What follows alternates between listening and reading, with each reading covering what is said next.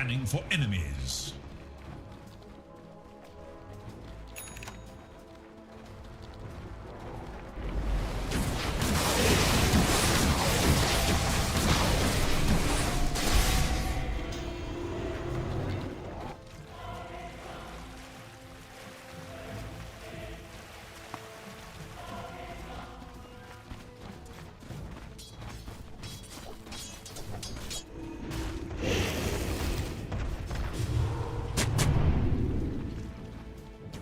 The dire scan, on the hunt for radiant forces.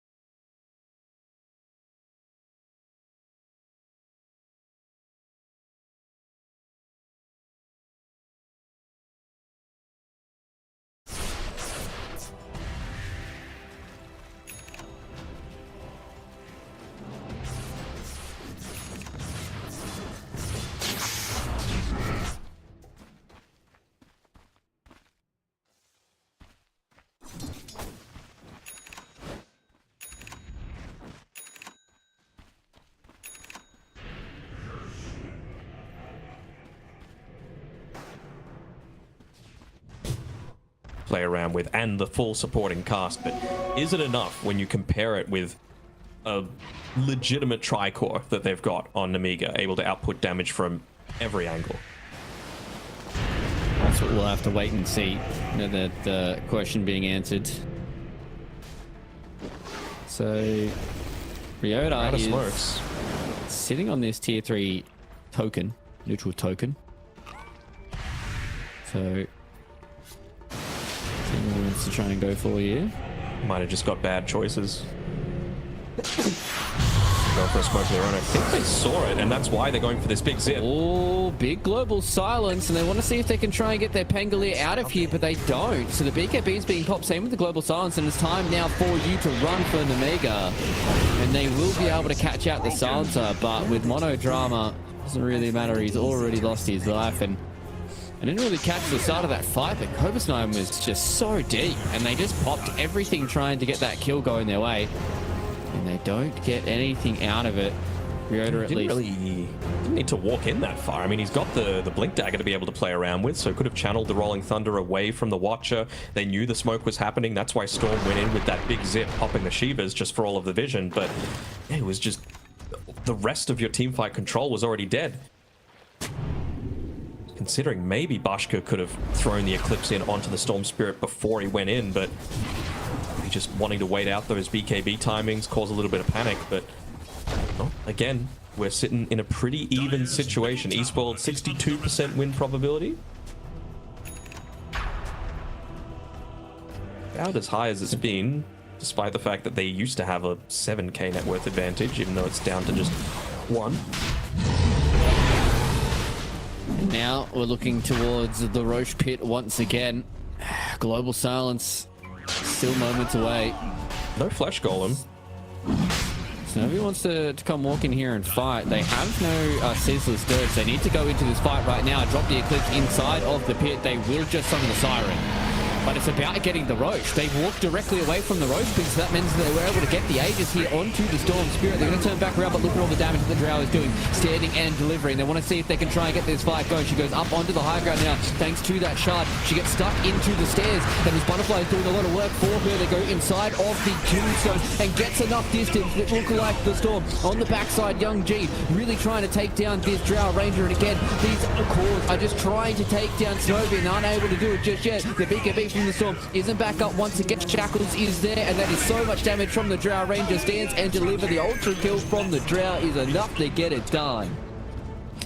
Yeah, no, that was crazy amount of work. We talk about the difference between, you know, the solo core, the tri core, but if you can get an initiation like that, it's kind of crazy that they were able to get away with it. I mean, they were more focused on just standing on top of the Drow Ranger, making sure that they were able to disable the marksmanship, but she was just dishing out way too much that it wasn't even a factor. They just moved away from this as well, so the Eclipse was just hitting Roshan on its own. That's why they were able to take it out so quickly.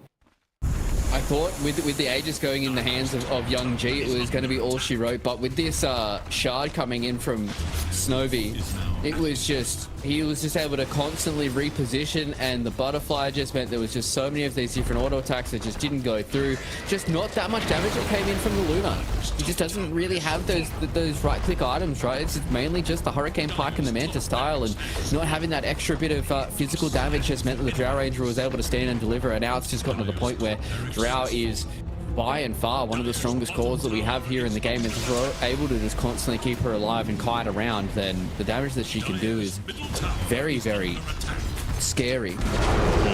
For sure. And again, this is just amped up by everything that they've got. You know, you've got the Vlads, you've got the heal component coming out from the Song of the Siren there. You have all of the vision that the Tombstone is providing, so it just gives Drow these perfect targets to just lock in on every single time in these team fights. And you can see that Bashka knows, look, it's time to start being more of a right-click threat, going into the Silver Edge, which is, it's all right, but after that, the Satanic, you know, just to be able to stand your ground and actually look to try and take a few of these team fights. Exactly. So seems like we've got our work cut out for ourselves now if we are the cause of either Namiga or the Drow Ranger. Yep. Sorry, my brain just stopped working. No, that's all right. It happens. Couldn't think of the next word. But E spoiled. So we really need to try and just get to these positions where they can really start to stand and deliver in a lot of these fights. And you know, this Aghanim Scepter build coming in from the Luna really has not worked out. It really feels like Eclipse has not been a spell this game. But maybe once she's not even like, I need that 25 full ion cannon, you know, but it's not the level 25 anymore, so it's just like another mini stun. Yeah. Either way, we'll see if it pans out. I mean, he could always just eat it and fill in that slot, so it's not the end of the world for it. I've got the Refresher now on the Silencer, so Namiga do have a lot of weapons in their arsenal, but it's just Snowy after what was it? Was it a 0-6 start for Snowy? Yep. He's 12-7 now. He was 0-5-0. Then they went for that gank on in the ancient camp, and it was 0-6-3 because it was that 3-man turnaround. Will Storm be tempted by this regen rune? I don't think he even knows that it's there, so lucky for him. Oh, he's really looking to just try and enable his upcoming Aghanim's purchase as well. Speaking of Young G, chose to go for the magnifying monocle instead of his I've already forgotten what his previous neutral item was. I was just looking at it, but anyway, he just wants to get that big grip in so that you are going to get mega value out of, you know, Arcane Curse, out of any sort of Rolling Thunder engagement. Sorry, I just saw Covis 9 start to wind up the Rolling Thunder, but no one's nearby, at least at this point in time. Did we see who got the Roshan's banner? No one has it. Gone. Is it in the pit? That was Did they use it? Right? I doubt it. Maybe Yeah, it definitely was top. because Excess Vampire snatched the first one. Oh, well, They must have used it in the top push, or maybe it's sitting in base. maybe. Maybe not. Who are we jumping here? I think they might have got a glimpse of Ryota, who's going to be able to blink away to, I'm gonna say safety, but daytime, they see the shaman. They see the shaman. They Okay, they've been able to do it, and they find the real one. Wonder if they were going to expel anything more for that. These other lanes are pretty heavily pushed in though, so it's not like they can even really do anything off the back of all 3 lanes, honestly. Like, top lane is always going to do it off the back of these super creeps, but bottom lane just kind of being shoved in by the Tiny a little bit, going for the Wind Waker, so again, just more protection for Snowy, who's level 25 now as well, so greater marksmanship chance too. It becomes oh so dangerous with that marksmanship. There's so much damage, especially now with the Daedalus. Could you imagine how much longer... Sorry, go ahead. I was going to say, could you imagine... I was just having a little thought to myself. Could you imagine how much longer Dota games would be if it was like League of Legends and Barracks respawned? Please no. That's repair kit all over again, and we know how that was. You would have to make them like get... I mean, basically the same as League. Like, their buildings get like 2 tapped. So it's like you would just have to make them get like 2 shot. I mean, they basically do these days with a Sven, you know, at this stage with how farmed he can get. Level 25 on the Tiny, actually, and he's got Wind Waker completed as well, so talk about these big power spikes that he's able to get into, and with the Octarine and the level 25 talent, just a 4.5 second cooldown for that Avalanche, so all these BKBs are now getting very, very short in duration. His level of effectiveness is going to ramp up massively. So it makes the next fight so vital for Namiga. I honestly feel like if they lose this one, there's no coming back for them. Yeah, it really does feel like that they're just... With how close the Luna is in touching distance through the Drow, if you lose another fight, that's just going to balloon out, and then Drow's going to be more items above. Oh, XX Vampire, that is a jump they would like to have back. They're just going to come in now with the Global Silence on top of the Rolling Thunder, and there's just a lot of these abilities just trying to buy a little bit of this extra space. So, goes in, the Blue Hole goes in as well. They've got the Orbital Cannon. Look at the damage they could do here onto the cores, but it's all about the Drow Ranger. That's the one where you need to put your focus here. You're looking towards Eastboard, seeing if they can try and get Snowy away. Goes up into the air as well, wants to try and stand on top of this high ground. Bashka looking forward to see if they can take down the Drow Ranger. Another beautiful Blue Hole comes in from Young G, and they take down the Drow Ranger. Triple kill for Kova's fight. Ultra kill for him. Give him the rampage. Give it to him. Give it to him. Give it to him. He doesn't get it. Young G takes it away. Maybe still damage. That Waste 21 takes it away as well.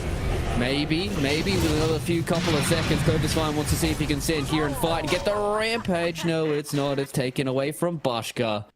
And that's a fight that you want to see again if you're Namiga. Oh, for sure. I mean, they just go right into the thick of things. That's the big difference, right? With the Song of the Siren, once you're in that Rolling Thunder, you could still have that impact across the board. He was doing a great job of just disrupting everyone, getting them set up for that Blue Hole coming in from the Storm Spirit with the Ion Cannon, like you were mentioning, going in, layering in over the top. And that's the power of the Refresher Orb as well. Just being able to get the double Global Silence coming through. Even just very minor things like Monodrama made sure to get the last word onto the Shadow Shaman towards the very end there. If not, he would have ward trapped and fully shackled one of the cores on Namiga. But because he got that last word off before the ward drop, it meant that there was no follow-up and just meant that Drow was dead woman walking. Yeah, long concentration there coming out from the silencer. As you said, it was just a well-executed team fight there from the Mega, and because man, I just keep getting this like nugget in the back of my throat. I guess nugget is probably the worst word to use. But the chicken nugget in the back of my throat. Chicken nugget. Kovasvine, he did such a good job at just creating all of this extra space for his teammates and really just kind of force him into a lot of these bad positions and these bad ideas. For sure, and that's the power of panic, you know, like Dota 101 is make the enemy team do what they don't want to do, essentially. And, you know, if you've got multiple ways to create that panic, from double Global Silence, double Rolling Thunder, the potential of a Storm Spirit with Black Hole, basically, is a pretty powerful tool to be able to have. And he's got the Aegis as well, so I wonder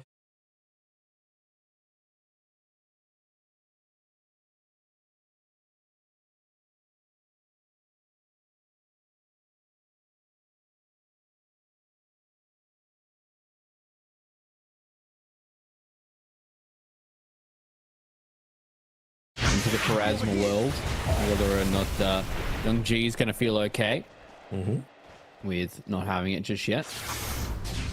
What are we looking at now for some of these extra items coming in here from Spoiled? BKB was up on the Shaman for a long time. Edzuka. That's the item. The Aghanim Scepter for the Naga. Like, that's the one that you're really wanting, because Pango didn't go for that Lotus. They don't have anyone with the potential for the Lotus. And I mean, at least the Ensnare is going to be enough. You want to, of course, get maximum value out of the Global Silence, so you're not going to global refresh and immediately global again.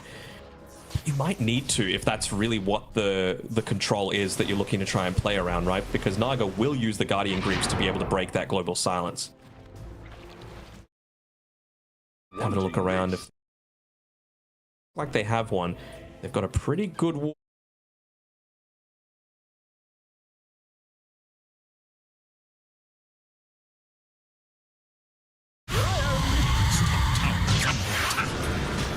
A lot of range for Ryota.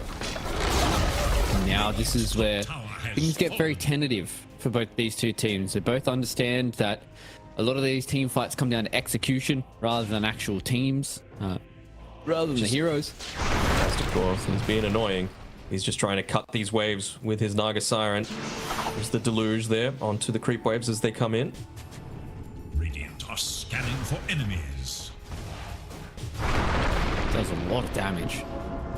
Nearly finding the Pango just off the mark there with the Avalanche. That would have been a big pickup for them to take on Corvus 9.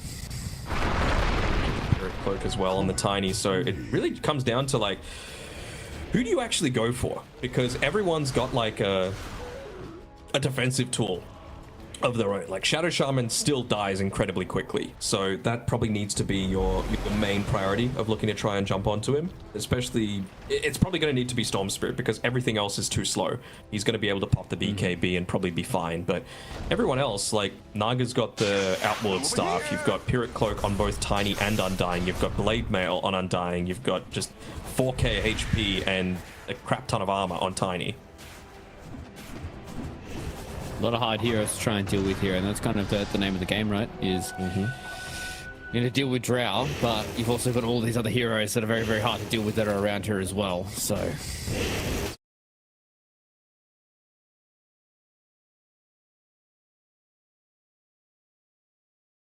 out here, but making sure not to walk too close to that high ground ward. Stay out of the sentry range at least. He's going for a bit of a solo play, it seems, here. okay, Young G, you have to be careful, and they just get rid of the Undying. Okay, so Young G will walk forward, does not pop that BKB, has the Aegis to still play around with. The Orbital Cannon, though, is able to buy a little bit of this extra time. Ryota goes into his own BKB. Once again, this Global Side just buying a lot of this extra space. They still do have the extra life here for Young G, but they're just going to go into the foul play. And they took 2 quick kills there for the side of the Mega. They have to be very, very careful about their base, though. They do. But kills are kills. That he was 5 seconds away from Ceaseless Dirge as well, so could have had that free respawn, but wasn't meant to be. Doesn't have money for the buyback. Yes, you're a little bit worried about your base, but Tier 4 towers should be able to deal with it. You're much more worried about trying to crack into the enemy's base, especially when you've got the potential to clean up this series 2-0. Aegis expiring in 20 seconds, so going in, just trying to force out a few big cooldowns here is Young G. Just be careful of getting too far out of position, though. Especially if you go deep into this base, or the punch up and the kick in on the Drow Ranger. They want to see if they can get Snowbee, but it's a big song. No buyback. They're standing here and they're looking to see what they can do. They lose out on the Aegis. So Young G goes into the hole, and it's a blue hole. Everybody's sucked in. It's the Drow Ranger who's low. It's the Drow Ranger who's dead. It's a buyback now coming in from Spoiled. They're looking to see if they can stay alive for a little bit longer, but no. Purple Paradise goes and bites the dust again, and it is all disengaged. All systems go for Navi to try and get themselves out of this base. But again, the blue hole goes in the background. The Orbital Cannon does a lot of work, but it's not enough to to take out Snowy. Oh, he's so low. If they took down the Drow, that would have been game over, but it potentially could be now with 2 minutes on the sideline for Purple Paradise. Waste 21 goes into the background. They're seeing how much damage they can do. Snovy's TPing into this fight. It's going to be oh so slow for them. They do have the extra damage to come in towards the backside here for Young G. Once again, the blue hole goes on the Snowy, but do they have the damage to take down the Drow Ranger? Look and try and get on top of him. They do. That is 2 minutes dead with 2 cores, and the GGs are dropped, and that will be a 2-0 for Nomega. It took them 51 minutes to finish off this second map here, Matt, but they get it done, and they will move forward in the lower bracket, and unfortunately for the boys of E spoiled.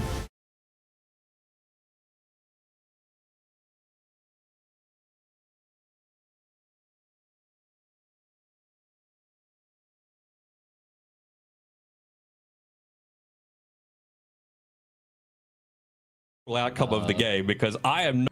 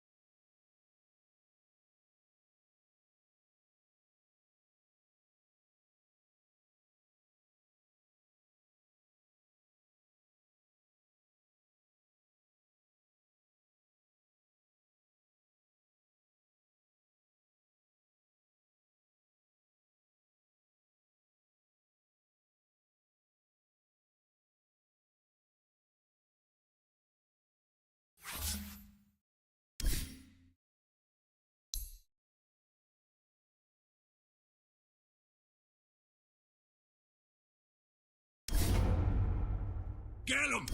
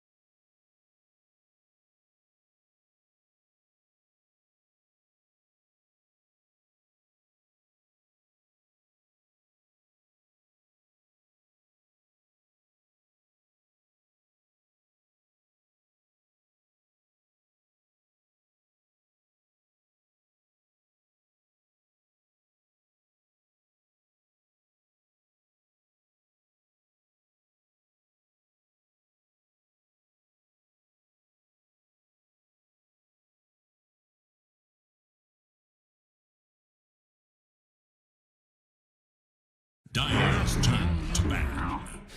No one wants to disparage him, though. He just went on an interview and he just blasted the way that Solo's been playing for like the past 6 years. So that's interesting. Yeah, he's 34. You know. Oh, he's one of my people. Not too far away from me as well. Like, obviously, you know, in a lot of these tournaments that we've covered over the years, 18-year-olds, 17-year-olds, someone of Solo's pedigree, though, still be able to hang with the big boys. So having a look at the draft so far here, I feel like the big thing for me playing, it's going to be looking at the supports. All their core players are all fantastic, but we've been able to see how much pressure a lot of these different supports are able to put on the game. Look at all the heroes that have been let. He's not there. AA was not there. Yeah, Nature's BB's Prophet's not there. Shadow Shaman's not there. BB's not there. It's a lot of stuff to choose from, and that is, I suppose, a pretty good way to approach a draft, right? Like, just ban out the stuff that you specifically don't like playing against. And I think for Kamachata, it was the Kunkka that was really causing them a lot of distress in the previous game. We get to see our first bristleback of the entire qualifiers, so at least in the games that we've been casting. So interested to see how they're going to react to it. I mean, you could just go Chaos Knight, no? Like, it's one of those things where you can look to reposition relatively easily with the CK. You also seen Fortnite Man play the Mars very frequently. As long as you land the spear, it turns BB to face you. So that's a nice way to be able to just have a quick response to it. Any just break builders obviously feels quite nice as well. I mean, that's what the Shadow Shaman has that, what is it, level 15 talent? Hex breaks. So you do have that small little avenue here for Kamachata. See if they're able to work in towards that and see whether or not, you know, it's Ike or Ponlo who walks around with it with the Shadow Shaman this time around. Is the Legion Commander a dead hero? Yeah, kind of. Yeah, okay. Like, there's... It just doesn't... It had this weird situation where, like, everyone was gaining damage off of it. I think it was a bug for a little bit of time, but it's kind of weird in how it worked. I wonder how... I haven't actually tested this, if Hex Breaks works with Chicken Fingers, or if it needs to specifically be Hex, you know, that does the break. That's a good question. 10 seconds. And they're actually banning out the Shadow Demon themselves. I mean, I guess it would probably have been Ponlo that ended up playing it, and he's going to be playing the Shadow Shaman, but just having that as an option against a BB always feels pretty nice. Yeah. Yeah, Kite Simulator. To be able to put him in the Hurt Dome. What else have they really got to be able to choose from? I mean, Undying is not in the pool. They're really focusing on Ike and Fortnite Man in particular here. Like, Fortnite Man, every single game, if he gets the opportunity to. I know we saw him play only Mars yesterday, but Darkseid.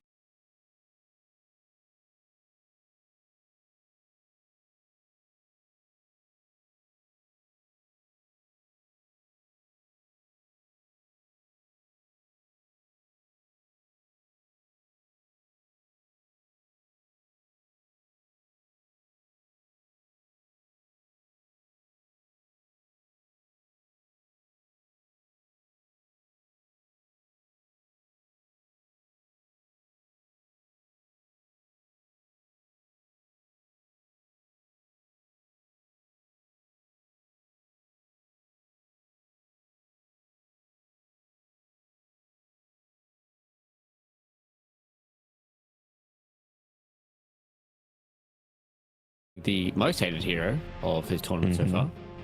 He's homebound for sure. 71% win rate. No, it's kind of busted, you know. And again, you're just going to be able to buff up so much of the damage that's going to be coming out too.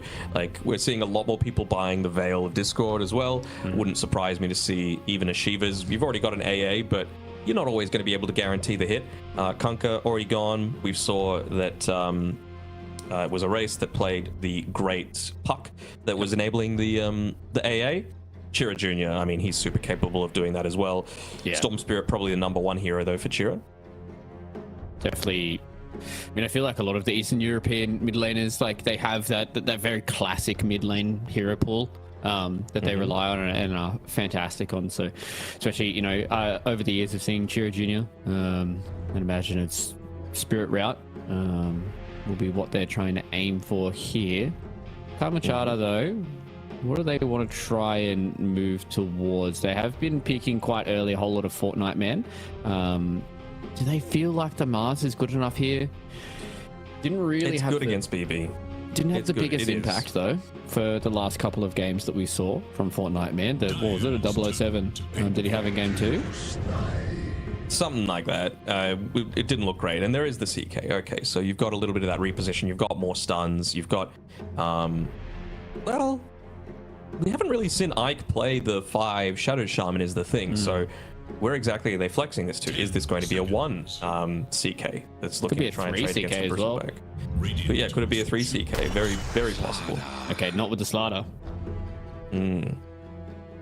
Definitely not. I mean, very small possibility of Slider being mid, but they have played it in the offlane before. And I mean, maybe that's the way that they're looking to try and address this, is just let's go minus armor against this bristleback. You've got Corrosive Haze, you've got Reality Rift, TA's gone, but maybe, I don't know, something like an Ember Spirit as well that's just able to slowly chip away. Tusk still in the pool. Could be Sven. even if you did flex this one. Yeah, Sven, sure. We'll see. Whether they want to end up here. So Cyber Goose. Ooh, they could still Shadow Fiend as well. Presence of the Dark Lord. Yeah, true.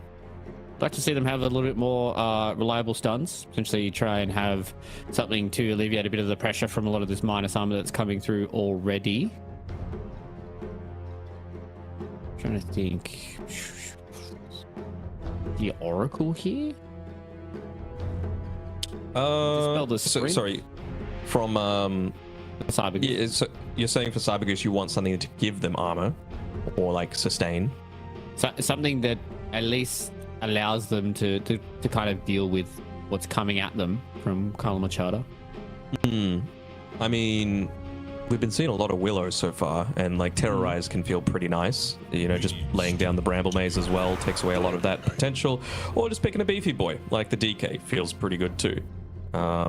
Honestly, even a Tiny is a possibility here. You're not even locking into playing it as a core. You can still, I think, make it work as a position 4.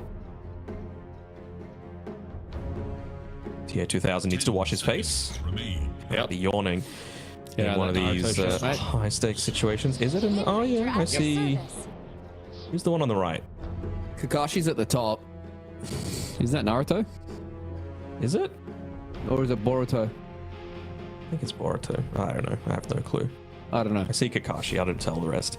10 seconds. We've got Windranger coming through. Okay, so I'm just trying to think of Seconds remain. specific combinations with this. As again, kill shot feels really good, but you need to have that specific setup to be able to make it work. So maybe they're just like, all right, well, what are heroes that we can, there's the thing you're asking for, make work where they're kind of self-sustainable, so that it will give us a little bit of time to react if they do indeed try and engage onto us. DK, obviously very tanky. Windrun, very effective tool. BB, tanky as hell. AA shouldn't be on the front lines. So it really just comes down to, you know, what sort of heroes remain that are going to enable you to Radiant's turn to ban. to do that. I mean, it's not locked in as like a DK 1 or 2. Bristleback could be 1 or 3. So you've got flexibility options. Is it Cybergoose that have the last pick overall as well? Let me It is, check. yeah. Yes. They do. So they're going to be able to change this up. I would be very surprised if they didn't ban the SF, because this really just does feel like their style of draft, you know? Yeah. Stun into Yasha, Kaya, Requiem of Souls with a blink, and try and blow someone up with magic damage. And I think it's important to not go all in onto the physical damage. Otherwise, you know, you're just going to get Crimson Guard, you're going to get AC, Shivas. AC, Shivas, yeah, all this sort of stuff that's really just slowing down and nullifying a lot of the damage that you've got coming out. Hell, they even like Underlord, for example. Great against the CK. You know, good at holding people in place. We've seen Underlord position 1 work rarely, but it has been known to work. So they get rid of those pesky heroes from the middle lane. Those kind of anti-heroes. Able to shut down the Bristleback. 10 They don't seconds. really like have any to see them- backline dive. Like, could they just sniper or something like that? Just be really annoying from afar? You probably don't do much against a DK, though, is the thing. Like, DK can just Yeah, I was going to withstand all say, of it. I would like to see them get a Silver Edge builder, so I wouldn't hate to see it. Also, really good at disengaging from the AA Ice Blast as well. You've got a lot of decent mobility on the sniper. You are kind of just really far away from the fray, so it's like you and Sven aren't generally going to get hit by the Ice Blast together. You should have like 3 heroes in front of you as well. Yeah, They're all tanky strength heroes. I don't hate see it, but I think the problem is the last overall pick from Cyber Goose could just make, you know, this sniper pick feel null and void, and you just get Seconds. stormed or something, and then you feel kind of useless. Yeah, no, I get it. Remain. And it is why I'm like, yeah, Park. this last pick is going to be pretty important. I mean, I would be totally on board with the Park as well, to be honest. But again, then you just put the DK mid. So what are you supposed to do in that situation? Do you pick Yeah. Timber? Okay, yeah, I see it. good percent damage. Nice little thing where they can't get away with not going for a BKB. You know, if you're looking to just try and itemize into like the halberds and the like, you're going to get punished a little bit by this timber saw. I can see it working. 10 seconds. Yeah, I do like it. As we saw, first pick of the tournament. 5. Solo seems pretty Really confident. being a timber patch. And they're going to go with the Deucer. Oh, these heroes struggle with dealing with Deucer.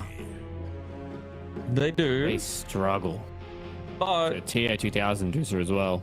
she can melt if you get on top of her, though. It's the thing. Like, it's really just going to be dependent on where the supports are. Like, problems, I think he's going to be the key, because as soon as Ike has his Blink Dagger, that's just going to be priority number one, right? Find TA 2000, get the Blink Hex.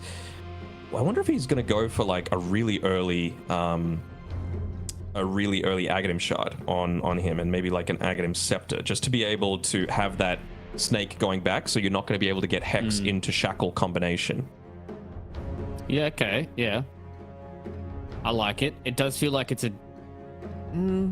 I was going to say, it does feel like it's a pretty decent investment coming in from TA 2000 to get towards that little bit of extra protection, but it has definitely been something in the past that I've seen Medusas go for, so I mean, I'm not going to disparage it by any means, and I'm definitely not going to disparage somebody like TA 2000 as well. So I think it's even just the shard these days as well, actually. So like that's not a big gold investment when it's going to be saving you time and time again, giving your team a chance to be able to rejoin you and you know, influence in that way. So I can see it working. I still want to see.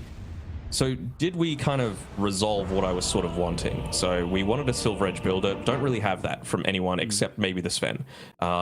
We don't have a disperser buyer either on my side. So I'm a little worried that they're going to get kited around unless they are able to 100 to 0 this Bristleback with regularity. And Noticed is a good enough player that I don't think he's going to put himself in a position to get caught out pretty frequently.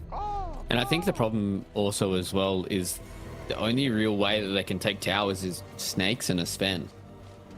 Timber's not really going to take towers. Slider's not going to take towers. Whereas for the side of Cyber Goose, they're in a position where, you know, they've got the Dragon Knight's pretty good. I guess the others are kind of crappy at doing it too, so it's not like they're blown out of the water. But wait and see. Rinsick is going to be moving forward here and wanting to see if he can get a fight under his turns. Notice walks up, and we'll notice Ike there on the high ground. Awful, just awful. It's fine. We're here. They're even just planning for the later stages. Like, everyone's going to be picking chicken fingers anyway, right? But it just means that when Deucer eventually wants to have that Manta style, you've got an answer to at least stop both. You just cast Hex on one, you right-click the other, and then, you know, even just a Shadow Shaman is able to take away a lot of the farming potential that TA 2000 has. So even if he does go Manta down the track, he's going to need to keep those units inside the jungle. Ooh. Radiant This is a mid slaughter as well, by the way. Should have a pretty decent lane against Chira Jr. here on Dragon Knight.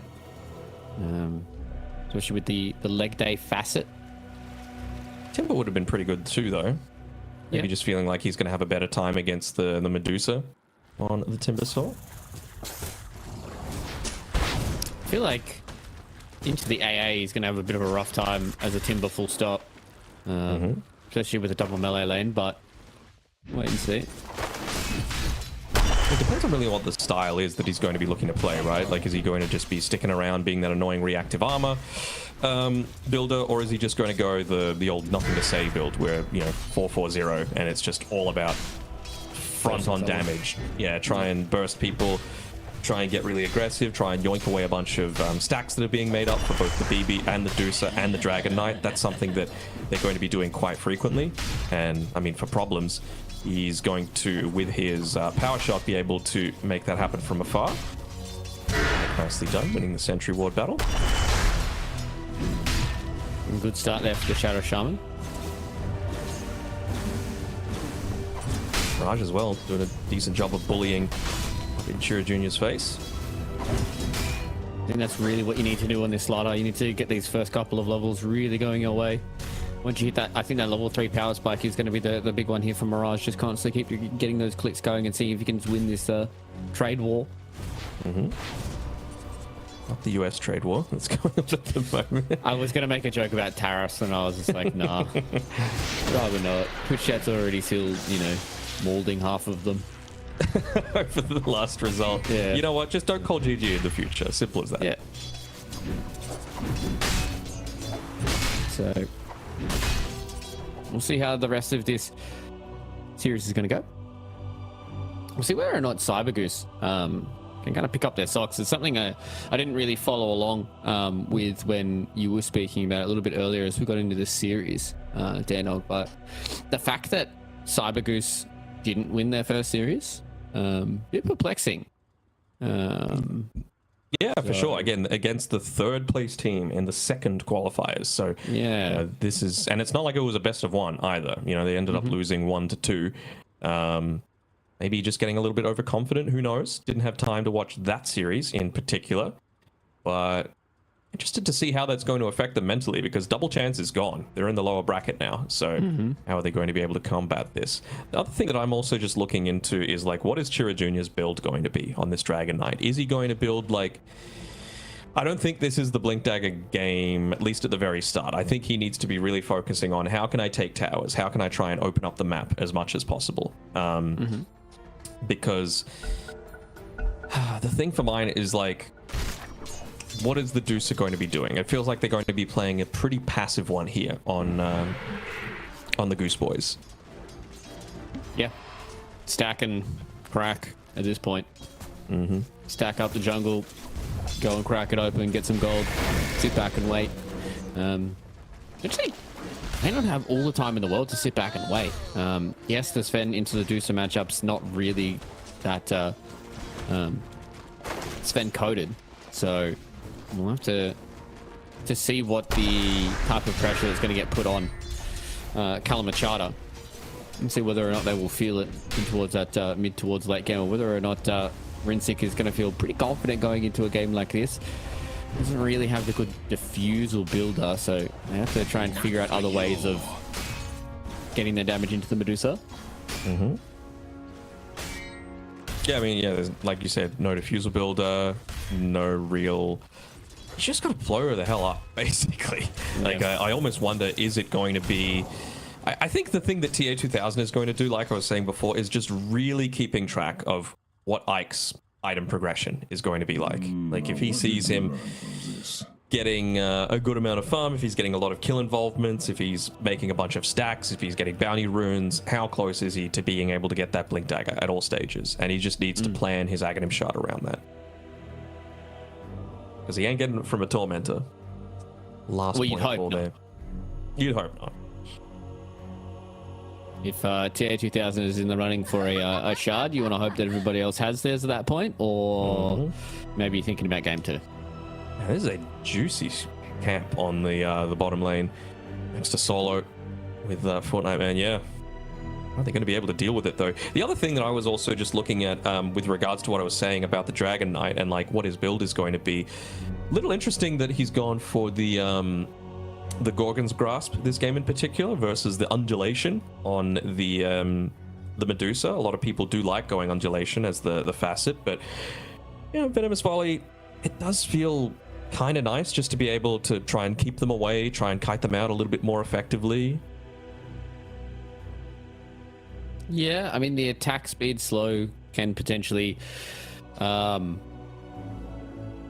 some problems for the Sven as well as the Slardar. So I don't know. Still surprising. Is this still the same? I imagine you probably wouldn't know, but I wonder if this is still the same courier bug that's been around for a very, very, very long time. Not bringing all your items and stuff like that. Oh yeah, occasionally it does that with me too. Yeah, where it's like you just can't bring it to you. You just gotta spam it until it listens. Yeah. We're still in beta, guys. It's fine. This is really like going solo in the bottom side. That's a lot of burst damage that came out there from Fortnite Man. Same now with the blood grenade. Apollo's looking to see if he can try and get the first blood, but it's Fortnite Man who gets it here on the Timber Saw. He doesn't have the reactive armor, so he's just copping a licking from TA2000, but First blood's going the way here of the Timber. Yeah, he's got full stick and Healing Lotus as well to be able to play around with, so he should be A-okay. Looks like he is going that bursty kind of build. I wonder if he is ever going to go just like 1 point in the reactive armor, just because it is nice to be able to just stay out on the map. It enables you to jungle just that tiny bit easier too. It does end up going down into that avenue, or cutting waves if they do end up falling a little bit behind. The thing that support CK does not do at all is be able to deal with. Oh man, should be okay. Like a bunch of units like this. So I wonder if it's going to be Ponlo just trying to drag that next wave, because he's really not being all that effective in this lane right now, especially with Timber being forced all the way back. He's got a lot of damage. He has to be very, very careful. Yep. Not on my He had a stick as well, and a Fairy Fire, but he walked through the neutral creeps and he got a couple of auto attacks, so... power of the AA. Own chill. Do good. Yeah. Against these strength 100 heroes. damage from neutrals. It's just... yeah, not good. That's fine. He gets the reset. But yeah, as you said, it's just very, very hard for them to try and deal with that big old creep camp. This might be soloing a little bit too deep, though. Mind, he's going to be able to back off. Still, though, he's continuing the bully. And he should get the kill, actually. May have the... oh, no, he missed the... he cancelled the animation. Fortnite Man cancelled the animation, and now he's gone too far. He does have another Timber Chain to be able to get away here from TA2000, but TA2000 is just going to continue the clicks. And as you said, getting that value point in the reactive armor is good enough. Ponlo did make a rotation towards the middle lane here to try and see if they can unlock Mirage a little bit here against Shiro Jr. But Kamachada just not able to connect with their heroes that time around. And they're making sure to put a lot of emphasis onto these neutrals as well, realizing how likely it is that they're going to be looking to try and build up some stacks. As I don't think Fortnite Man can go there, and he really doesn't want to be left solo in this lane at this point, not with the health and mana that he's got at this stage. Yeah, especially when he wants a little bit more of this experience, but they're putting a lot of emphasis towards this mid lane. They want to try and rocket Mirage into that early start. Slada wants to have. Shiro Jr. comes in, gets the Dragon Tail at least, but look at the burst damage. Oh my god, amp damage plus corrosive haze. Yeah. What's Plus reality used to rift. be called. So it's a lot of damage. Yeah, what's the total like minus armor? So 10 plus reality rift. How much is on reality rift? 4 at the moment. 4. That's 14. Damn. When do I... And he's going to have Aether Lens, and he's going to have level 10 reality rift full distance. So pretty good. Don't even need a blink dagger to be able to make a lot of these plays on the CK. And Slada's got a Bolt of Light, just passively. Pull them away from Mirage. Too far. So what? 2 from the Orb of Blight. Eventually, it's 16 at this stage. It's pretty good. And then later on, of course, it's going to get even stronger. We're expecting, I mean, maybe do you go into the AC as well? Just like really go minus armor? Or at that stage, I feel like it'd kind of get into the diminishing returns level. Yeah, I mean, that's kind of the question, right? And depends who's done the nerd math. Deep here. Noticed. He's getting collapsed on here. The Bristleback. He does have 16 wand charges, though, so you have to be very, very careful, especially with the Vanguard. Deep into the tier 1, so it looks like Ponlo has called that one out. Notice it's very hard to kill. They just don't have the damage. I think they 100% need the Slaughter, and maybe even the Timber. Yep. I think with Slaughter it's enough at this stage. Or maybe not now that he's finished the Vanguard up already, right? And love the Halberd pickup that he's looking to go for. I don't know if he needs to go the full power treads or if the boots would just be enough to be able to just continuously cast that Snot Rocket in a lot of these team fights. We'll see.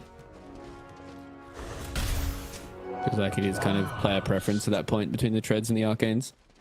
Bottom side though, Ponlo is doing what he does best, be a nuisance across the map.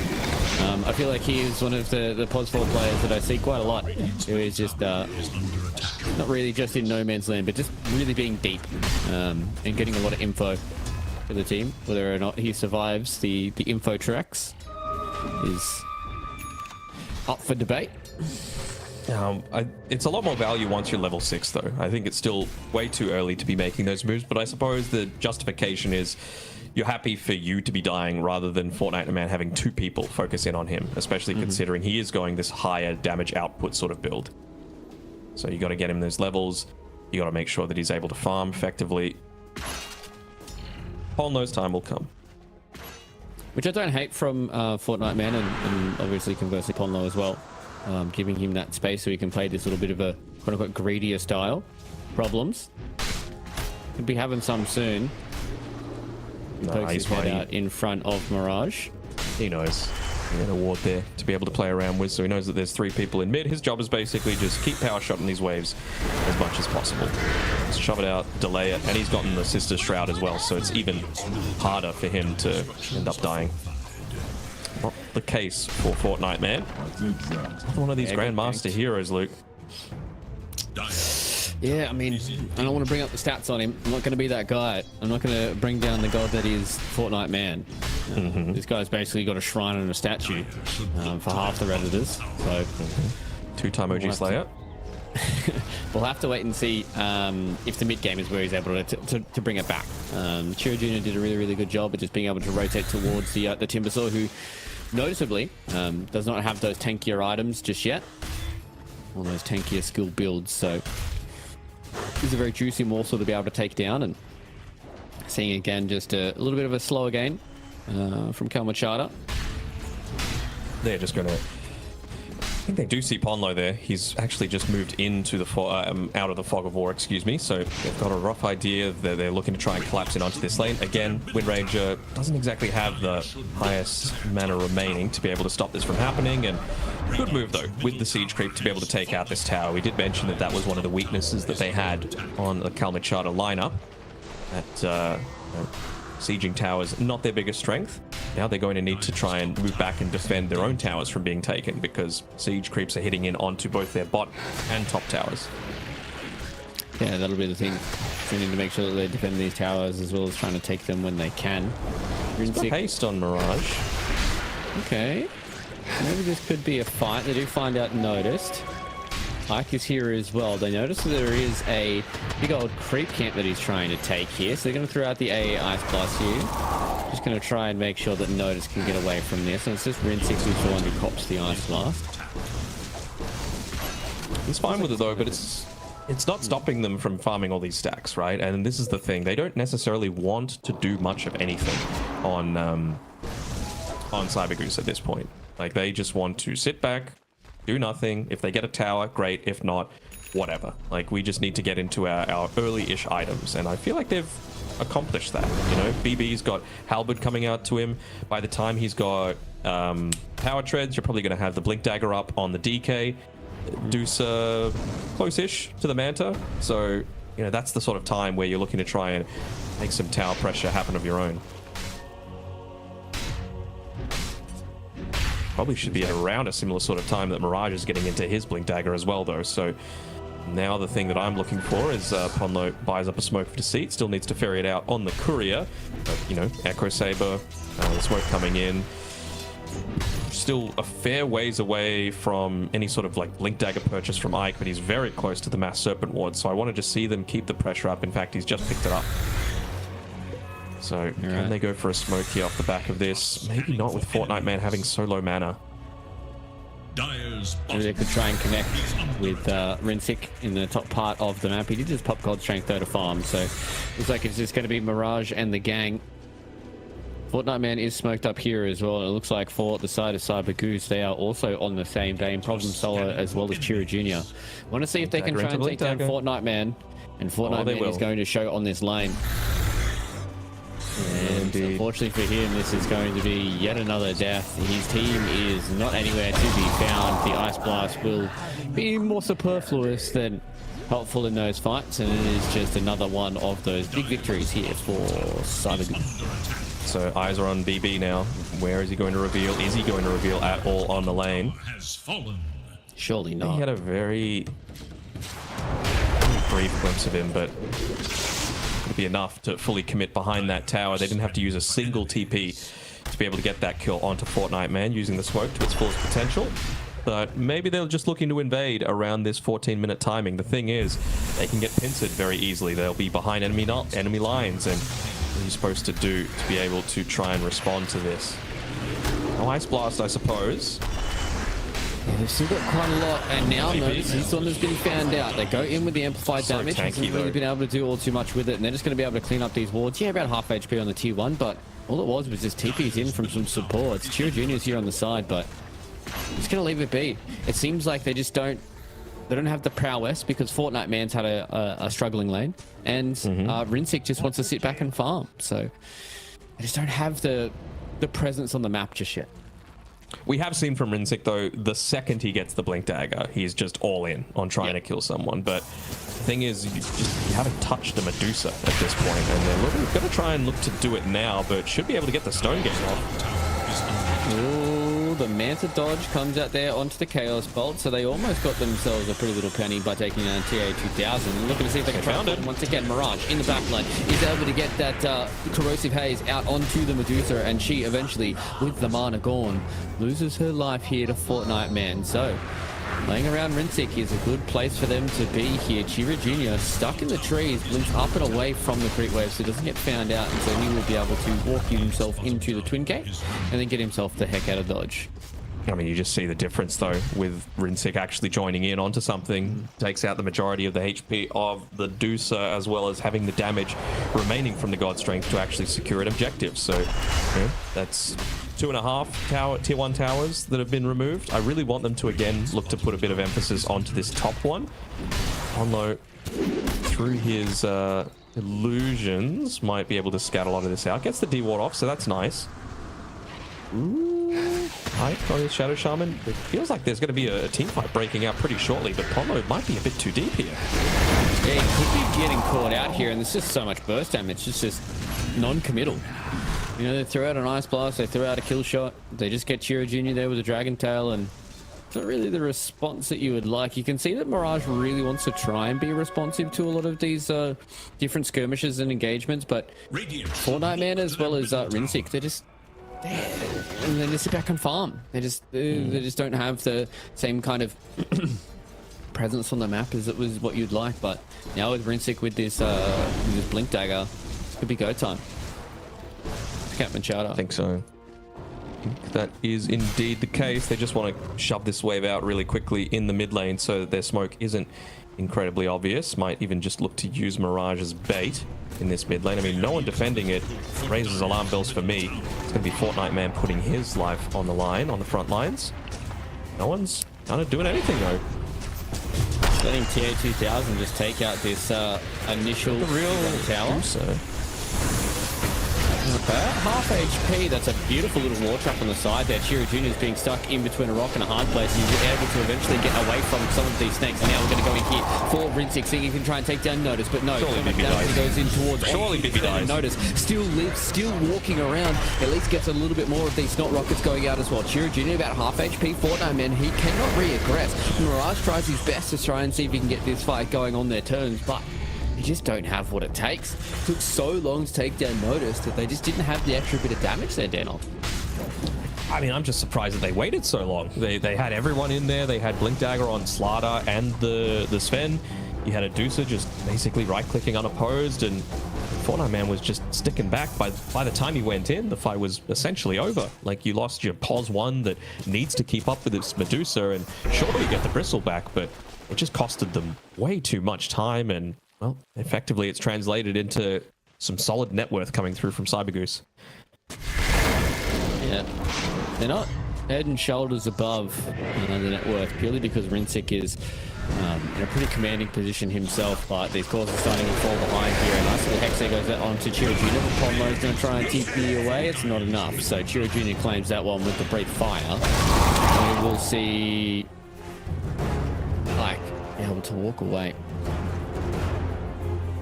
I don't mind the idea of trying to, go in onto solo, get that really quick burst onto him, but what an I mean, it's a really early Ghost Scepter purchase. Not really the support item to be going for, considering it's only really useful for you, but considering how important AA is with the Bone Chill, let alone the Ice Blast, to be able to deal with some of these tanky boys, it just feels really nice to be able to say, you know what, you're trying to 100-0 me, even if he gets Orchid, it's like, it's still just not enough to be able to take him out, you know, and no one's really a Nullifier builder at this stage.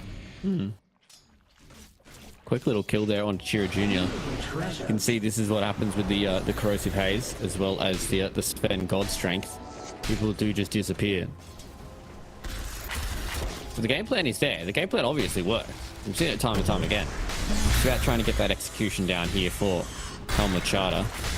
I mean, it works, but you really need to...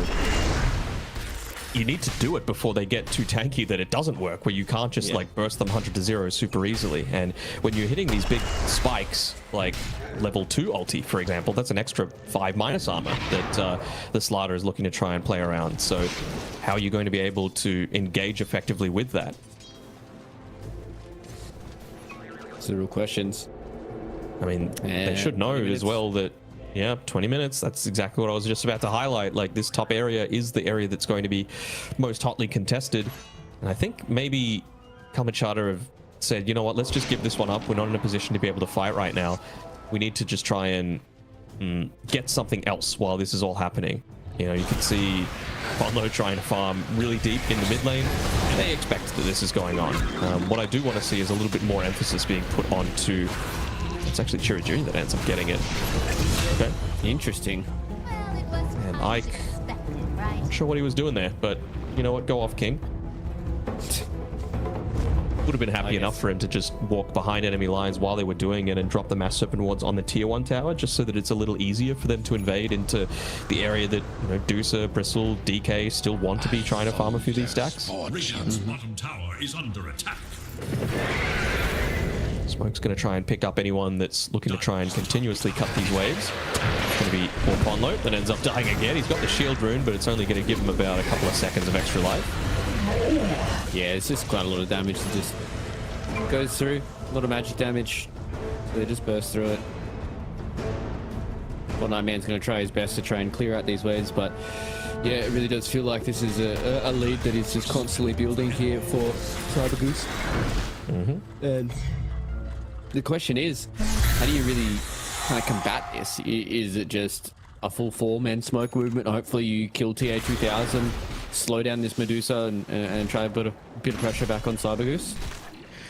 I guess, but like, what is actually the big item that you're hoping to wait for? I mean, you've got Aghanim's nearly completed, I suppose, on Mirage, and that's really what they're going to be looking to play around. That plus the BKB from the Sven, but even... Oh, hold on. This would be a pretty big yoink away, considering you're going up against so much. Oh, hold on. What trap? That's Epsilon. There's the power of having a little bit of extra gold across everybody here. Zero supports just have that one extra item. They're about half HP now on the Roshan. Fortnite Man... He's not there. He can't throw the chuck in. Yeah. He can't even get anywhere close. They're going to see if they can go in Ponlo. 4 stars forward, and unfortunately for him, the Aegis is already gone. It's a good attempt, though. Yeah. Weren't even able to get away with dewarding the Observe Ward that was placed up on the high ground there by Solos. A little surprised about that.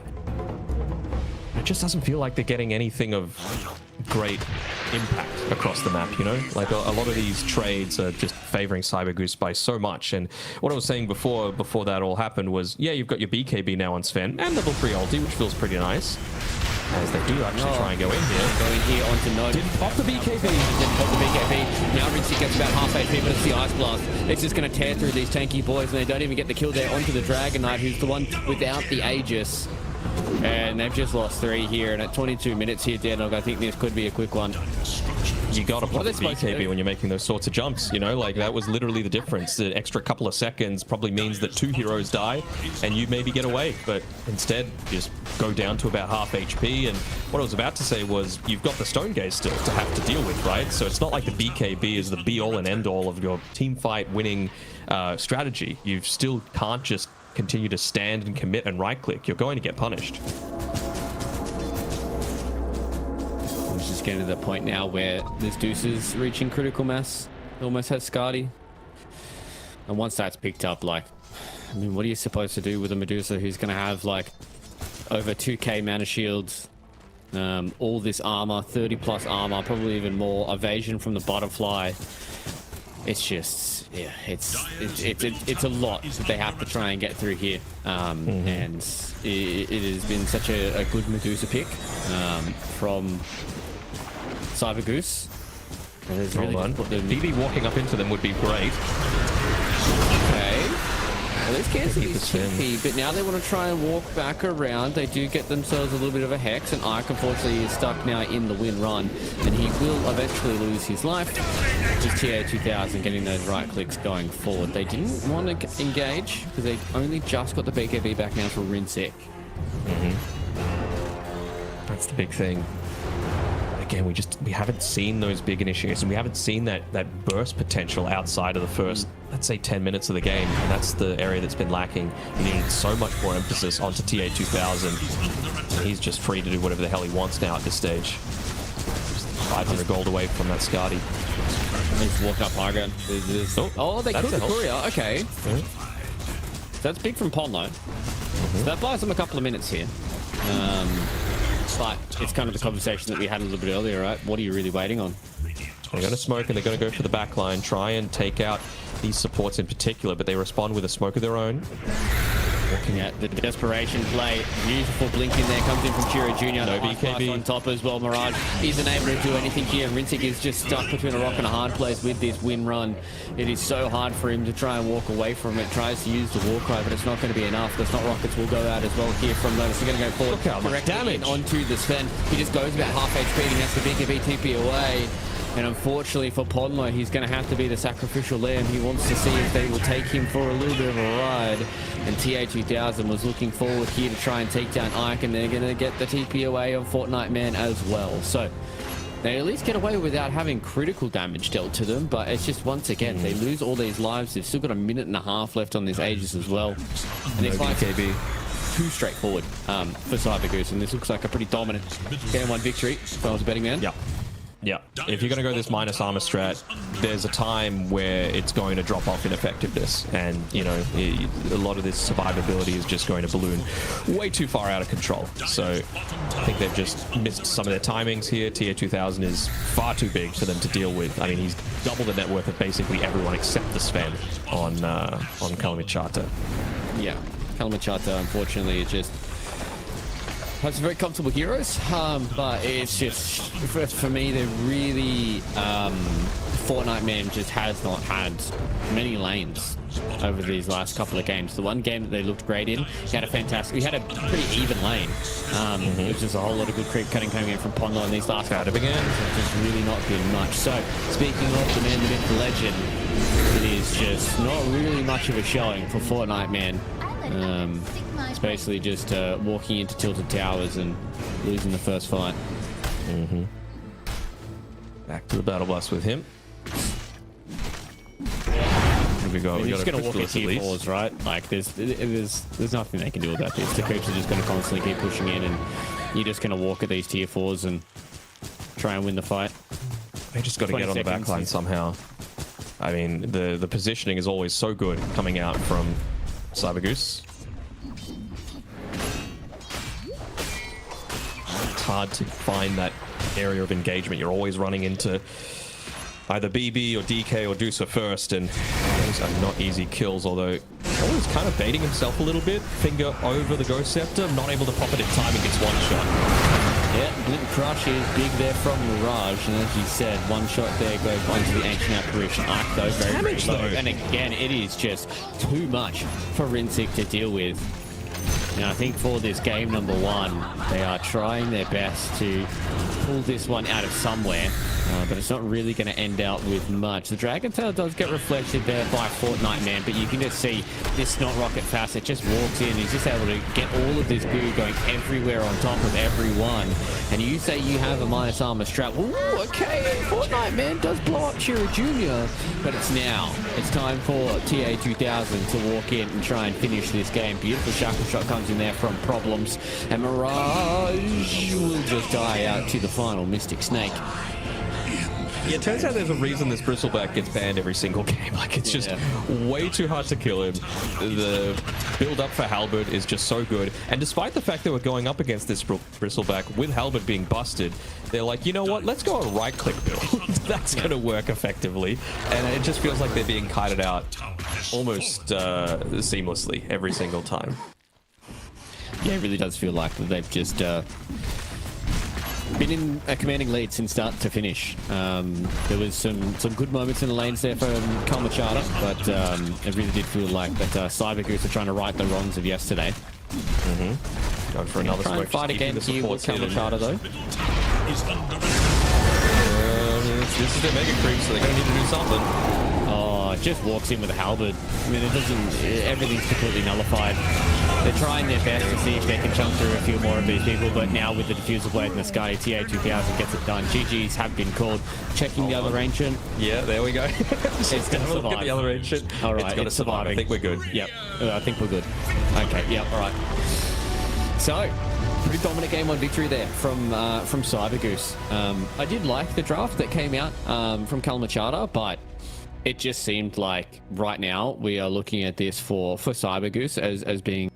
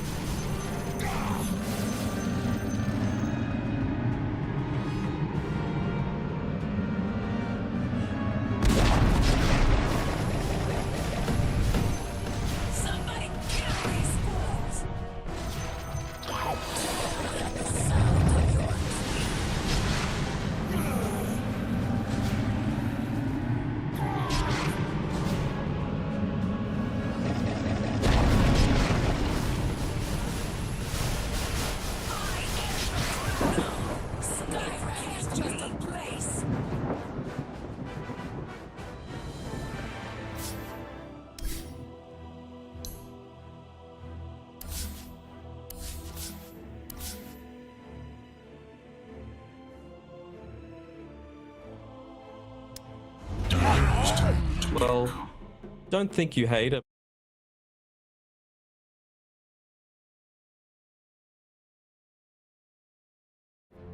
Sitting on the goose egg. Turned into a cyber goose egg, which is the one. Ones and zeros. 10 seconds. Sure. Come on, that was a binary joke, guys. It was. I got a binary joke. Yeah. Come on. 5 seconds. Pick it up, Twitch chat. What else are there options? Well, I guess really the question is, struggling to find it. with so many problems that need to be fixed here for this final, well, not fixed, Alchemist? need to be addressed. Oh, yeah. Some good ags givers. You give Ags Givers, you can use the Acid Spray for the Eidolons in the lane, you buy a Blink Dagger and can jump in onto the backlines to help burst people down. Relatively early timings. Centaur. So they're going to go Doom pause one, it seems, Yep. with Rinsick. So they feel like the Scorched Earth Yeah. is going to be enough against Noticed, and you've got a good amount of damage into the TB. Sorry, I get confused. TA playing the TB. If he did want to make any sort of rotations through the Twin Gate. So I don't hate this overall. I'm still just a little concerned about... I mean, I guess they've got somewhat reliable setup for the Ice Blast, you know? Like Vortex, eventual Blink Stomp from Fortnite Man. But at what point are you actually going to get that Blink Stomp? I honestly feel like auras are going to be a little bit more important because you need to enable Rinsick to actually engage into fights, and he's just going to be running in a lot of the time. So He's going to be like Blink, Midas, Radiance, BKB kind of deal, right?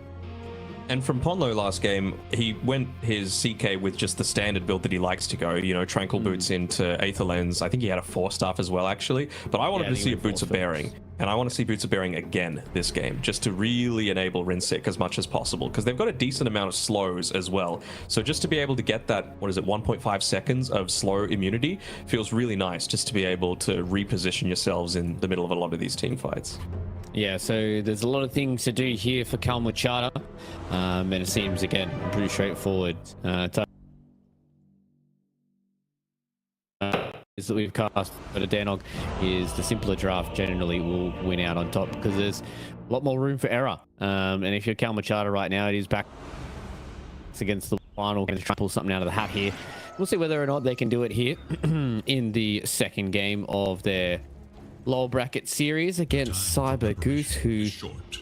Use it in all wisely. honesty, probably shouldn't even be down here. They should be hovering up in that upper bracket, staring towards a potential game against either Navi or Aurora.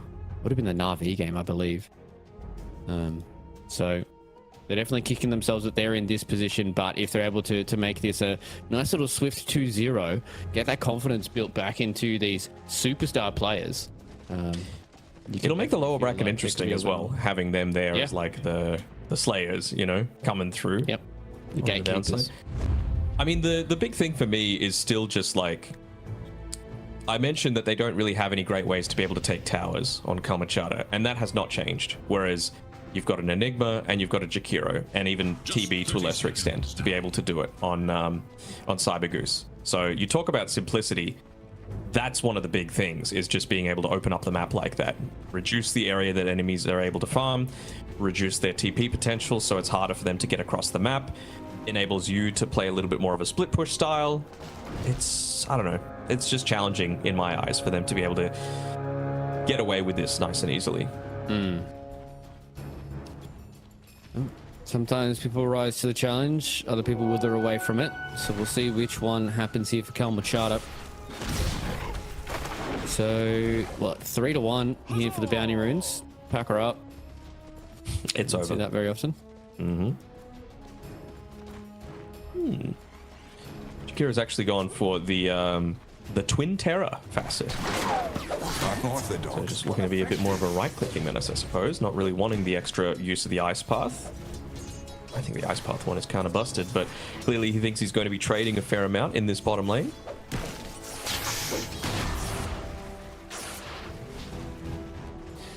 We'll see how it does pan out here with the Twin Terror facet. TH2000 pops a lot though. Yep. I mean, magic damage against TB, Taylor's oldest time. Need to be able to limit his effectiveness. So definitely like around those big timings, like, you know, your level 3s, for example, that's going to be the big thing that they're looking towards in trying to get kills onto TA2000. Once you've got a couple of points in the double edge, once you've got a couple of points in the dead shot, it becomes so much more vulnerable. Solo's doing a pretty good job right now of just bullying away Ponlo so that they're not going to get a lot of this harassment for free. Yeah. So we'll see how these lanes do pan out. A whole lot more pauses today. A lot more technical issues. I feel like we had a pretty easy breezy run yesterday. Maybe it was because we were on the last 2 series. I don't know what it is with the players today. Having a little new patch. Games in beta. Who knows? Games in beta. Yeah, that's true. Do you subscribe to the copium of Battle Pass 2025? Nah. You're not subscribing to the copium? No. I'll tell you about it later. I don't want to say anything more. But I'm just looking at this top side of the map where you've already got, you know, these Eidolons split up and they're going to be consistently looking to try and harass the Doom. Still just level 1, but with Scorched Earth coming off cooldown pretty shortly. Just trying to harass the Tusk with Chilling Touch as frequently as possible. Pretty decent way to be able to do it. Of course, AA, one of the longest attack ranges in the entire game. He'll be happy enough for him to go towards the Enigma as well. You're just throwing him downtown.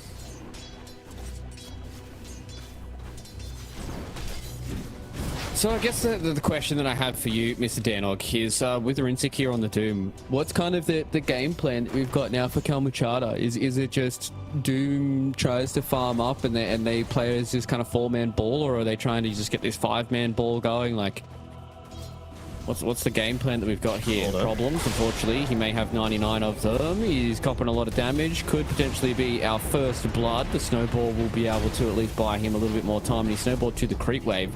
And the Chilling Touch isn't enough. It is enough. Okay. So first blood going the way by. Yep. Just getting that Death Rhyme stack up off the innate, so nicely done. Able to get him a nice little start to the game. I really want to see him look to try and get up in TA2000 space. Like, I know you're a Doom and you're going to be going Midas and all these sorts of things, but in my eyes, that's just a way to assist you with still getting net worth while being effective. And Doom's one of those heroes that, you know, it's nice to have the BKB, it's nice to have the Blink Dagger, but items don't really change how much you're able to output, at least in terms of a damage perspective in a lot of these team fights, right? Like, you're going to be engaged by, enabled by things like Stampede, by Storm Spirit jumping in first, all these sorts of things. You need to be there for your damage specifically to deal with this TB. Okay, so more so play a general kind of game, whereas Rinsick is just looking to really be that thorn in the side of TA2000. Pretty much. Like, you need to try and do it, of course, as much as possible in this laning stage. I mentioned level 3 is the big power spike for both Fortnite Man and Ponlo, and they're getting close to it, but these things like pulls happening isn't going to make things any easier for them. Also, this Sentry Ward has stayed up the entire time as well. So hopefully, for their sake, Ponlo's going to be able to get rid of it, which he does. Nicely done. Same sort of thing up on the top side with problems. Snipes Courier as well. Bottom side though, looks like they're going to try and go here onto Fortnite Man. The Reflections are doing a lot of good work. Newstomp comes in though back towards onto Solo. Now they have the calling as well. They want to try and walk through here. There's TA2000. Extra bit of those auto attacks is finally able to get them the kill there onto Fortnite Man. And Ponlo wants to stand and try and fight here. He does have a dead shot up in a couple of seconds. TA2000 though has to be very, very careful. Ponlo, okay. Doesn't get it, gets it off the back of the range creep. Almost got him within range for a few more of those auto attacks. Very close. Almost able to secure that one. TB getting very low. Doesn't really feel like Enigma isn't going to be in any sort of position of concern for the next little bit, right? Like, they're just getting so much harassment in onto this Doom. Not even needing to drop the ice shards as well to make him consistently be taking a lot of this harass coming through from the Eidolons. How many denies has he got? 12 and they're going to get a kill most likely off the back of this. Yeah, so many of these Eidolons just deal so much damage to that tag team. They're actually able to take away. The boys are coming. So many of them going in here against Ike as well. They've got so much time left available, and Noticed will get another one. Yeah, before that fight even went off, I watched Noticed deny 3 creeps in a row in front of Rinsick, and it's just, yeah. This is what I said in the draft as soon as I saw this coming out from the side of CyberGoose. Noticed and Enigma, he's one of those, I don't want to say very few, there's a lot of really good Enigma players, but he is very, very good at playing that hero, and he's just dominating this lane. It's what happens when all of the big Enigma counters are banned out, right? Like, that's the reason I was suggesting the Alchemist, is that it's just so much easier for you to contest. Like, I know Alchemist is not really a hero at this point in time, but in terms of your ability to just deal with these Eidolons, which are the things causing so much concern for the Doom, it really was the, at least in my opinion, the kind of the best option left outside of maybe a Drow, just with the multi-shot. This is what we've got now, so we're going to have to deal with it. On the charter, trying to go here on the TA2000. They get the calling out as well. They don't get that extra bit of damage, and so much slows comes in there from Solo, and TA2000 just whips himself around the trees. Has to be very careful about these dead shots. Knows that he is in a vulnerable position. With this extra bit of damage here coming in onto Ponlo, does Solo have enough to be able to get there? He got a lot of these big slows, and they're looking to try and see if they can get the kill onto the Muerta. He's going to be able to get away, whereas topside Rinsick, he's in trouble once again underneath his tier 1 tower. And it's problems and Notice giving him a whole lot of them. He's just unfortunately not a good start. Looking to try and build up a few stacks for him, but if he's not too careful, you can just look to try and get those taken away. No points in the tree dance, I suppose, for the Monkey King, so he's not exactly in a position to primal spring, and yoink that one away, but he's still going to be moving around and trying to yoink away the Wisdom Rune. He's going to get it too. Trying to side, yeah. He's just a tree, what do you mean? I'm just a tree. Ponlo's here. So they will have a fight. Solo's here as well. Boundless Strike comes down onto the Muerta. They do have the Ice Path as well, and with this extra bit of damage, they get themselves a free kill. They get themselves the Wisdom Shrine. Problems gets their own one on the Radiant side, and this is continuing to be a very fast start coming in from the Cyber Geese. I like that. I mean, it is kind of snowballing out of control. It might sound a little dramatic, but I mean, you've got a net worth lead in basically every lane. You've got an XP lead in every lane. 2k net worth advantage. Your supports are getting close to getting Once you're tier 1, it's 7.5 minutes in your safe lane. Yep. And then you're off lane as well. Oh no. They're going to lose another here, Matt. This is the questions that I'm trying to answer myself, and unfortunately for Fortnite Man, oh, Ponlo's doing his best to save his buddy. He does a good job. So Ponlo, being the savior of Fortnite Man, at least gets him out of dodge for now, but tier 1 towers in the safe and the off lane. The mid lane's not even really letting him going to get a power be in. much longer either. I mean, that amp damage could have been a difference maker, you know, finally giving them something to be able to maybe make a move out on the map, but I guess not even really, because Rinsick is just level 5, Fortnite Man is just level 5.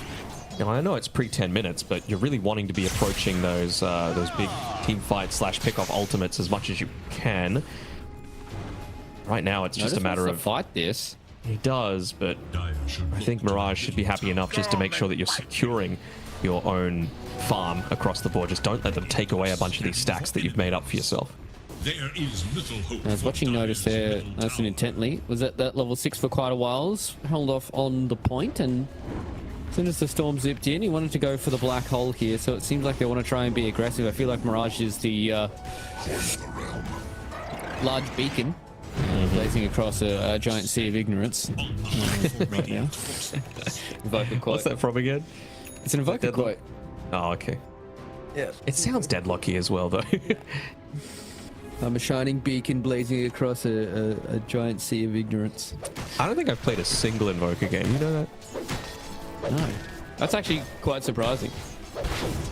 I'm not good with many buttons. I'm good at looking at things, like the map. I mean, you only have 2 spells. I don't know what you're talking about. True. You only have 2 spells at once. Just remembering all of them. Do you have any like ways to remember things? Like Alacrity is WWE because of wrestling and fighting. Yeah, because of the SmackDown. QQ. I mean, I just remember QQ walk because so I used to do the Invoker minigame while I was in Q for a while. True. I'm a terrible Invoker player, but I can remember the spells. I'm surprised that, like, as a Wraith King main, you're like, you know what? I like Invoker. Oh, Rinsick. He's been found by the boys. Well, this gets a Doom out there onto the Monkey King. So they've got to be a big time. He does avoid the Ice Blast, though, but he still is doomed up, so he doesn't get that extra bit of healing, and then it's a lot of damage that comes in there from the Ancient Apparition. Doesn't have any mana left, by the way. It gets punched up into the air. Mirage is dead. Yeah, he has no mana left. And he just gets stunned up. Neutral. Oh. The fact they brought the purple satyrs back. My goats. Everyone hated them. The Prowlers are awesome. Yeah, awesome might be stretching. The Prowlers are cool. I do like the new ones, though. The little tadpoles. Marsh mages. Oh.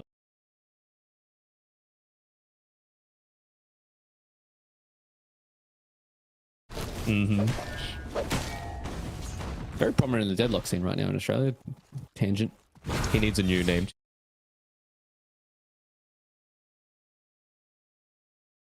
Well, it may not feel like it is, you know, as snowbally as what it is, but it really does feel like that there's just very little map control coming out here for Kamashada. This is going to be a big pick here for Mirage if he's able to at least convert this kill into something, but they just kill him. He just takes so much damage. I believe that was from the Malefice of Notice, yeah, from the low ground. Just makes it so hard for him to continue to walk in, and he just constantly gets ticked by these stuns, and Mirage is trying his best to try and get these kills, but it's just not working out.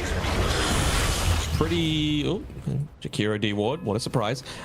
Pretty rare that you're going to be dropping a black hole to be able to save a support, but certainly in that instance, the only one that's having, in my opinion, like a salvageable game is this Storm Spirit. You know, you can see that the damage potential is there. You can see that he could be the one to maybe open this map up a little bit.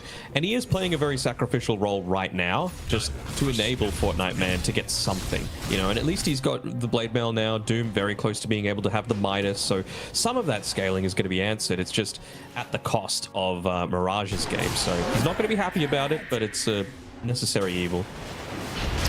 Yeah, and it's all about trying to see if this timings are even going to work out for them, right? Like, yeah, it's, you know, they're trying to create all this space and try and create all these times for these items, but by the time those items, you know, materialize, is it going to be too little too late? We already have a Blink Dagger so far here for problems. Like, there's Boots of Bearing that are already here coming out for Notice, unless he hasn't finished it. I think he has his courier coming towards him. No, maybe he's not finishing it, but, you know, 2.2k gold right now. He can go for a Blink Dagger if he really wants to here on Notice as well. It looks like he's going to try and complete some more of these auras, try and finish off this pipe. And TA2000, all the meanwhile, is just sitting back and farming. He's almost finished his Manta, at least now with the Midas is up. They can try and do something, but I mean, this is they need to do something, because if not, like, these Eidolons are just going to take this tier 2 tower top. You know, like, all the time last season lot. Yeah, 2000, he's in trouble. He at least gets the Sunder out onto his teammate problems, but it's not going to be enough for them. They do lose Mirage, though, and again, Ike just walked in and gets deleted.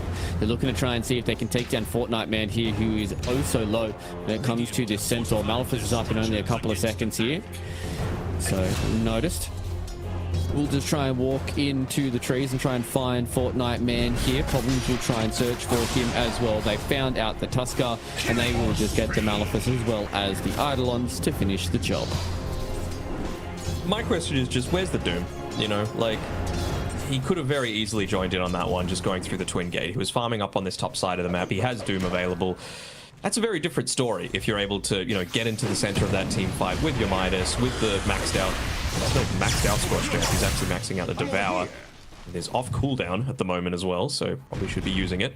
But yeah, I just don't think you can afford to sit back this much and just wait for your Radiance. It's like you're playing one hero down essentially when you've got your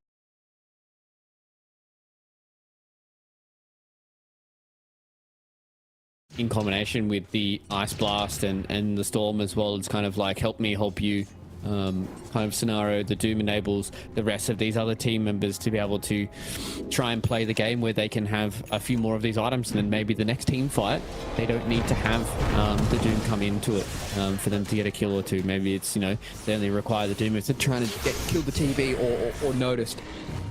But at this point, feels like it kind of needs to be all hands on deck. Dire's top tower Everybody needs to try and play their part here. fortified their structures Once again, though, speaking of noticed, he's just in the perfect spot at the perfect time. Even just dragging the creep wave away, making sure that they're able to hit this one uncontested. Don't need to use the drums. They have the Ripper's Lash as well to be able to just wipe out these creep waves really quickly. And in the meantime, they're barely going to be able to get this tier 1 tower bottom. I wouldn't even be surprised if we saw mass TPs come down here just to be able to punish, but maybe they're just going to give it up, saying, you know what, we don't even need to play on our side of the map anymore. Let's just set up camp on the Kalmachata side. Yeah, just get all these wards up in the Kalmachata side. You can already see, as you said, set up camp. This top side of the Dire jungle is currently being occupied. Just trying to harass the Cyber Geese. I mean, they got Rinsick. You have to be careful here at the tier 3. Taking a lot of damage here on the Doom so far. The Ice Blast will do a little bit, but the Doom does nothing. Doesn't get out the ultimate. And again, looking to try and see if this fight can go forward. Podlo gets oh so low key on the water. Eventually loses their life here to problems. And this is Ike losing his life. Oh, I thought that was going to be the old classic of AA just dying to TB illusions. But he's able to at least survive this time around here for Kalmachata. And like, what do you do? Like, what do you do? You use your Doom ability in the first 17 minutes of the game is what you do. I mean, they didn't use the Stampede as well, so they've still got that potential. Centaur's TPing back, but they don't have the Crimson Guard, just a Blade Mail, and they're going to be able to get away. Ooh, you hate to see that. Shiro Jr. goes Doom use. Okay, so they've walked in with the Doom. Now onto Tier 2. Now, but look at the Black Hole. Hits on the two of them. Beautiful side set comes in from Podno, though. So you really be able to stop a lot of this damage that comes forward from the side of Kalmachata. And they've been able to at least dispatch of a few more of these calls to the side of the Cyber Geese. And now Chiro Jr. wants to see if he can fight 1v5. Fortunately for him, Monkey King doesn't have the items just yet. So a big fight win because they clicked the Doom button. Yeah, they clicked the Doom button. I was about to say, the tips needed to come through because that's the positive reinforcement. That's the behavior you want to be encouraging, right? Like, Storm Spirit ends up getting a triple kill off the back of that, and he very much deserves it, Mirage. Like, he has sacrificed so much of his game to be able to get them into a position where they can even look to begin to try and contest this. Very nice use, again, like we were saying, of the calling to be able to interrupt that black hole. They ended up getting... Yeah, really need that BKB. Yeah. It's going to be a while until he gets into it, though, but that's fine. Take some time, but it's what we talked about just before, right? Help me, help you. With the Doom. If you get that Doom out, then all these other spells are actually able to do their work, and TA 2000 just kind of had to run. And that's what happened to Kalmachata. We did say that 4K gold swing. Yeah, and we were saying he can't just sit back and farm the Radiance, and wouldn't you know it, like, the Blink Dagger, you can just buy it. He doesn't have it anymore because he's got the Devil's Bargain facet, so he just sells it for 85% of its value, and now he's close to the Radiance again. And it makes a lot of sense, right? Like, you just need to get that Doom on cooldown, and then you can buy something that's going to be able to help you in, you know, a way to... You buy the item to help you in the team fight, then you sell it, and you buy what you actually want. There you go. That's what I was trying to say. We got there eventually, mate. It's perfectly okay. Sometimes we all have blunders. I have them more than most, but it's perfectly okay, all right? We're here to live and learn. We're a welcoming community. We're a loving community, okay? Okay, let's not go nuts. Let's not tell lies to these good people. Yeah, I felt like I was at like a nature retreat just then. Really felt connected with the earth. All right, I need to go to the hot springs now that it's winter here. That sounds fun. Sometime. Yeah, Mornington. Definitely will. Cute little date idea. That's like, anyways, 6 hours away from you though. Yeah, okay. Rather not then. All right. Doesn't work once. Do it again. Now has the Aegis available. That's the counter to the Doom. And speaking of the Doom, he's very, very low here. on Rinsick. So Kyle needs to head back to base, and they are probably just giving this up because it does not look like anybody is willing to move towards this tier 3 tower. They tried to go for a little cheeky deny there from Fortnite Man, but fortunately for him, the right clicks of the Centaur are not as strong as the Terrorblades. This time around, though, he's going to have the radius. It's coming out to him on the courier right now. Again, no jump potential, though, so you might need to be using... You gotta be very careful with Fortnite Man in his positioning. You can't afford to be putting yourself out there to die just because you need the Stampede to really enable this Doom to join in the rest of the team. Guess also one positive to the side of Kalman Charter is the fact that Nodus does not have a Blink Dagger yet either. So they don't have that potential of that real sudden black hole. A bit more of a build-up. But they get themselves a full Anorak. They do 95% to a tier 3 tower. So you're feeling in a pretty commanding position now if you're Cyber Goose. They're assuming that it's a Tormentor that's being... Well, they don't have to assume. They've got a ward there, so they know that's not exactly what's happening. Monkey King, is he going to reveal at all on the map? It doesn't seem like it. Going to run into him, but he will pop the smoke. Looking to try and see if they can cut some of these trees here. He is being found out, and unfortunately for him, there's not really much that he can do being stuck inside of these trees, so he will be able to at least leap away with that BKB. Wants to try and get the TP away. How much damage can they do? Not enough. Mirage almost had the clicks to get it done. That does mean that he... Well, I was about to say probably can't contest this Tormentor, but TA2000's just come up here with the rest of the boys, and maybe they want to try and get a bit of a jump onto Fortnite Man. He's pretty tanky, though. 30 seconds before they have Metamorphosis. Solo is in the tree, so they've been able to find out that Jakiro TA2000 will just walk into literally the middle of them. And start hitting a creep wave. He walked through the entirety of their team. Notice is in a very bad spot. So let's get saved now by the snowball. Let's see what they're able to do here. Notice that this gets a little bit more of that HP back in. Wants to turn around with the black hole. Hits onto 3 of the members. They get themselves kicked up back into the air, but they haven't converted on any of these kills just yet. The Doom goes out there onto Chira Jr. Now it's TA2000. He wants to walk forward and see how much damage he can do. Mirage is getting very, very low when it comes to the mana. He doesn't have the attacks to get rid of the Storm Spirit, and it's just going to be Fortnite Man who will lose his life. Connect. Chira Jr. He's been clipped. Should be fine. Yep. Positive. Dire are Never in doubt. for enemy. I was clenching the whole time. Ike wants him. Ike. He wanted him, but unfortunately, he got what he wanted. It just Didn't see the 20 stick charges. What's the opposite Yeah. of regicide? Just unfortunately wasn't what he expected. Ooh, DD bottom. Nice little bonus for Mirage, who now has the Kai Assange, so... I mean, it's okay, right? They've got a decent amount of stuns. Kai Assange, so the spell amp is going to be very useful to be able to have. And instead of them claiming... Like, they had the vision to be able to claim this Tormentor for themselves, and now Notice is just going to get a freebie. More Eidolons to be able to just pump out and slam into all of these towers. Well, they do have problems just clearing these waves. So, you can definitely see why he wanted to get a little bit more of those Eidolons.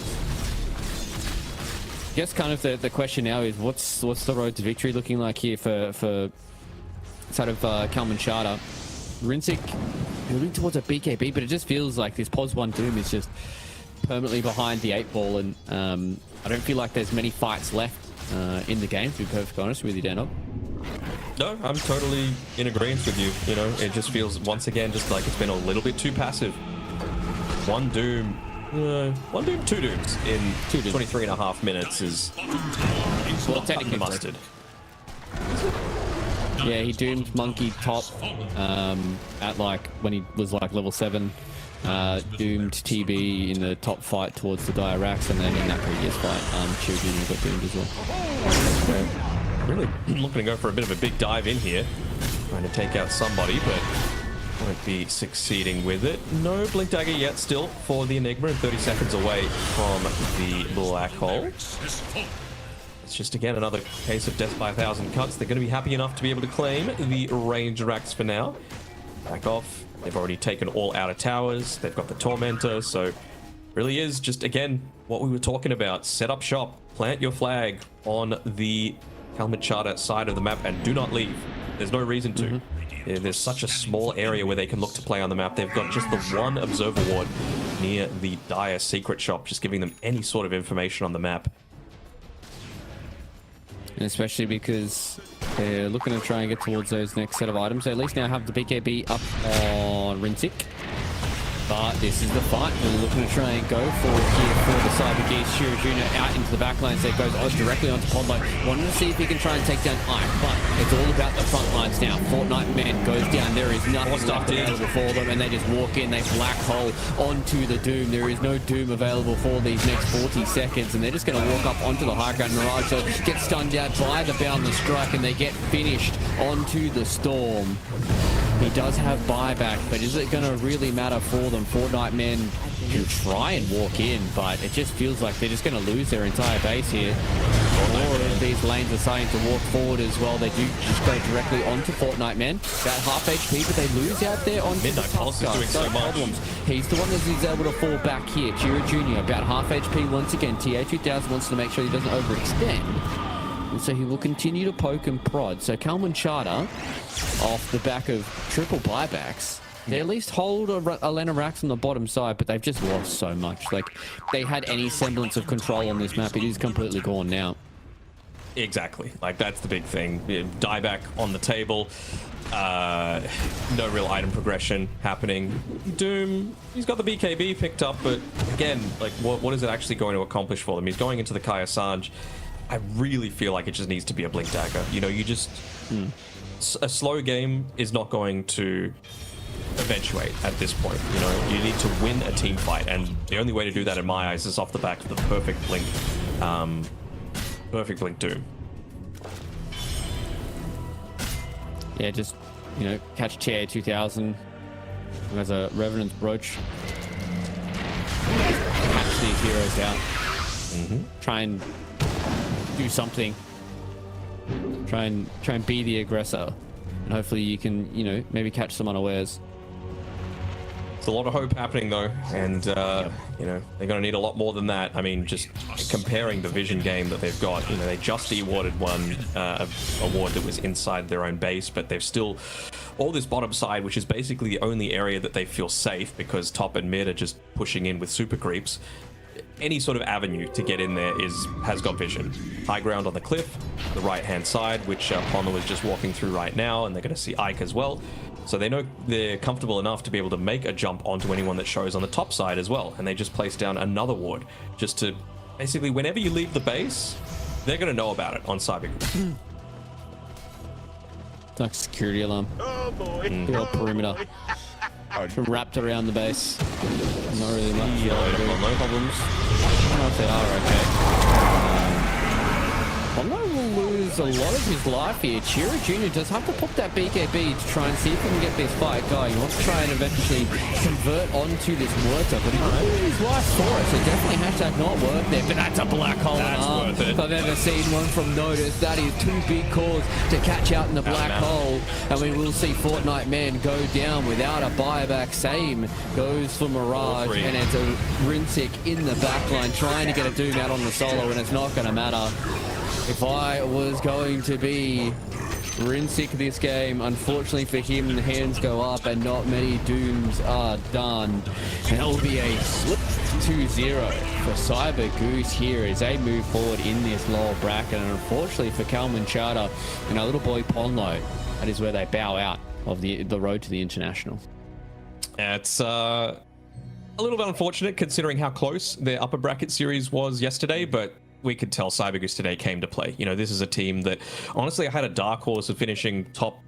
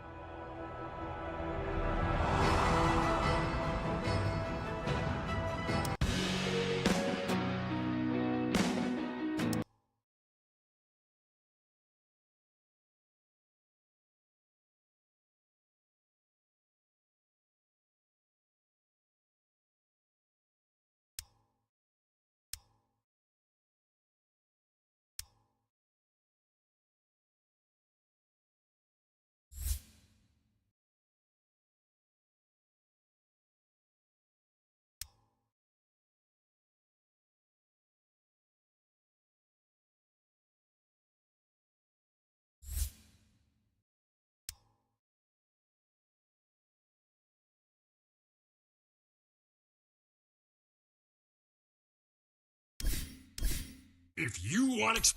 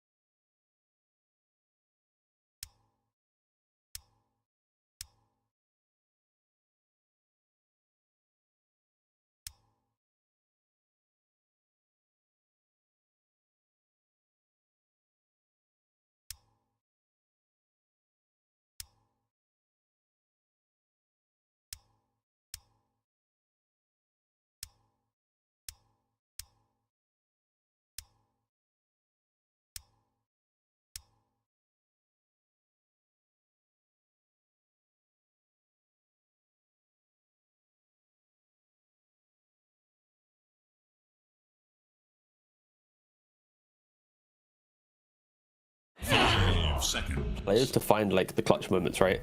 So because of their weaknesses, they showed some of their strengths, right? And I think just having those moments always helps you. The issue is when you go up against tier 1 teams, a clutch play then requires a level of kind of maturity and discipline to then compound that into winning the game. You can't just make one clutch play to win it out, like when you're against like a tier 2 team. So yeah, clutch plays really good. That's the big positive I saw from them. Absolutely, I do.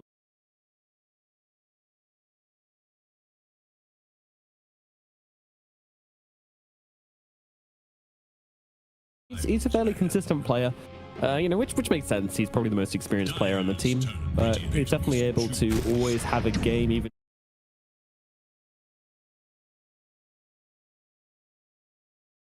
to win yesterday. So maybe he can pull that off again today in a much harder matchup versus Kiyotaka. Already starting with the Doom first pick, and they like to play the hero on Nightfall quite a lot, and not opposed to it. I think it's nice when you have a carry that after 3 to 4 minutes of really strong laning, because like we know how aggressive Kiyotaka is. He likes to play like Death Prophets against melee matchups. Like he likes to play like he wants to have that slight nuisance from the mid lane. So as soon as your 5 has the freedom to do anything he wants, because your carry is so kind of independent, it really starts kind of creating this kind of game plan of a team that is so good in the laning phase. And the Shaman response. That's casual Shaman. Yep, we've seen a little bit of this hero hanging around. I'm a big fan of the big snake facet. I'm not going to pretend it's a better one. I think it depends on how many ranged calls they have. But if they don't have many ranged calls, then the big snake can do work. It's just much better at tanking tower. It just takes hits and doesn't lose any damage, unlike the multiple snakes, which every 2 hits will be losing a portion of its damage. Not so great in the fights. You can't pull off any ward traps. You can't. You do kill people very quickly. Does it do good damage to heroes? I haven't really seen it hit heroes that much recently. Yeah, like when you find like a lone support by themselves, Shaman can just throw down the serpent ward, hit a shackle, and you're going to put them to easily like a third of their HP. So it's pretty nice. Nice. Yeah, Shaman definitely that fixable hero as well. When you have him, you just always know what you're going to get. It makes it hard to pick any of these really good mid laners as well. There's always like this thing at the back of your mind going, well, do I really want to get a puck into this? Do I really want to get like a Void Spirit in Ember, whatever? Shadow Shaman's always going to be there. Ready with a Jackal. Ready with the Hex. Can cause big issues. A lot of these Shamans been going for the cast ranges as well, both on the neutral item and in the item pickup as well. And then you get these big long shackles across the fight. Makes it really hard to actually interrupt it, throw a stun his way. Can be really strong in terms of answering any of these like big solo core lineups. Very good hero across the board. Doom, meanwhile, it's just your answer all from Aurora as well. Whatever you pick up on Quantum, you're going to need to have 2 cores having a pretty good time, because one of them's just likely going to get doomed in the face. Unless it's like the last game we just saw from on the lower bracket, where the Doom really didn't get many Dooms off at all. That was just getting cancelled out at every available opportunity. It was pretty sad to watch. Yeah, carry Doom really is like a specialty thing, because you don't play as...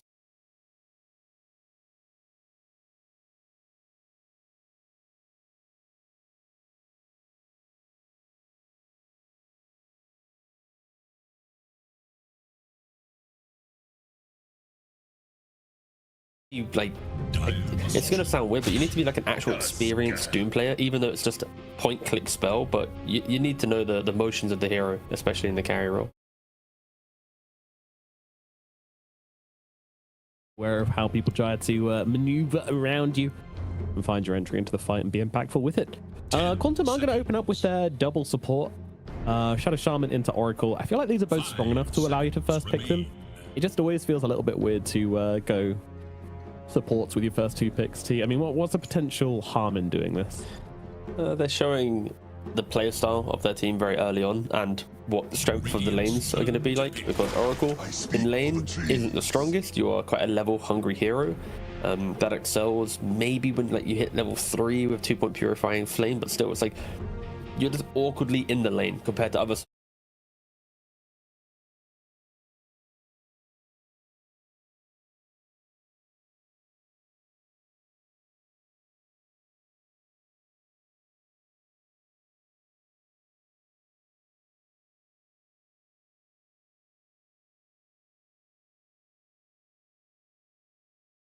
Around the map looking for kills. If Oracle or Shaman ever step up,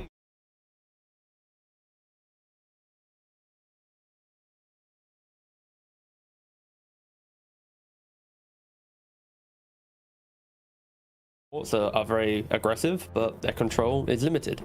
So then you pick up the Storm Spirit to always punish the fact that he isn't really gonna die in this game unless the next 2 core picks for Aurora provide some of that control. I think I favor Aurora's lineup though, because Quantum, I'm not seeing the kill threat early on, where it's like Storm zips in, maybe Shaman walks up, but you're then running into Sprouts and Snowball saves and tag team, and yeah, slight damage problem for Quantum. We'll see if they want to fix that with this upcoming pick. Yeah, good high damage off lane I think would fix a lot and still give you that last pick on the carry.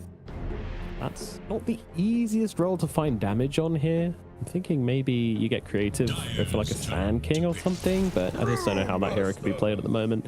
Instead, I'll go for the Brew. I think that's sort of ticking boxes.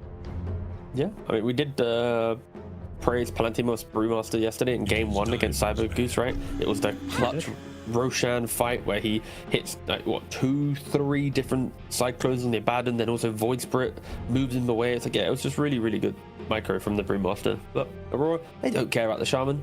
I think the whole argument of you can't pick Puck because of Shaman or Line, it's like, you know, if your team's aggressive enough and starting the fight, then if your Puck's getting hexed, there's probably other issues being presented in the draft or in the game plan. So yeah, I like the fact that Aurora go for this. There's another way to start the fight, contain the fight. Doom really needs heroes to just isolate heroes and go, this is where we're engaging, because of course he just wants to like walk in. So now you've got Shards and Sprout and Coil, plenty of ways to ensure a hero is, you know, standing still.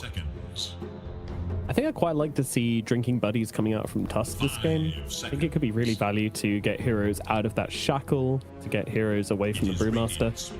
Potentially if the Storm goes for an Orchid as well, which I feel like is quite likely. Potentially. I'm always a fan of seeing Drinking Buddies. It's more of a...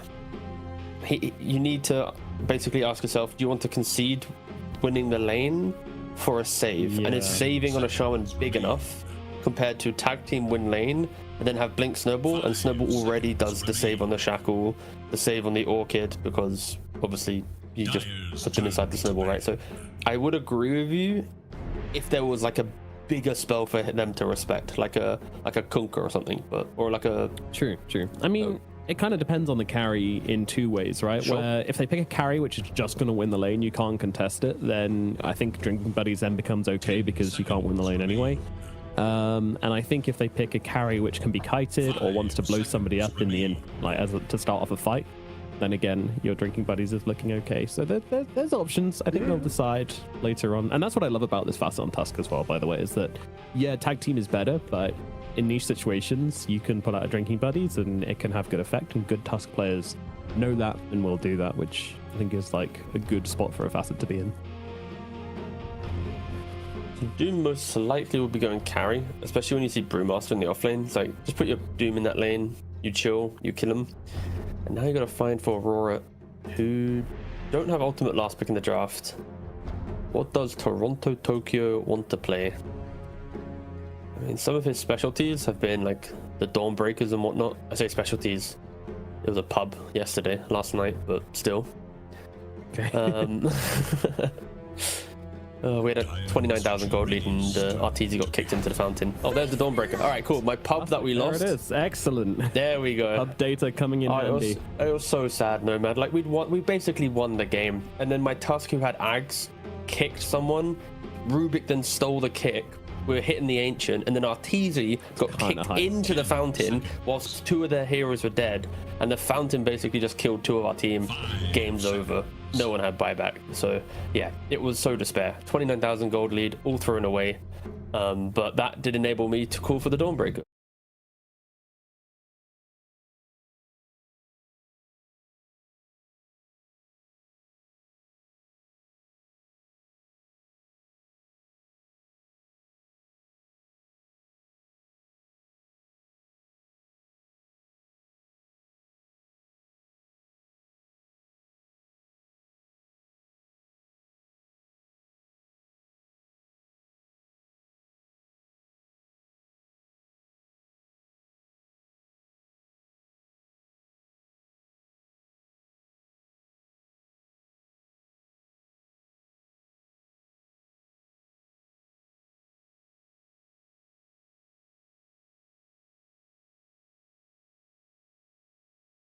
Even the backlines, like it's a very well put together draft from Quantum, I will say that. My only issue with it is the tempo isn't very good unless Storm Spirit has a really good game. He has gone for shot color again, which is interesting.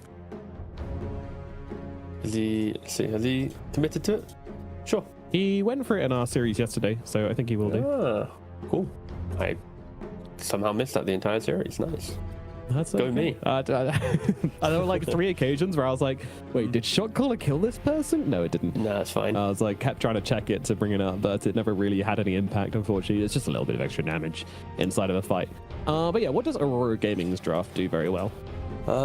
It overlaps really nicely, right? Because Doom very quickly with a couple items will walk into every engagement, and then once he walks into the fight, you've got Dawnbreaker protecting him with Solar Guardian, you've got Tusk jumping the back line.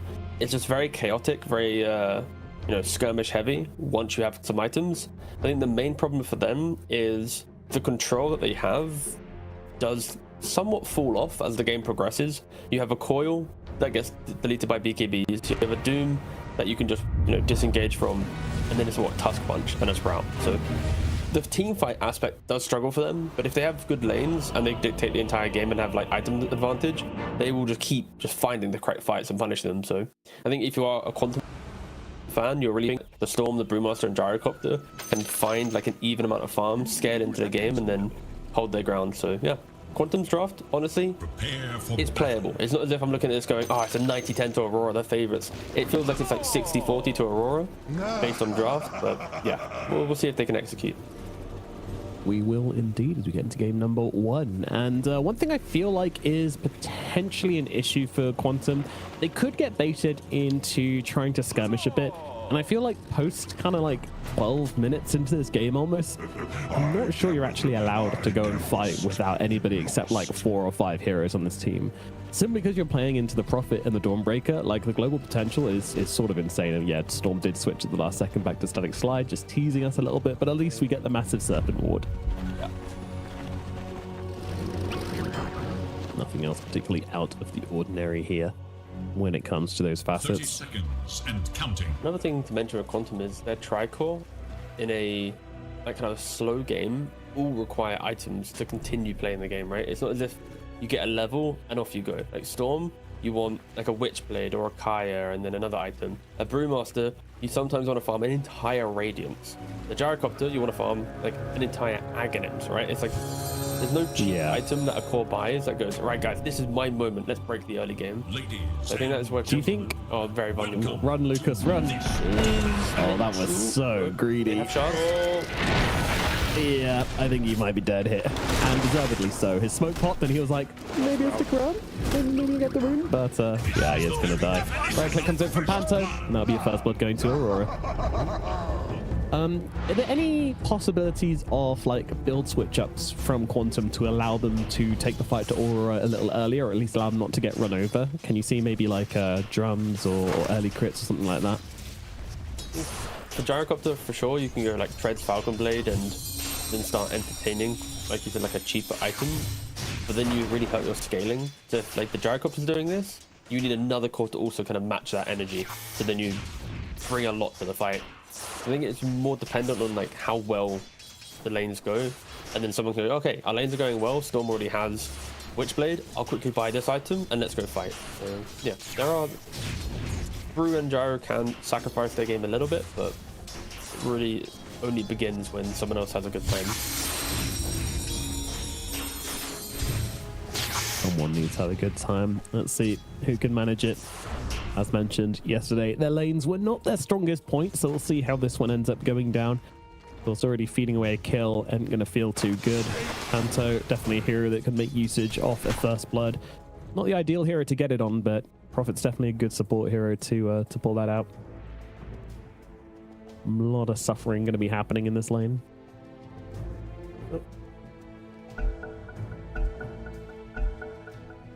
Did you know, Nomad, that you actually have the lowest ping in this game? Wow. Like, yeah. I have Well done, British Internet. Yeah, you're at 30, I'm at 30. No, good. Yeah, nice. Excellent. Congratulations. We can do something well, apparently. Yeah. As soon as he paused, I was like, oh, let's really check the console, make sure everything's fine. No one's got some like 200 ping or anything.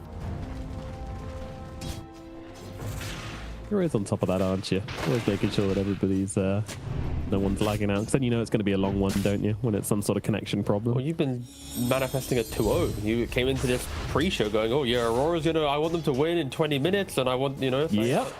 I want to have my dinner. It's like, brother.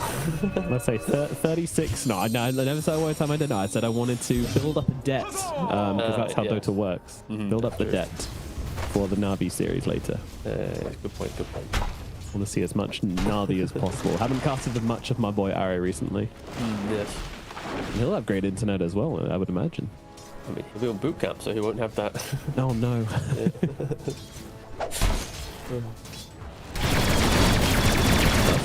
Kind of low down here, but Mary, he's going to be the first one to fall as the tag team comes through, doing enough damage. Lucas trying to finish the kill, but cannot get over to Mira, and they will be left wanting. A good harassment coming out from Lucas. He is the only hero with any health left in this lane right now, but actually Mira's salving up, so he'll be all right. Looks like it will just be straight up death. And, oh, nice shards to block off and get that Lotus for Mira as well. Playing very, very well in this lane at the moment. I feel like Aurora is doing really well in all three lanes, right? Like they're getting the kill bottom plus the Lotus in top lane. The way that Panto's hugging Nightfall, he's ensuring that the Brute and the Shaman are both low HP. There's not been a point yet where it's like threatening at all. Because Brew Shaman is the most kill hungry lane, and Puff in the mid, 21 CS to the 19 of the Storm. Pretty close, nothing too crazy, but it's the HP that's not The intonation there was wild. yeah, I know. Well, you were thinking I was going to be like, that's crazy. No. I was getting to the point where the HP though, that's the problem. All right. Yeah. I mean, it does. Brother. Every time I've watched mid, I was expecting the same thing, because every time I've watched mid, I've been seeing like Iconrad on like low health being dived on the tower, Kiyotaka just constantly going for kills and stuff, but somehow he's keeping up on the CS. So kind of impressive. Kiyotaka gets a rune. That could be bad for Iconrad, but Kiyotaka doesn't want to stick around. He'll just be able to secure both runes here. Well, actually the sports come in. Mira's able to grab it. That's pretty, Just leave. That's rough for Storm. Yeah, that's really bad. That should start to see a much bigger difference happening in this mid lane. Mid diff. Nightfall. Mary's just being followed by top lane. Sorry, there's all sorts of action going on right now as Yayo does fall. There'll be Palantimos dying. Nightfall on very low HP, but he does not care. He's going to run down this Shaman as well, but can't quite go into tower. Not just yet, but Panto, he's just going to be able to bring him down the old-fashioned way. A couple of clicks, a couple of sprouts. Nightfall doesn't even need to dive the tower. That's the power. That's a very sad walk back to base as we have a kill down to Lucas at the bottom side. Toronto, Tokyo, and Miro going absolutely crazy down here. And now Snowball in. Another kill coming. In comes Panto just to make sure he can secure this one for the team. That'll be another kill going the way of Aurora. This laning phase is an absolute disaster right now. 0 and 7. The problems that I mentioned, right? The fact that these cores, they're item dependent. If they're playing on the back foot, they all their recovery plans are to farm. There is not a Jarek up to shore, you might be able to twin gate and throw down a cooldown, but after that, straight back to the jungle. Brew could split, but if no one's having a good game, if your support's under-leveled, what kill are you going to get with it? So yeah, Quantum, they need to be really, really careful that they don't just continue bleeding more kills in the first 10 minutes of the game. It is only going to get worse against this lineup that Aurora have. And sorry, Lucas. It kind of looks like they were posing for a dive, but they weren't. Yeah, they want him. They want him bad, and no TPs available at all on the side of Quantum except for the Oracle, and yeah, that ain't gonna work. Going for the Kiyotaka in the middle lane, but Kiyotaka is happily gonna waste the coil here to keep himself alive as they race over towards the rune, but Icrad's gonna be able to grab this one. Emptiness is ready as well, so really securing the first active rune for Icrad. Yeah, it's one he could maybe do something with.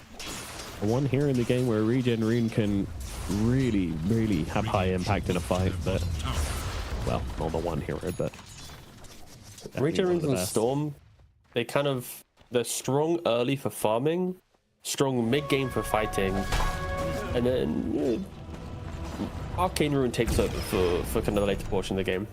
So this first regen, it will just put him back into the jungle, continue to farm up. That's the net worth. All 3 cores in Aurora are running away with the game. 3.5k gold on the Dawnbreaker. Whew. The build most likely will be phase into Blade Mail, take that Blade Mail, jump into the fight. You know, you got Storm and Gyrocopter. They want to throw down these ground spells. You soak it up, return the damage back at them. If the game's good, he might not even go for it. He might continue becoming a core. Because Nightfall likes to play the Dawnbreaker carry, so you can just replace that build if Toronto Tokyo wanted to be a greedy. Nightfall, what do I build next? Yeah. What do I do now? Hey boss, help me. Yeah, exactly. It's possible. But Blade Mail is the normal path. We'll see if they want to deviate from that at all. And Nightfall, he's When you have half a chip level vest, from... it always feels so good. Such a silly Oh, item. top lane, Palantimos is gonna be alright. A little bit of. He won't be in like 200 XP on Doom. My guy's gonna get Doom, instantly cast it. He'll blink and boom, you're gone. That's a T-Gov guarantee right there. We shall see. That is, of course, if Palantimos stays in range. If Primus is gonna walk it. Hello, good sir. Thank you for hitting level 6. You may do me. Yes. So you've reached 6. Time for your complimentary Doom. This one's on the house. Okay, so Doom's level 6. Here it is. Brewmaster, walk into your death, please. Did not do it. What a great pro player. Time to die. Key thing now is top lane is pretty much, I mean, to be fair, they're kind of baiting on it a little bit. Nightfall is walking in. He is keen to get him. There it is. Get him. No, yeah, he's on the run. He's going to get out. Nightfall looking for another target, though. Sees Icrad, sees Emptiness, but this is getting a little deep, even for Nightfall, so they're going to back themselves away. He's got no BKB to TP out with yet, so doesn't want to quite go for that one. Alright, that was my one. It's like how the spell is like dragging Nightfall into the fight. It's like, I must use it, must use it, must use it. Uh-oh. Here it comes. You don't even need to. It's level 5 on the Brewmaster. Just let him die. And by the way, Luke's just dying down in the bottom lane to Toronto Tokyo solo by the looks of it. Yeah. Yep. Solo kill for Toronto Tokyo. Very casual stuff. The jump is carry. 0 and 5. Oh, here's a dude. Oh, well, it's 11 for 1 though, man. It's 4,000 gold lead. Did I say 20 minutes and a 16-minute game? That was my desire. Yeah. And it looks like we may be getting the 16-minute game first. I don't know. They're gonna fall Nightfall now on a killing spree. He has got a Midas coming out, so you know it's what is not gonna be the fastest game ever, I'm sure. Well, it's Doom in the carry roll. It's gonna be fast. He's gonna get the Midas, continue fighting, continue moving around the map. This is not a I buy Midas and hit jungle. You've got 3-point scorched earth. You can do whatever you want. And Kiyotaka, like I'm sitting at only 1 kill, nothing else, no deaths, no assists. We've yet to even have to really talk about him as a hero. And Will get the amplified damage, but nice coil coming down onto the 3 of them. In comes the Dawnbreaker as well, smashing Iconrad into oblivion. Bye-bye Mary and Emptiness as well. 3 heroes just reduced to dust under Toronto Tokyo. Yeah,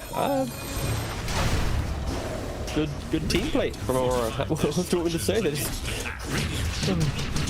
The making all the moves. They're utilizing the setup, and we'd say that Puck hasn't really been in the game. They rotate to mid. Wait a second. There's a 3-man coil. Sure, you get the room, but you're all clumped up. Level 4 on the Oracle. There's no saves. There's nothing to happen here, and see what else they can do. What pressure they can apply. Mid tower has fallen. Top tower has fallen. The last tower to go down is the bottom tier 1. Panto's level 7 dominators drop it. Yeah, and Yeo's 5. He still doesn't have level 6 on the Brewmaster. Oh, what is happening? Okay, kill on the Panto will definitely get him level 6 here. Let's see if they can bring him down. Looking like they probably can. Okay. All right, level 6, 11 minutes on your offlaner. Let's go. We're back in the game. It's such a really big death, right? For Quantum, like, Shaman's now happy, Brew's now happy. I want to say happy, I mean just getting the levels, right? With how bad the early game went, just getting a kind of a free XP dump onto your hero gives you a little bit more kind of purpose. See if they want to turn that into any other move, right? You've got the Serpent Ward, you've got the split. There's ways to at least poke out a fight. Radiant's bottom tower is ideally for Quantum, they want to soak the coil up with a Brewmaster, save him, then get a split, force Aurora to all be running into the fight and try and look for that type of engagement. Even though Gyrocopter has had a miserable game, you need to respect the fact that cooldown with secondary strikes facet, it does decent damage if it's localized in a good area. So see if Quantum can create anything. There is a Blade Mail and Dawnbreaker. Alright, I take it back. They need to hit creeps. If they run into a Toronto Tokyo level 10 Dawnbreaker with Blade Mail, they will die. So yeah, okay. Hit creeps, boys. You're down 13 kills, 7,000 gold. Get them creeps. Get a bit of income, please. 7,000. It's too much at 12 minutes into the game. This is like the best part of TI qualifiers. Is the fact that because like anyone can participate, you do get these like moments where team that comes through the second open qualifier in the third place decider. Oh, big snake. Okay, yep, I'm seeing it. Big snake, guys. Toronto Tokyo. Yep. Okay. Big Snake's actually doing it. They've killed off Toronto Tokyo. Look at Kiyotaka as well. Kiyotaka still has help to work with though. Turning it around. Comes in Mira and punching up Yo-Yo. But Gyro is entering the mix as well. Kiyotaka is very low, especially if these first strike hits come through, and they will. Oh, Puck! Kiyotaka's going to go down as well. 3 heroes down on the side of Aurora. They get a little bit greedy. They do not respect Big Snake, and they will lose the fight because of it. Okay. All right. I was about to do this whole storyline about how it's cool to see that a team that can come through the literal last chance of an open qualifier gets to go up against like the best team in the qualifier part of the region, and then they make a cool play. So yeah, Shaman, he finds the Puck, instant hex, and yeah, Big Snake, it does big damage. And yeah, critically, they were trying to go for a quick kill onto the Shaman, right? And the fact that it draws out a little bit longer, the Storm zipping in to kill off the Dawnbreaker. I think the counter argument to all of this is Oracle isn't level 6. What happens for Aurora if Tusk is a little bit closer? If if Doom TP'd earlier, like, the fact that the Tusk isn't there, the Doom isn't there, you're still using a big Solar Guardian just to kill a Shaman. Like, there are multiple mistakes in that engagement from Aurora, and Quantum, they capitalize on it. The next fight, Mary on the Oracle will have False Promise. That should, in theory, simplify things. Because if Aurora are kind of blundering a quick pick on a Shaman, it's only going to get harder if they don't find the Oracle. Sad part is you can't false promise the snake, but it will definitely help out. Yeah, you love the snake, huh? It will definitely help out any of these heroes kind of caught out in the front lines. Of course, it's got weird interactions with Doom. Essentially how it works is if you use it towards the end of Doom, Doom will end, and then as long as False Promise ends after Doom ends, then all the normal damage calculations come through.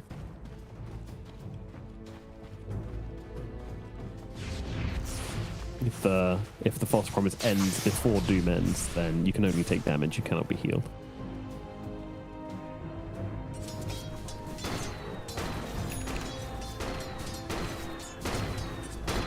I do like how Mira is just casually walking around with it. I think this... I'm trying to remember how much this this cosmetic's worth. The Flaming Trail one.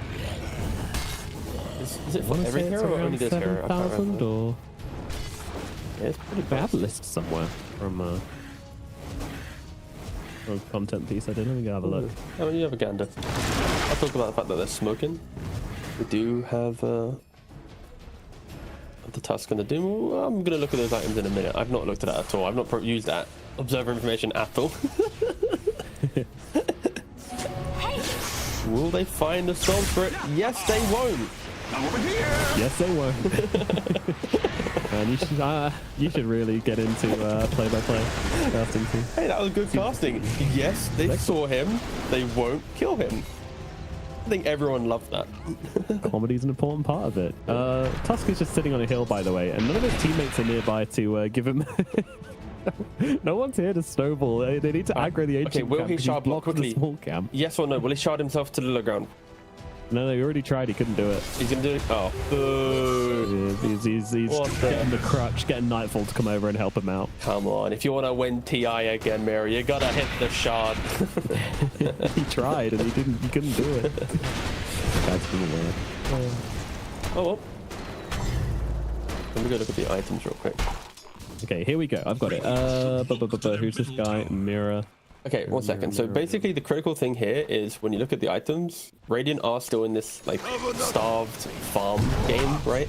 Compared to obviously what Aurora has. And that's why key attacker in the top lane, they'll find the Brewmaster and with a punch. Yeah, that's a big pick. That is a big pick off there. Once again, slowing down that Radiance, which honestly is not doing a horrendous... Okay, no, it's doing a horrendous job in getting it, but it'll get there. It's not having a great time. I found out, by the way, it's $2,200 for this bugged Tusk, the Flaming Trail and everything, so nothing really. Way less than I was expecting. $2,200, damn. I might get one. All right.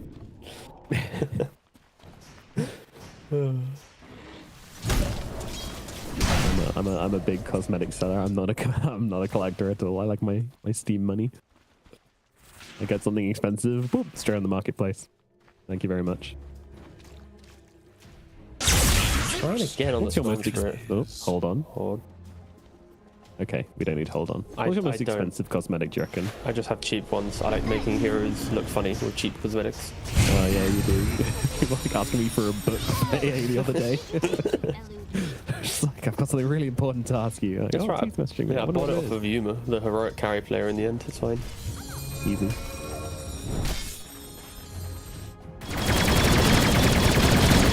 Game slowed down, but more because of Aurora haven't been able to find any pickoffs, right? They killed the Oracle there, but they've not got like the big hero kill in regards to the Jar of the Storm. I'm kind of counting Brewmaster as like the middle ground at the moment. Like he's not like, once he has like Radiance +1, he's like a big enough kill, but I think the fact that the Storm and the Gyrocopter have been able to quietly do their job for the last 5 to 6 minutes of the game due to the sacrifices of Brewmaster or an Oracle is giving some signs of life to Quantum. I don't want to get carried away and say like there's a comeback in play, but if they can continue this farm for like another 6 minutes, let's say, they are going to look relatively competitive in the game. Of course, that's compound around BKB on the Gyrocopter, BKB on the Storm Spirit, and being able to stand your ground against the inevitable Coil and Solar Guardian. This is a BKB fine crowd here, isn't it? Because yes, he's got the metal hammers, so he's not looking to finish off this higher Sanj. He's just looking to go straight into the BKB. Definitely makes sense in this kind of game. Of course. If you get doomed, doesn't really matter, but hopefully you can find a way to not get doomed. And as mentioned before, from the last series we watched, this carry Doom, he's not the best at getting on his man. It's more about kind of getting in, dooming one of those frontliners, and getting some clicks off through the fight. Being a big scary demon. Or it seemed happy to just kind of farm away at the moment. I'm not entirely sure what they're waiting for. Perhaps it's for the Tormentor, which should be coming up in about 45 seconds, so... Yeah, not only that, they have completed the pipe on the Dawnbreaker. So a couple of the... Gonna find the Shaman and the Storm Spirit. The big snake. And of course, the Dawnbreaker is going to... Oh, snowball from Mira actually catch some Igrad. That is a big pick-off here. I thought it was just going to be the Shaman, but Mira is very well positioned. Right, who's going to get the last hit on the snake? Anyone calling for it? Or is it a free-for-all? Ah, give it to the Tusk. Mira wants it for the blink. Wants for the blink, yep. Okay, Aurora. Finally kill off the Storm Spirit, who's been kind of a nuisance on the side of the map, farming up. And they see him there, but they've not been able to kill him. Mira, nice snowball. Panto's looking for the Orchid on the Nature's Prophet. It's a Storm Spirit, it's a Brewmaster, even the Oracle. If you get a good TP in as the fight's developing, silencing any of these heroes that heavily rely on their spell to have good contribution to the fight, I don't mind it at all. It synergizes nicely with the Shard as well. Like you TP in, you instantly get vision of anyone in your area, Orchid the guy that you care about, and yeah, fight will continue. 11,000 gold.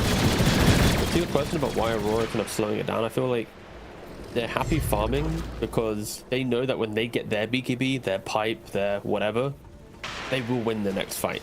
There's no doubt in their minds that the fight is theirs to take. But if they take a fight before those timings, there is that kind of slight chance that, what if we don't get the Oracle? What if this happens? So they are just reducing the chance in their mindset of a bad fight occurring. And with the BKB picked up, with the Parasma on the puck, it does feel like it's very close to go time. Of course, Mira just needs to finish the Blink Dagger.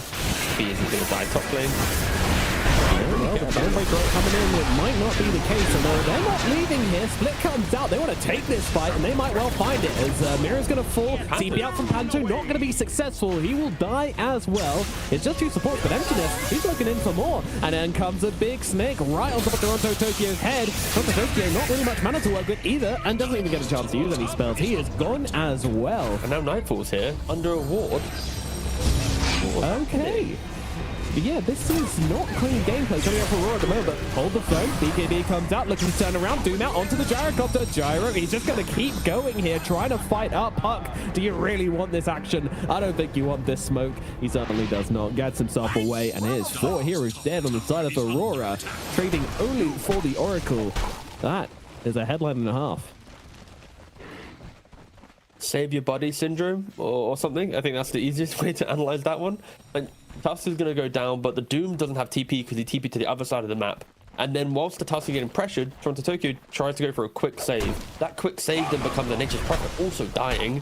Your Puck and your Doom, they're not there. That's not a fight, lads. I think in the heat of the moment, Aurora, they have to accept the fact that, sure, Mira's got picked off. Maybe he does like a shard snowball to that small camp. He does something to kind of elongate the fight, but to accept the fact that he has been picked off in a slightly greedy position trying to get his Blink Dagger.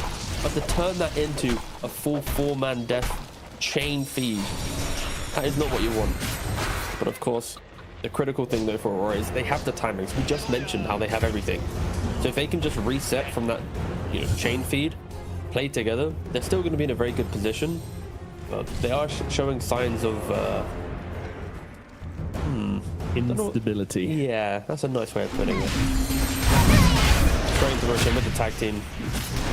Yep, kill off the Shaman. He's been the most critical part of Quantum's game plan at the moment. Get him off. Get in the pit. They can't fight you. No Doom still, but Quantum, not interested. This game is kind of showing us some signs though to why Aurora is a very good team at getting top 8 in tournaments, but never making it to like the finals, right? Because they dominate the game. We're seeing a couple mistakes where other teams are punished and turn that around into like a really big moment of, oh my god, Aurora, they've turned their 10k lead and they've lost it 5k or something, right? But in this game, it's showing me the signs of why they are a fringe top 8 team or fringe top 6 team or whatever, but yet to achieve it. Do need to clean up a little bit of their gameplay for sure, especially if and when they qualify to TI, as they hunt for the ages. Absolutely. A little bit sloppy here, guys. Whether that's a case of just lack of discipline or perhaps not fully respecting the team they're against, who knows? But either way, They are still ahead. They still have an Aegis. Things are okay, and Lucas is making a pretty big mistake here in the middle lane, but let's see if they can recover from this. The fourth point does come down, and they're just trying to throw the heals down from Neri. I'm not sure it's going to be enough, though, and it is not. Lucas explodes on the backlines.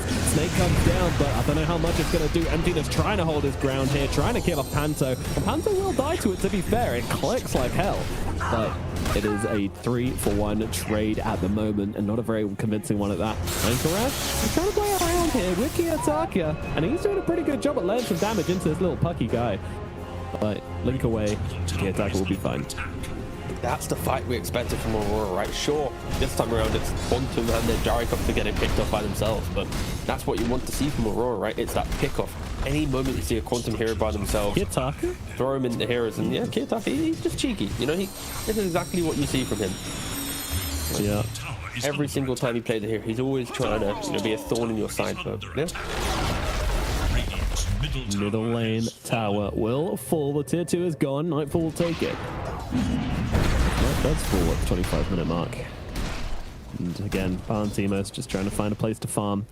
Trying to hit some creeps. Wants to get this pipe online to help his team get a little tankier in these engagements. I know the answer to why the game is somewhat shaky looking for Aurora. Is D on holiday? Maybe. But based on Dota buff, at least, it is Toronto Tokyo's third only competitive Dawnbreaker game. He played 3 months ago. They won against Tybound. 12 days ago, they beat Liquid on an online tournament, right? So it's not as if he's played this a lot. So maybe there's still some growing pains in the playstyle, but once they find it, it is very, very strong. Another day, another doom on to Lucas up here in the top side. Once again, Mary will be there and start throwing down the heals, but he just can't do enough to keep the Gyrocopter alive. There is going to be far too much damage coming out here, and the Gyro will fall. Mary also going to die. Nightfall grabbing the double. And you just need to leave Icarad. He recognizes that, and he gets out of there. Emptiness also trying to slip away in the sidelines into the night. That's good seen, though, by Kiyotaka. Nice blink reactions. TP in the trees. Kiyotaka will not be coiling him today. Nice escape from Emptiness. Icarad also getting out with that one. Zipping away to safety, but again, Lucas caught out by the Doom. The lanes, though, from Aurora, they're getting shoved so quickly that when Quantum puts a core onto a lane to then counter shove, they're going to get jumped, right? It's like bots getting pushed in, mid's getting pushed in, Gyrocopter goes top for a millisecond, and hey, there's a Tusk and a Puck and a Prophet, and everyone there to get the kill, right? Just done the high ground. They're dead, yeah. They're gone. Mira currently holding on to an Ogre X. Wondering if it's going to be a BKB or an Aghanim Scepter. Not too sure yet. I often prefer BKB. Sure, in this game with the Puck and then the coil, you can snap the coil. So because of that, maybe it has high value. I feel like just getting the Blink BKB on a position 4 Tusk, it simplifies your initiation so much. You're just, when you blink in, you know, I'm always going to get the punch off. I'm always going to commit. There's not going to be like a root or a stun that just gets me away from my target. And at the moment, his quick buy is looking towards the BKB. Yeah. He's playing against an Oracle as well, though, so there's a bit of extra value there. But yeah, it looks like he's going for a BKB. It easily can change, right? If in the next fight they struggle to kill a hero because of Oracle, maybe Mira goes, you know what, guys? I can just buy the actual, kick them away. Oracle never get the spells off because they're too far apart. It could be a discussion based on the outcome of the next fight. And Panto didn't actually go for the Orchid in the end. Due to the pick-up potential, he wanted the Glimmer Cape. Having any magic barrier against Storm Spirit is kind of devastating for the hero, as you need to use like another round of Zip and Remnant just to get through that. And when mana depletes, you can die. Yeah, 19,000 gold for Aurora, 28 minutes in some shaky moments, mainly due to Toronto Tokyo Solar Guardian in, but other than that, close to a very, very, very good game from them. So far, so okay. It's like a 8 out of 10. Oh, they found the absolutely 8.2 out of 10. Shaman going to get dropped in the backline. The Doom comes out onto the Storm Spirit. A very good Doom target indeed. Once again, Oracle throws down the ulti. Can the Gyro can do anything with this? No, he cannot. He can run away. That's what he's going to do. I think when they respawn on the Storm, you've got your last fight coming up from Quantum. Oh, Lucas is being hunted here as well. Pantimos gets brought down. Lucas, yeah, he's in a little bit of trouble here. BKB is available, so there's just too much damage coming down now, though. He's going to die. And the punch to prevent the TP, so yeah, very, very difficult there for Quantum. And now, yeah, you can't. This whole idea of respawning, going whilst Doom's on cooldown is sort of out the window because the Jarrah's dead for now 50 seconds. Hey, there's a 15-second window no matter, right? There is a... All right, we take those. We take that. That window is open wide. I'm jumping out. No, they have no window to play on. The Storm dies, and the Brew dies, and Jargoth also dies, and everything's getting delayed. And that's exactly what happens when you're winning with Doom on your team. You set the pace of the game. You set, hey, by the time that you respawn, get your resources, we'll make sure that we push enough waves, done enough on the map that we get Doom again. That's what the good teams do to ensure that cooldowns aren't a problem. It just feels like we've not seen Quantum make a single move as a team yet. But that's also a product of how do they kill a hero, right? You've got Pipe Radiance on your offlaner. Your carry's got BKB, SMY Aghanims. There's no damage item for the Gyrocopter yet. There's no Daedalus or Rapier or Satanic or anything to like ensure he's like, this is my moment. Of course, Satanic being after the damage item, but yeah, they are kind of victim to farmers. Shaman also victim to Kiatakis. Yeah, he's getting caught. This deep ward doing a lot of work here. Scanning for enemies. The thing is, they want to make one last go, but Aurora don't really want to like just fight. They kind of just want to chill, get an Aegis, and then go for it.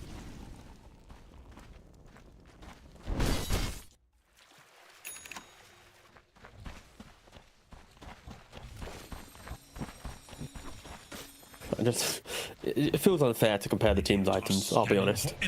I'm looking at like support to support. One support's close to a Hex, the other one's got just a Glimmer Cape. Then you've got a Blink on the Shaman, but Mira's got Blink and a BKB. It's 30,000 gold. It is night and day what the teams have. It's a 30,000 gold lead where it's also a 42% gold lead, which we don't really talk about too much in cast, but I think that's a kind of bigger title. Is they are going to try and go up to Panto here in the backline, so they're coming in. They are just eating these pandas right now. They've got to go extinct, and they're just destroying them. They're forced to go back into his regular form, which they make him way weaker in the fight. Empty this dead on the backline, Kiatrax is doing what he wants. Do elements with Gyrocopter as well, so he can't play the game. Everybody's just dropping. They can't even kill Panto. Absolute destruction in the bottom side of the map. Iconrad doing what he can, but what he can do is absolutely nothing. Game probably done. But no, the Quantum creeps, they're hitting the Ancient. I don't know why they... Not that second. We're back to Series 1. GG is called. And game number 1, thoroughly going to Aurora. A 35k gold advantage by the end of the game. Absolutely crazy. Yeah.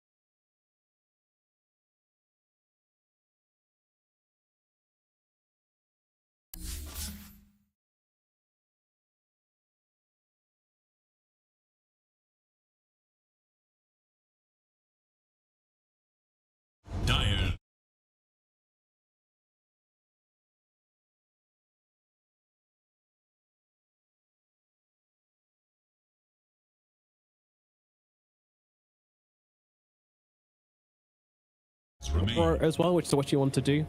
If you mess up the draft, then your only lessons takeaway is we should. I think you don't really take away a whole lot, and you don't get to improve a whole lot. So you got to make the most of this opportunity, because you know we don't know behind the scenes whether they get to scrim each other a lot or not. Probably not, because I just don't think it would be too much value for Aurora at the moment. I don't even know how long Quantum have really been around for as a team for, but yeah. And also, if you give them a good games, you know they might come back and look to scrim with you in the future, and they're on TI, etc. And that's really good opportunities as well. It's one of the reasons Navi Junior was able to improve so quickly as a team, is because they just played well, and a lot of teams wanted to scrim against them, and they've had a very good kind of scrim friendship with teams like Falcons, which has given them a really big boost in how well they play and how valuable their practice time is. One of the things that, if we come back to this series for a second with Quantum, is just I'm worried that Palantimos' hero pool is not punishing enough to make Nightfall feel uncomfortable. Like when you look at the heroes he plays Brewmaster, which kind of farms the lane. He plays Centaur, farms the lane. He plays Doom, farms the lane. You know, Darkseer farms the lane. Like he's yet to show an offlaner that really goes, if I get a good matchup, I can kill you. Like he has dabbled with Death Prophets and Dawnbreakers, but they're so hard to draft in a way that someone else on your team isn't having just a bad matchup. So I'd like to see maybe finding a way to find, you know, maybe like an Enigma pick or something to be like, this is my lane, I'm commanding it. Nightfall, you have to play recovery, because Nightfall, he is in his prime when he gets to like the first 7 minutes of the game and his tower's not pressured, nothing's happening, he's hitting creeps. Like, all right, you know he's just going to take over at some point. So yeah, I'd really like to see Quantum do that. And with the first pick Undying, most likely in the 5 position, sure, you know, flexibility exists. I feel like my point holds true. Just lock in the Enigma, sorry. Ooh, they go Bristleback. Oh. It's a very good hero, sure, but I wanted strong oomph. But to be fair, Bristle can do that, right? If it is a 3 position, if you find a 4 that is like a Dark Willow or, you know, a Shaman type hero that can just provide that extra containment, Bristle can do the things that I mentioned, but you need to protect it. Was there any particular change to Undying that made him so strong in the meta now? I don't believe so. If memory serves me well, it was, I mean, he did get like, you know, like the meme patch where it's like +2 damage or like +1 up armor, this type of stuff. It was as simple as he got 2 more damage, and yeah. Undying will always live or die in popularity based on the other heroes getting picked, right? It's the same argument to kind of like Oracle. Undying, they need, if there's like single target pickoff that's excelling, Oracle will look good. If there are melee offlaners that don't have good stun and there's not like hyper mobility heroes getting picked on multiple roles, Undying will be good, right? Tombstone, incredible value. Flesh Golem, very strong. The Rotten Mix, where you spawn a zombie every punch, it means in the first like 50 minutes of the game, anytime you pop Ultimate and Tombstone, you're commanding the fight. You're running into cores and you don't care. Controlled. Yeah. Later on, sure, you scale off, but the early game, you are kind of like the conductor of the tempo. And occasionally we do get to see it off lane. I'm not sure we'll be exploring that option, but you know, the flexibility is there if that is something which Toronto Tokyo is comfortable with. Let's see. Weaver going to be coming out as the next pick for Quantum, so already they're kind of going a little bit off the rails in this second draft, and I am worried about Tombstone. that. No. You know, Okay. I can feel the fear. You know, I can hear it. But let's think for a second, right? You got the minus armor strategy now with the nasal goo plus the bugs. Weaver also most likely support position. 5 seconds. Boom, Tombstone, you're mine. Eat that alive. I'm not opposed to it. It's answering the Undying. Do they have a lack of control, stun, and damage? Yes, but that Undying should be somewhat answered. And now he's not even the 5, so you've answered the 5, but it's a 4 or a 3 now. Yep, slowly being promoted through the draft. Let's see what they'll grab next. But yeah, you grab the Bane because there is absolutely no control at the moment. Therefore, Bane's going to be able to get off these nightmares, and at least 2 of the heroes won't be able to do anything about it. We'll see if any of the following picks will. Who needs stuns when you can run at people, I guess. That's what Weaver and Bristleback do very, very well. Third pick now for Aurora. Gonna need to grab themselves some cores most likely, unless they want to shift this and dying to the 3. I can imagine a carry pick coming here. Usually what we see. Magnus will come down. So again, keeping that flexibility open. A hero which can really be any position they want it to be, really. Aurora is so scary to run into. Like, their objective control is insane. Like, the tombstone on the high ground, that's a free ward. The Magnus to use the vision to skewer and drag people into places they don't want to be, very powerful. Bane, Nightmare, and Grip. There is no way that you enter an area of the map without smoke, without anything, because if you do, you're going to be running into such a fortified area. Yeah, damage is not the best friend of Aurora at the moment. They have control and kind of slows across the board, but the next 2 picks, if you put like a leaner in the mid lane or anything like this, you have no damage, but that's already banned out in the first phase. But that type of hero, and Aurora's draft is going to look really, really good. Quantum, though, they want to go for a bit more map play. Stuns are not their friend yet. Still yet to pick up one, and relying on Ice Path as your only stun in the draft is it do be rough. I am concerned. This. Like, lanes in theory are strong, right? Jakiro, one of the strongest 5s for playing out the lane with the kind of Jaw Breath, Liquid Frost. Terrorblade with Meta and Reflection, again, powerful. Bristle, Weaver, you see a support out position, you should be able to kill them, right? Their lanes are good, but that's all their draft really does at the moment, is play lane into Bristle farm, TB farm. There's no explosive 1-2 punch where a core takes a successful lane and reminds Aurora that, hey, we won our lanes, this is me on the map. It's, you win your lane, Bristle farms Ancient Stacks. You win your lane, Terrorblade farms, you know, the jungle camps above his safe lane tower. It's, I am worried that Quantum isn't reading the kind of the script on how to maybe try and beat Aurora through better laning, and pressure, but yeah. You get the Medusa, another objective controlling hero so well. Like, the triangle is so fortified for Aurora. Stone Gaze, the Root, the Skadi, everything. It's very, very scary lineup from Aurora.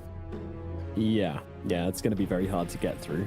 And no big team fight spells coming out from Quantum either, so nothing really big to sort of play around here. Really a metamorphosis draft at the moment. Let's see. His TB will click, like any hero that kind of gets a couple of goo off on him, gets a swarm on him. Terrorblade's going to make short work of them for sure. Question is, can TB stay on those heroes without being dropped themselves? That is Medusa. You know, you raise a good point in the fact that TB can do damage, and he's expected to have items to do that. Because Aurora, they don't break the map very well with their heroes. Like Magnus and Medusa, they're really good at, like I said, controlling areas, farming themselves, but they don't take a tower, smoke, take another tower. They're not like super quick on the map. That's why I think a lot of Aurora's tempo will come from the mid lane. It's a mid lane as well that they're going to have a counter pick towards. So nice bans from Quantum to take away some of the key attacker specialties there. Monkey King was banned out early in the phase, so you know, if you don't ban Ember, you can't. You always Husker because that's going to get banned out. But yeah, for Aurora, they're quite passive in farm. Great at controlling areas, but farming. So TB Bristle, I would be so surprised if they don't match the economy of Aurora. They'd have to really make some, you know, really poor choices in the early game, even the mid game, to not be able to farm. Yeah, no, both teams have a fantastic economy at the moment. Does look like we will be getting a slightly later game this time around, unless Aurora do just crush the lanes. Or Quantum crush the lanes. I'll give them. I highly doubt it. They've not been a particularly strong laning team so far, but there's a chance. Admiral Conker. Final pick here from Aurora Gaming. This entire draft is. I keep talking about this triangle. I'm sorry to go back to it, but like the defensive capabilities on all these heroes, you just don't kill someone. There's Soul Rip, there's Tombstone Shard Save, there's Nightmare, there's Skewer, there's RP, then there's a Medusa of Stone Gaze, there's a Kunku of Torrent, there's a Rum Buff, there's Boat. It's like every hero has a way to save another hero when the fight gets difficult. And then Quantum, they have Ice Path. Yeah. Ice Path, Reflection, Swarm, Goo. Yeah, this sounds okay. They can maybe, yeah. If Aurora miss all their spells, then Quantum will win the fights really easily.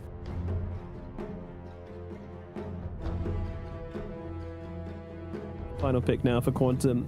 They need themselves a mid laner, an off laner, sorry, and they will go for the Dark Seer. Wait, they did need themselves an off laner, but they'll have the mid bristle. All right. Okay. You know what? Bit of control, bit of team fight. I'm not hating what I'm seeing. I don't mind it for the fact that Medusa felt somewhat unanswered, right? You throw in a Darkseer, you kind of force the Medusa down the Mjolnir Axe build, because does Nightfall really want to go Manta, Butterfly, Skadi, to then get a clone of him, sending that Skadi Butterfly towards his Bane or whoever, right? So, yeah, I actually don't mind it. I think the Darkseer pick puts like a little bit of like an insurance policy into your lineup. Sure, the stuns, the team fight, the control is so lackluster, but if you can get the farm, if you can find a way to goo up a hero with Terrorblade in position to right click, and Darkseer gets a good wall off to slow them, you know, that there is some life to the kind of the mid game for Quantum, but so much farm is required, and we'll see if Aurora wants to give them the access to that farm. Yeah, that's what it's going to come down to as well. Is how much can Quantum control the map? How much can Aurora kind of put pressure on them? And you know, the answer is probably going to be not a whole lot. I feel like, you know, when it comes to lanes, at least split pushing, that's sort of Quantum's jam. You know, you've got these illusions to come out, you've got Weaver to split push lanes, you've got Dark with the Iron Shells as well. Even Jakiro can split push waves kind of safely. So I think Quantum should actually create themselves quite a lot of room here to be able to play the game if they get out of these lanes okay. I'm really not hating this draft anymore. I think this Darkseer pick solves multiple issues for them. So I'm kind of impressed with what they've been able to do. Maybe there's something we're missing. The only way we're going to learn that is by jumping into the game and finding out how this one goes down and what Aurora can do. And of course, there is always that kind of big thing in the air of like, what if the lanes just fall apart? Which they kind of look like they were about to in game one, and they sort of did in game one. They had one moment of recovery, which meant that the game wasn't a total stomp, but yeah, they need to do better. The nice thing in this game will be, due to Aurora drafting in this style, the kind of the kill switch, the moment in which you know their game is already won in their minds, it doesn't go from like 15 minutes, it goes to like 24 minutes, 25 minutes, right? There's like a much larger window for Quantum to find those moments as they get the early D ward. They are positioned in their own jungle. Ankrad going for the red facet actually from the mid lane. Sometimes we see the mid bristles still go for the green facet and just try and be as utility as possible, get the early auras from the mid lane, but here he's taking a page out of a Mars book. Get red facet, that means he has the option of going for Aghanims if he wants to, and he'll provide just more damage. We're going to be clicking more himself, which kind of makes sense, I guess, when you already have the Swarm. Doubling down on that AoE minus armor can be good, but you don't really have anybody to take super good use of that at the moment. You've only got one right clicker and a half, because the Darkseer's wall will also create a Medusa, which can click as well. I can see arguments for both, to be honest, especially if the Darkseer wants to move into like an Aghanims build. It might be really nice to have Snot coming out on everybody and then a Medusa illusion to mess everybody up, but it's such a niche scenario, and it's just easier to play this way. It feels like he's playing for himself rather than his team, but I am intrigued to know his itemization. Because like, if this was green bristle, we'd be talking about Lotus Orbs and SMYs and all the items to get into the middle of the fight and repel the spells, be as tanky as possible. I kind of like those items in this game. You have a Lotus Orb, you prevent the grit. You got the SMY, you can eat through some of the stuns. But of course, that's down the line. Laning, very, very critical. Yeah. I'm not sure you mentioned it, but a little bit of flexibility. We knew that Aurora flexed in this draft a bit, so it'll be Kiyotaka on the mid Kunkka. It'll be Toronto Tokyo on the offlane mag. And of course, Nightfall on the Medusa. I could have run it almost any way they wanted. Yeah, I think I like this way the most. I think Toronto Tokyo likes playing the Magnus. Putting Magnus in the offlane means he plays more towards enabling his carry. Right, Medusa loves when heroes are close to them, so then Magnus kind of it feels very nice having that combination. I don't see the Bristle vs Kunkka mid matchup too often. And right now it's very easy. I don't think many of us do. It's like 8 for 1. The farms going both ways. They have great ways to punish each other, right? One guy's got Tidebringer, the other guy's got Quill. And like at any minute, you could just die. Like it's a matter of managing your resources very heavily in this matchup. I think level 4, when Iconrad picks up a point in Viscous Nasal Goo, then maybe we start to see a bit more threat coming out onto the Kunkka. We shall see. You know what makes pauses really hype? Is if that? as soon as a player pauses, there's like the time available for both teams and it automatically starts counting down. Yeah, that would be brilliant. Because then like as a fan, I'll be watching, it's like, oh, Nightfall paused, they've only got 2 minutes and 10 seconds left. Ah, you know? True, yeah. And then it's like, well, actually, this was a needed pause, so it doesn't need to 10 minutes. You know what? Maybe it adds more rules and mechanics to the pause. I take it back. We love the rule book as viewers. We love the rule book. Do you think a player has actually read the rule book? I'm gonna go with a no. Well, judging by our first series and how long that took to sort out, I would Also say no. Guys, we won.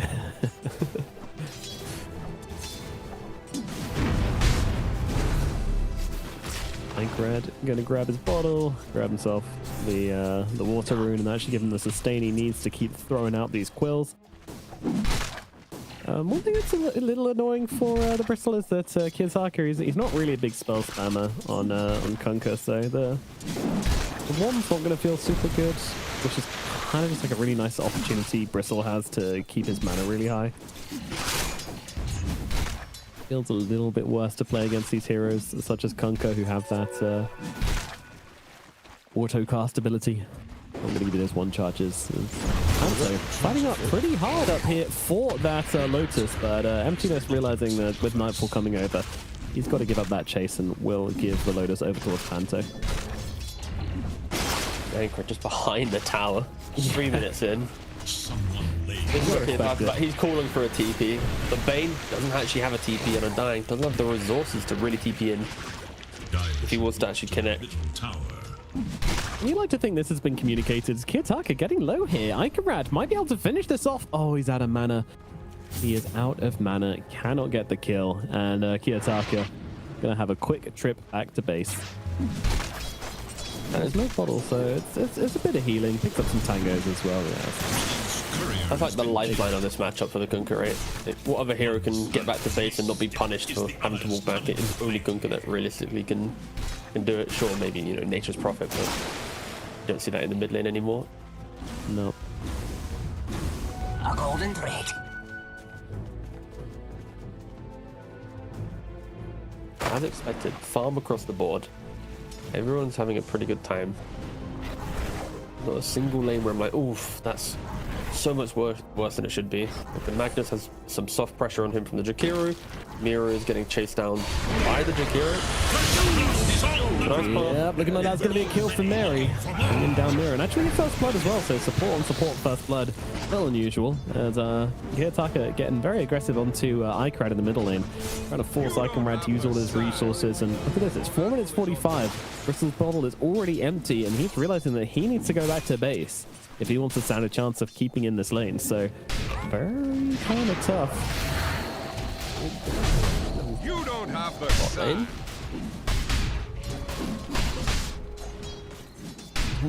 Mira and so both turning up here, but not really getting a whole lot done. Don't really feel like Nightfall really needs much help up here in the top lane. There's not going to be too much of a kill threat, so yeah, he's fully independent, and I don't think they really care too much about trying to shut down the Darkseer. Darkseer always finds a way to recover, but you know, you kill a Terrorblade, take away a 600 rune for a Bristleback. It has way more impact in the tempo. The pressure's about to move mid here as we approach the 6 minute mark, so See what happens. Mary coming down. They're all moving on to Iconrad here, but the jump in the backline from the supports is trying to blow up Mira straight off the bat. Huge damage coming out from the Jakiro as they will take down Mira, and actually, Iconrad gets that kill, which is a pretty big win for the Bristleback here.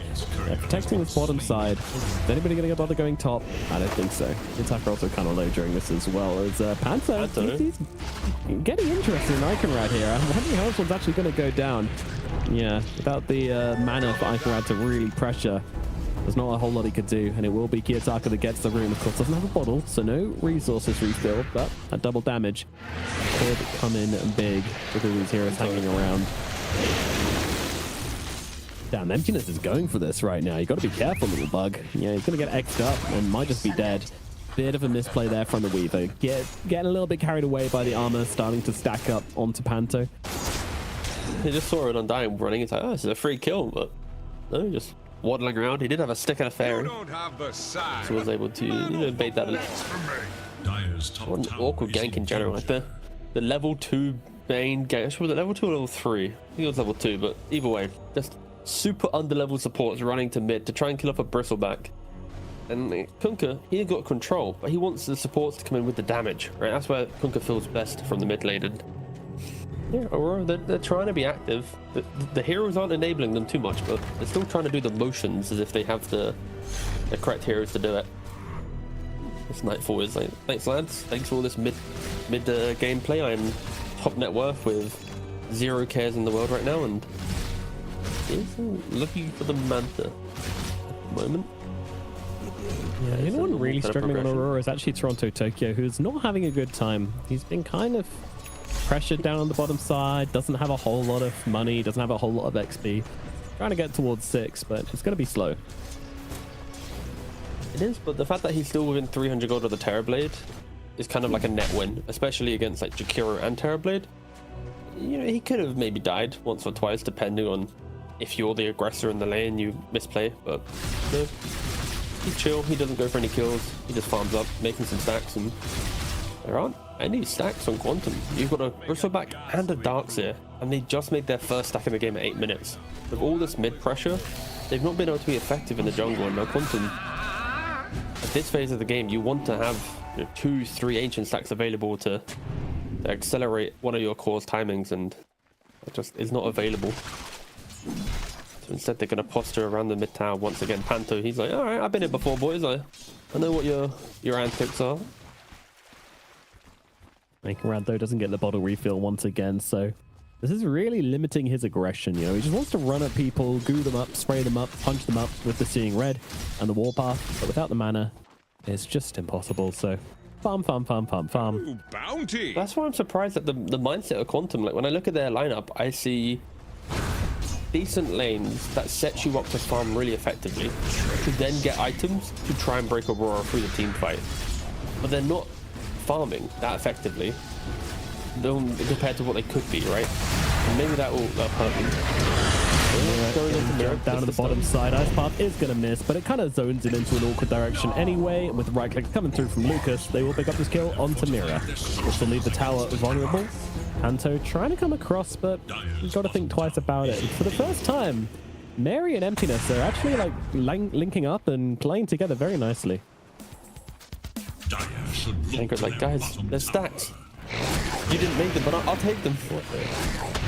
I don't think taking these stacks is going to be super easy here. Panto, though, killing him is going to be super easy. Iconrad brings him down. They see the tombstone on the high ground as well, so they'll be taking that one out. Mary's going to grab that, and yeah, Iconrad now with this kill coming down. No tombstone, they'll kill him. But of course, Panto respawning immediately with a ceaseless dirge, and now they'll come running up the high ground. Kiyotaka says absolutely not. You do not get to take these. So he comes in with a nice type of a start this one off. Mary, though, with the ice path coming down. Kiyotaka is actually getting kind of low. The Weaver doing work. He can't stick around too much longer. Nightmare to save Kiyotaka, but Yayo jumps in. They're just a kill. They even bring Nightfall across this one, but look at Iconrad in the backlines. He's just taken the Ancients all by himself. He's already done the damage. Toronto Tokyo turns it on. That doesn't skewer.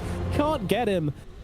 Iconrad, the thief in the night, robs them of their Ancients and TPs out before they even notice. Of course, we saw the TP, but he didn't. He was kind of tucked behind a tree, and yeah, Quantum some signs of life in this game, being, you know, cheeky, seeing the stacks, taking them. And like we said, they didn't make them themselves, so they have to go find the resource in there. Bristle, only 300 gold behind the Medusa. Looking at the Perseverance at the moment, that will probably become a Lotus down the line. Goes back to the Aghanims. You know, playing on seeing red and not going for Aghanims, I feel like half the reason to take the facet. And how many times have we seen Emptiness walk into mid lane? This is the second time he's tried to like pressure Undying. Yeah. The first time he died, the second time he died. For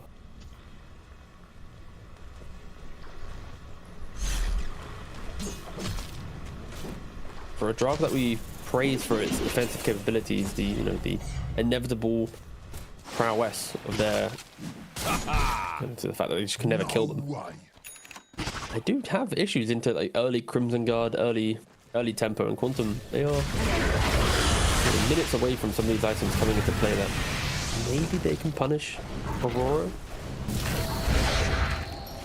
Potentially. It all kind of comes down to Iconrad, I think.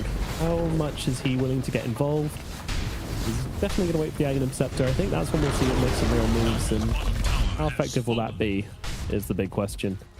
Of course, you wait this long for your first big timing on the Bristle, you'll be playing into this Blink Dagger on the Magnus, which is going to make things pretty difficult. X marks onto Yayo. He could be in some trouble here. Drops down the Wall of Replica. He has got himself a 20 wand and a Healing Lotus to work with, so doesn't really feel too scared.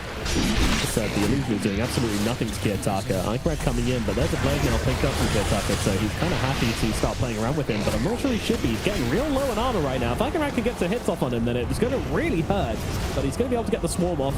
Now they turn around with the grip out onto Iconrad under the tower. Iconrad's still okay for now. The vacuum cancelling out the skewer or the RP from Toronto Tokyo, but he finds it anyway. Gets a kill onto the Bristle, and Gina's still trying to fight up Winston dying. He just can't get enough of Panto. He wants him, and he wants him bad, but he won't be finding. RP comes out just onto the Darks here. Not the most impactful I've ever seen, but Panto's still alive for now as he continues. Oh, big damage coming out onto Emptiness. Nice angle there from Kiyotaka, along with the decay from Panto. That will get them that kill.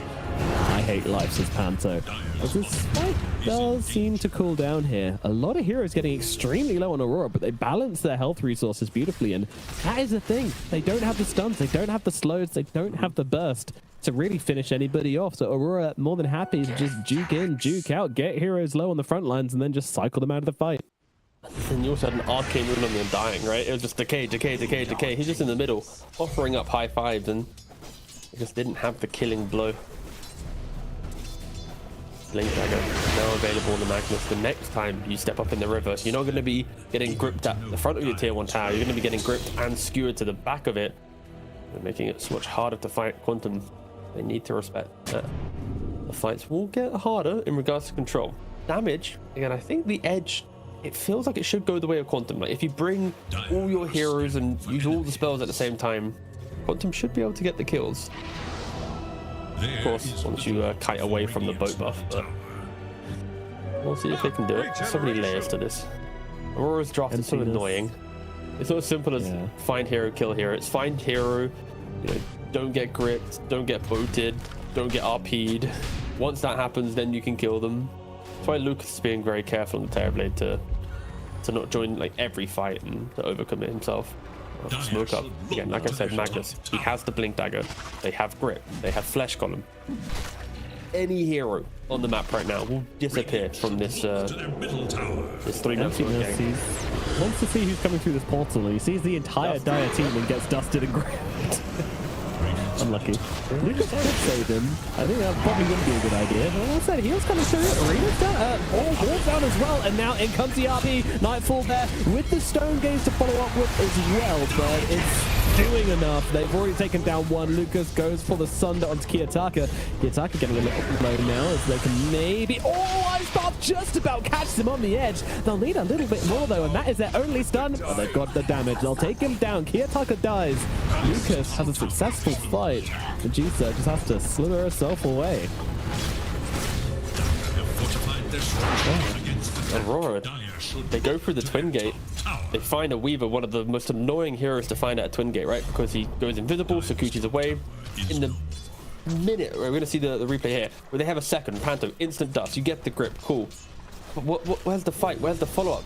Toronto Tokyo, he delays himself his entry to the fight for a second. Sure, he hits the RP, but your supports have already used their entire toolkit to try and kill a Weaver. The tombstone has been instantly killed off. Maybe if he placed that tombstone on the high ground near the twin gate, kind of on that steps area, that would have been just pumping out zombies the entire time. But gripping the Weaver, not getting the kill to the very end, tombstone going down, not having multiple decays, soul rips, or even flesh golem right clicks available for the fight, it meant you did nothing. And like we've been saying time and time again, Aurora, they are very hard to kill, but their damage is locked behind items, and this is Quantum's best window to do it, and they're doing it. They found it, and it all boils down to emptiness. Sure, he's had a couple meme deaths, but that smoke break was critical for their success there. And oh, nice ice path. Oh my god, no, he's not gonna get up this time around. Toronto Tokyo puts him to sleep. It looked like he's such a lunatic, honestly. Emptiness is just so the aggressive. way that you started that, by the way, I was like, Monka, you know, he's such a I'm like, He's a nuisance. Oh, there we go. I'm not a carry player, so I'm not really in tune with like the read on this specifically, but into Darkseer and Terrorblade to still go for the butterfly, I guess you could man to the reflection and then don't get walled is maybe Nightfall's mindset. It's a confident build. A weaker team potentially would get punished by. Yeah. This is ever going tip battle between the Undying and the Weaver. I think it's more Panto tipping the Weaver, but yeah. Maybe the logic is like you can't kill your illusion very easily, but your illusion also doesn't kill you very easily. So your illusion's not going to hit you a whole bunch either. So yeah, but normally when you make the illusion, you're sending the illusion off to go kill something else, right? Darkseer doesn't wall the Medusa to kill the Medusa. Darkseer walls the Medusa to maybe click her a couple times, but then as soon as a Bane steps up, you just A-click on that, and then he has to run away. I think the way that Nightfall's been playing, he's nowhere near the fight until wall's been used. The meta has been played on the TB, and he's shown his hand, right? So I think the itemization from Nightfall is more leaning on the fact that his team has to set up the fight for him to succeed. And of course, Butterfly versus Terrorblade is always quite nice. Alright, how did you get here? I'm wondering that myself. It's like he's taking a page out of Emptiness's book. He's deep sea diving right now. Is in danger.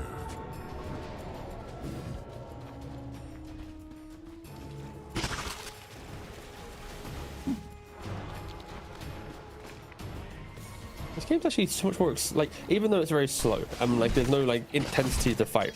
It's very exciting in the fact that I can see a way Quantum wins the game, and in game one, I did not see the path to winning. They looked very weak, right? But this time around, like the SMY coming out on the Bristleback, obviously in like 3,000 gold time. The Darkseid just completed Greaves, so you have Greaves and Crimson Guard. He's thinking about Lotus Orb, which we already mentioned is very good this game against like the Bane, the Kunkka.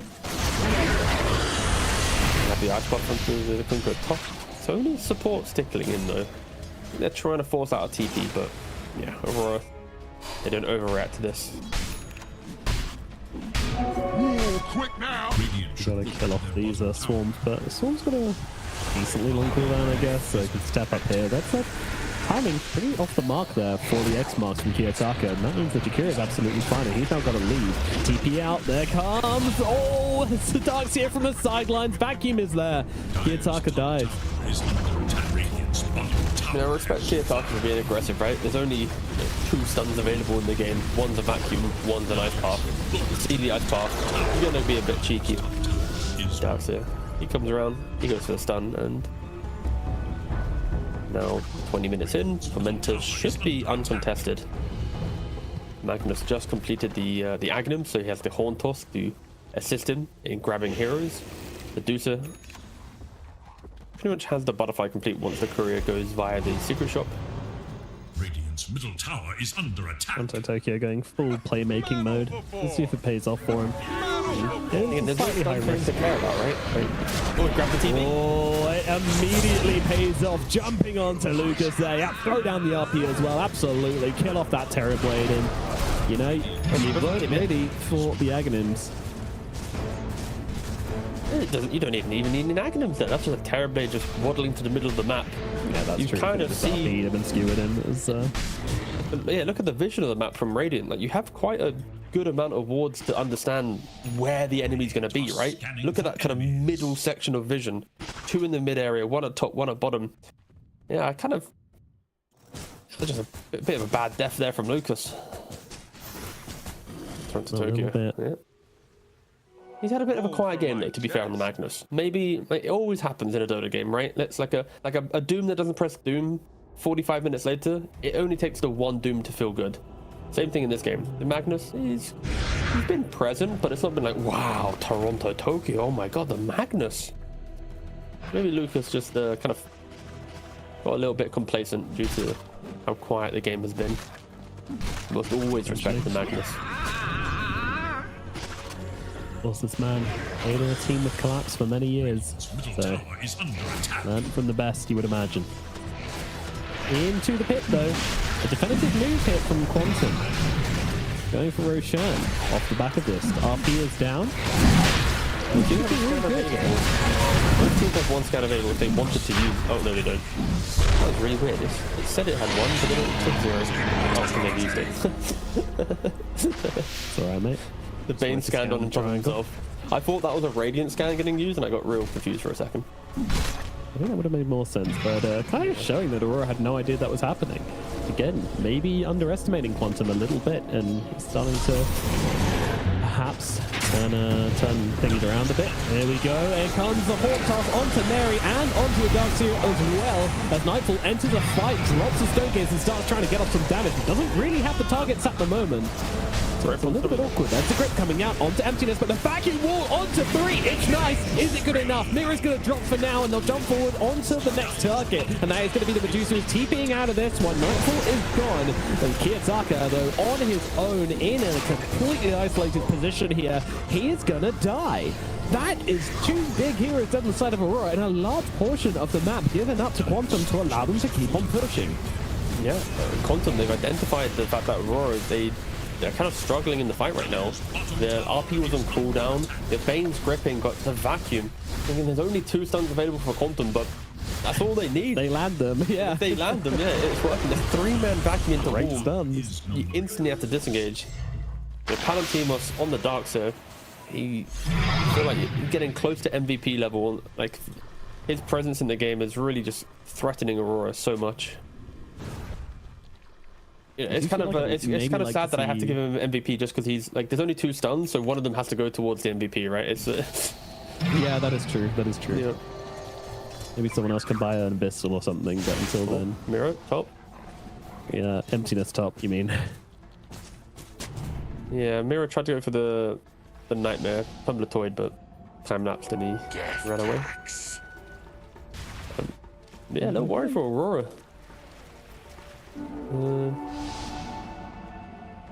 These items, they're coming in from Quantum. But Darkseer went for an Atos. More stuns needed. He knows what he's got to do. Yeah. He knows what his job is in this game.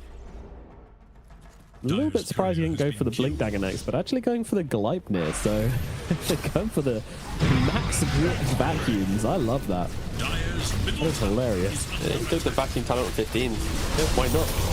He just I want to see the screen-wide vacuum. I'm excited now. You vacuumed in for the ice pop, it's like, okay. Yep. Global vacuum. Nice. And Nightfall has Baseless. They have damage now. Gets sundered up, but a nice grab here onto the Bristleback on the tidelines, and it's actually going to be Iconrack going down. Nice isolation there from Toronto Tokyo. Good distraction from Kiyotaka as well, though he is still low, so got to be a little bit careful. Palantimos on Lucas, running away on the side. There he is as well, going to throw down that ice path just to try and slow them down, but Toronto Tokyo, he's looking, he's hunting, he's searching, and what will he be finding? They're actually running up here. They want to try and kill off Kiyotaka. That's a brave play, my friends, but it is going to work out at least for now. Will they be punished? So far, absolutely not. Being chased by this Medusa illusion and these TP illusions. There is a scary army here from Quantum, and Panto, he's going to meet it head on. And that's not going to end well for him. He's gone. No ceases dirty. He's out for good as Mira being chased. Oh, it does actually come off cooldown. There we go. Mira, he's dead as well. Yayo grabs that kill. It's another victory for Quantum. Yeah, Aurora, they're kind of feeling the pressure of this game. I don't think they expected game 2 to be so difficult for them. And Quantum, they're going, wait a second, this is a lot easier than we expected for Aurora. Like, you've got a Magnus. You grab the Bristle back, you get a kill. Why aren't Aurora waiting for that next round of Magnus spells? Play for that next fish. Sure, they chase down the lane. Kiyotaka goes super aggressive, but he's only got like 200 HP and 12 wand. He dies instantly. Toronto Toku never enters the fight with a secondary jump. I feel like if you are Aurora, you need to respect Quantum. Play on every Magnus jump. Use the Fiend Drip, get a kill. Get another jump, use an RP, get a kill.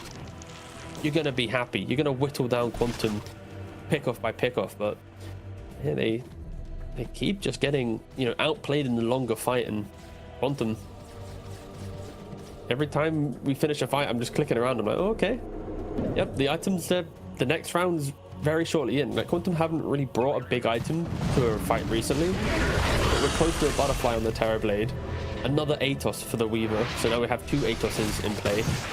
SMY for the Bristleback. Like, yeah, they're getting stronger, and Kiyotaka is getting on top.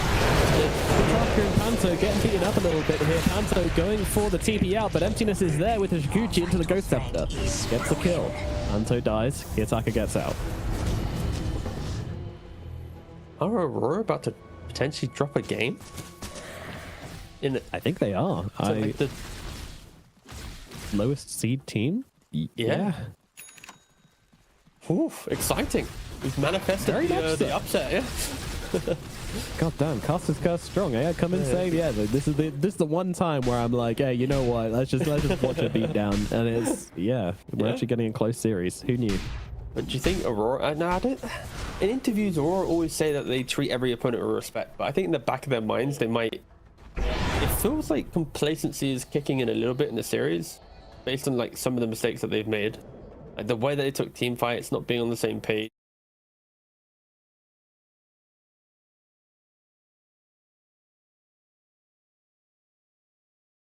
They're running in after game finishes and just like beating them all up. I hope not. Of course not, but Emptiness is dead. Just gets isolated once again by the Magnus. Toronto's the one guy able to make these plays in this game. We've ruined it. Not used. We said that maybe they lose. And that in itself has caused the motion of the game to... Yeah, the momentum's flipping right away back again. I mean, there is still the Nightfall problem, which nobody's really addressing at the moment. Yeah. As long as Aurora play on Magnus, I'm pretty sure they should win out the fights. Like, if it's blink, skewer, kill, reset, blink, skewer, kill, reset, that's like... Quantum can never take a fight ever again. You play on the Tombstone Vision, you fish for a hero, you play near Nightfall, you dodge the wall. When Darkseid wall goes down, run away. Like, I feel like the fight formula for Aurora is not that complicated, but in the heat of the fight, when Bristle's running at you, when Weaver's Sakuching onto your backline, you can kind of feel baited by the intensity of that skirmish from Quantum to kind of draw into the engagement to kind of, you know what, let's just take the fight. So I think Aurora, they have to play their game to win it out. And that's where Quantum, I think they're doing well at just making it kind of confusing for Aurora. That's why I'm baffled. Yeah, it is a little bit confusing. It does feel like it's an easier way to play this one, but let's see how the next few minutes play out. No Aegis anymore, of course. That was gone a long time ago. Roshan coming back up in either 3 minutes, either 30 seconds or 3 minutes 30, sometime between then. That will be the next big fight coming out from both these teams. Although, having said that, it's an immediate smoke from Quantum. They're looking for Nightfall, but Nightfall, he sniffed it out. Feels something is wrong in the waves, in the water. Will survive this time. Radiant's top tower is under attack.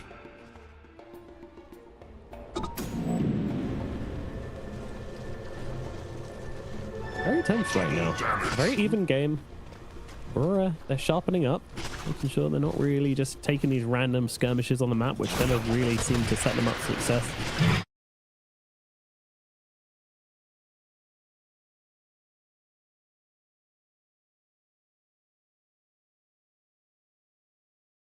Very simple at the high ground, because that is Magnus's best place to take a fight. I think Quantum, they might smoke, they might look for a pickoff outside of the map, of the base, sorry. But do they know the Skadi's now completing the Medusa? And Medusa timing hasn't really been threatened. She's always like poked her head into a fight, got a kill, and then quickly scurried away. They are smoked up on Quantum. They do one thing to mention is it's Skadi without an Ags for Nightfall, so sure. Oh, this could be a huge bait though. They're dangling the carrot. Will they take it? The illusion at least will see Kiyotaka on the back. Kiyotaka can't do anything about this illusion, so it's just going to follow him. Step lively. Nightfall now going to join in the smoke. If anybody comes to this middle wave, they will be toast, but it's Iconrad who starts this just by throwing a bunch of goos over towards Kiyotaka, getting him nice and sticky to start off this fight. Toronto Tokyo still waiting. Iconrad feels like he doesn't really care if he gets jumped.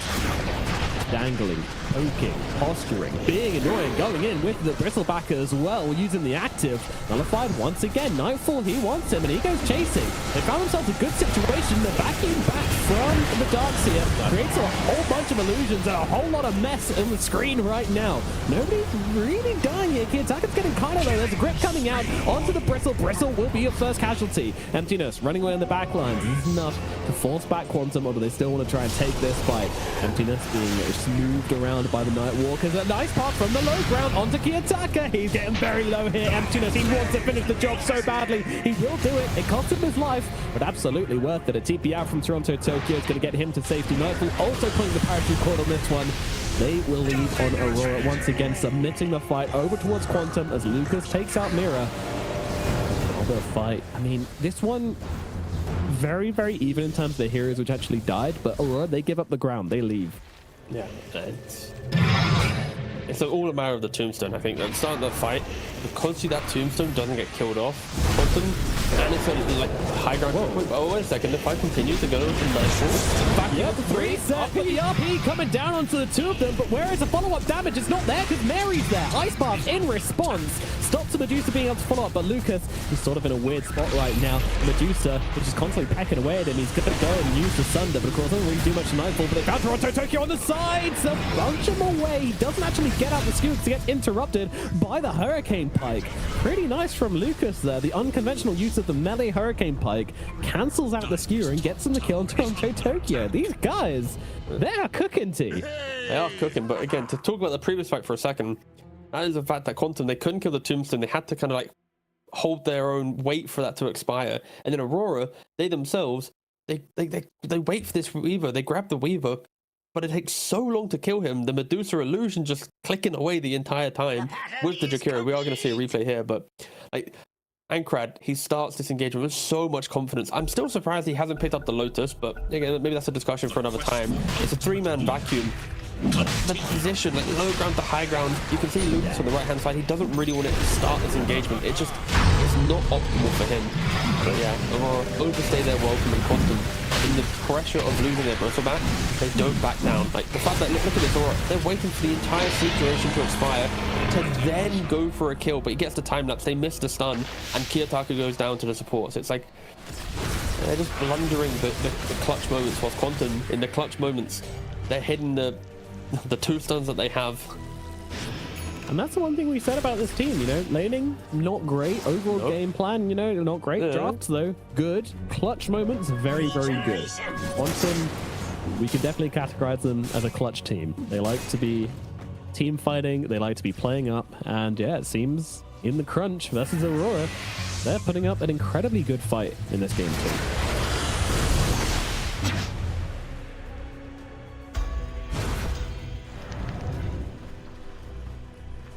Do you want to give Toronto Tokyo a break about talking about him and Magnus, or what's the plan? Where do you want to move to? Let's be positive. Let's talk about item timings we've got coming soon and how they're going to change the game. So Jakiro is looking towards an Agnum. That's pretty good. Nightfall, of course, looking for the MKB. That MKB should allow him to post Aegis on Terrorblade.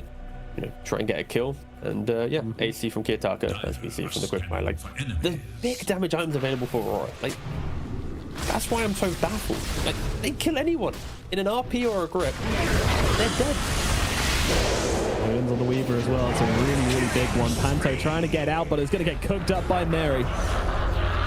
There comes a ceaseless dirge though, so we'll be back straight away. That's a good point. The Agnes and the Weaver. Yeah, Don't see support Weaver too much, but difference maker. if he gets a Kuchi and time-lapse one that gets RP'd or gripped, keeping them alive, Aurora, they're locked into that one fight. The RP fight, the grip fight, the tombstone fight. If Weaver can combo break any of that, it will be very, very good. But Bane also actually getting close to a big item himself. 800 gold away from the Agnums. That'll then create 2 illusions, also gripping the target. You have to then stop all 3. 2 illusions plus the main hero to stop the Fiend's grip. Kiyotaka's getting run at right now. Smoke Story of the game, mate. Story of the game. Yeah, has been. BKB CT out instantly. Yayo does not have the Iron Scepter, so no way to interrupt. He has finished the Gleipnir and the Blink Dagger, so in the fights he's going to be absolutely. This is exactly the same point he died in last time, but this time he's actually able to get down. Oh, never mind. Yayo drags him straight away back up again. It's not just the Undying, but the Medusa's here as well. Forced to use the Stone Gate to try and get herself back. Panto, very much dead though. Very goes for a very, very optimistic Ice Path. Doesn't quite land. They got a grip onto the Weaver. Meanwhile, okay, support for support.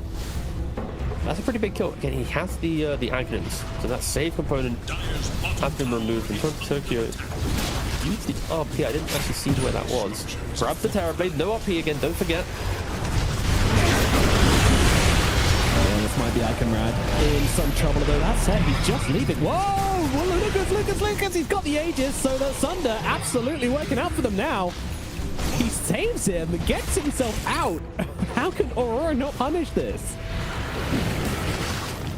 Matter of RP. I didn't really pay attention to where he used it, but that's the difference maker there.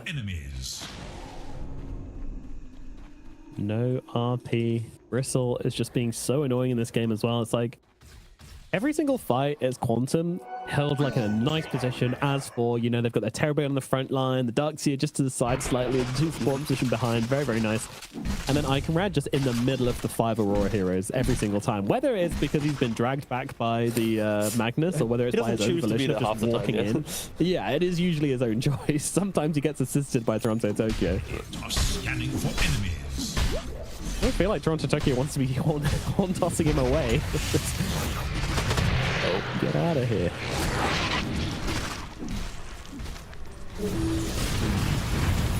Yeah. Indeed. Feels pretty bad for Lucas. His courier died. They had the Orb of Frost, so he's got a Skadi, but he's just waiting for like the cheapest item. Like he could have probably just like dropped it on the ground, got a teammate to maybe like but buy a new one. Maybe the Weaver when he was dead. I don't know. Yeah, that is kind of silly looking.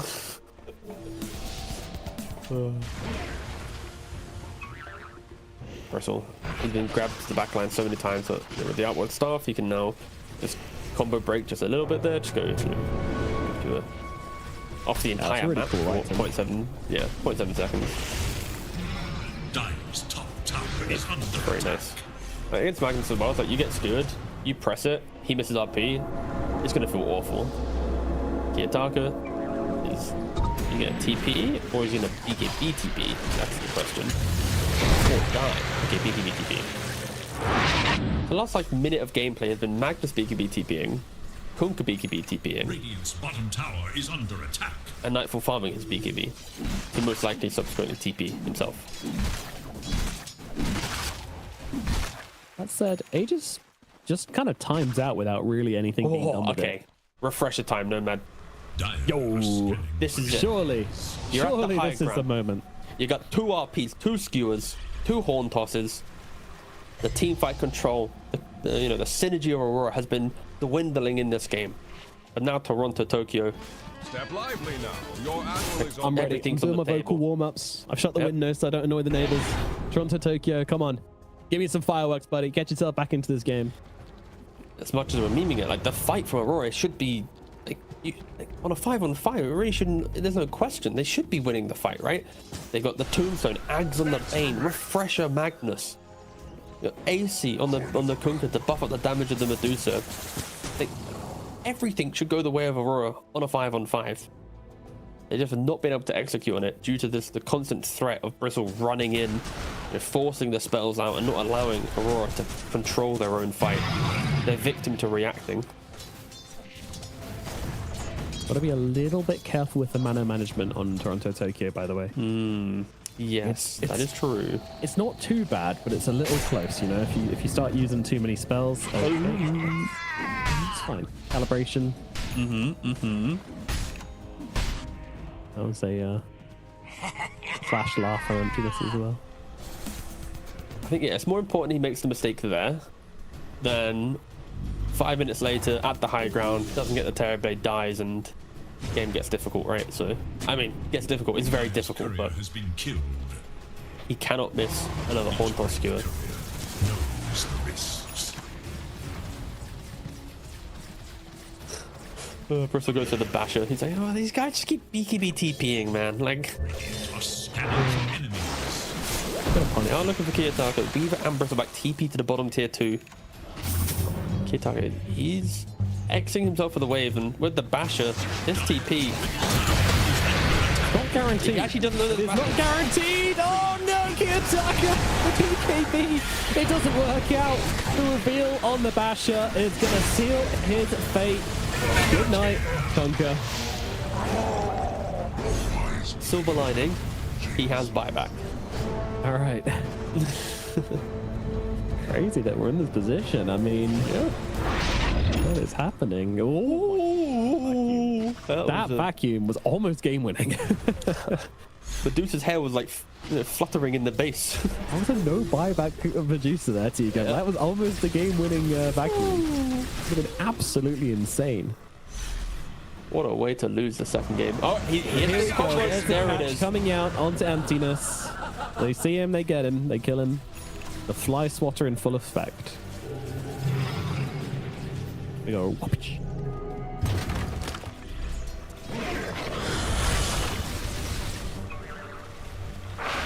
I just love the fact that this is a game where Aurora are like 110% have to be focused right now. It's like any wrong misstep, they are just gonna, really struggle. Like the team fight needs to go their way. They have all the team fight on their cards, and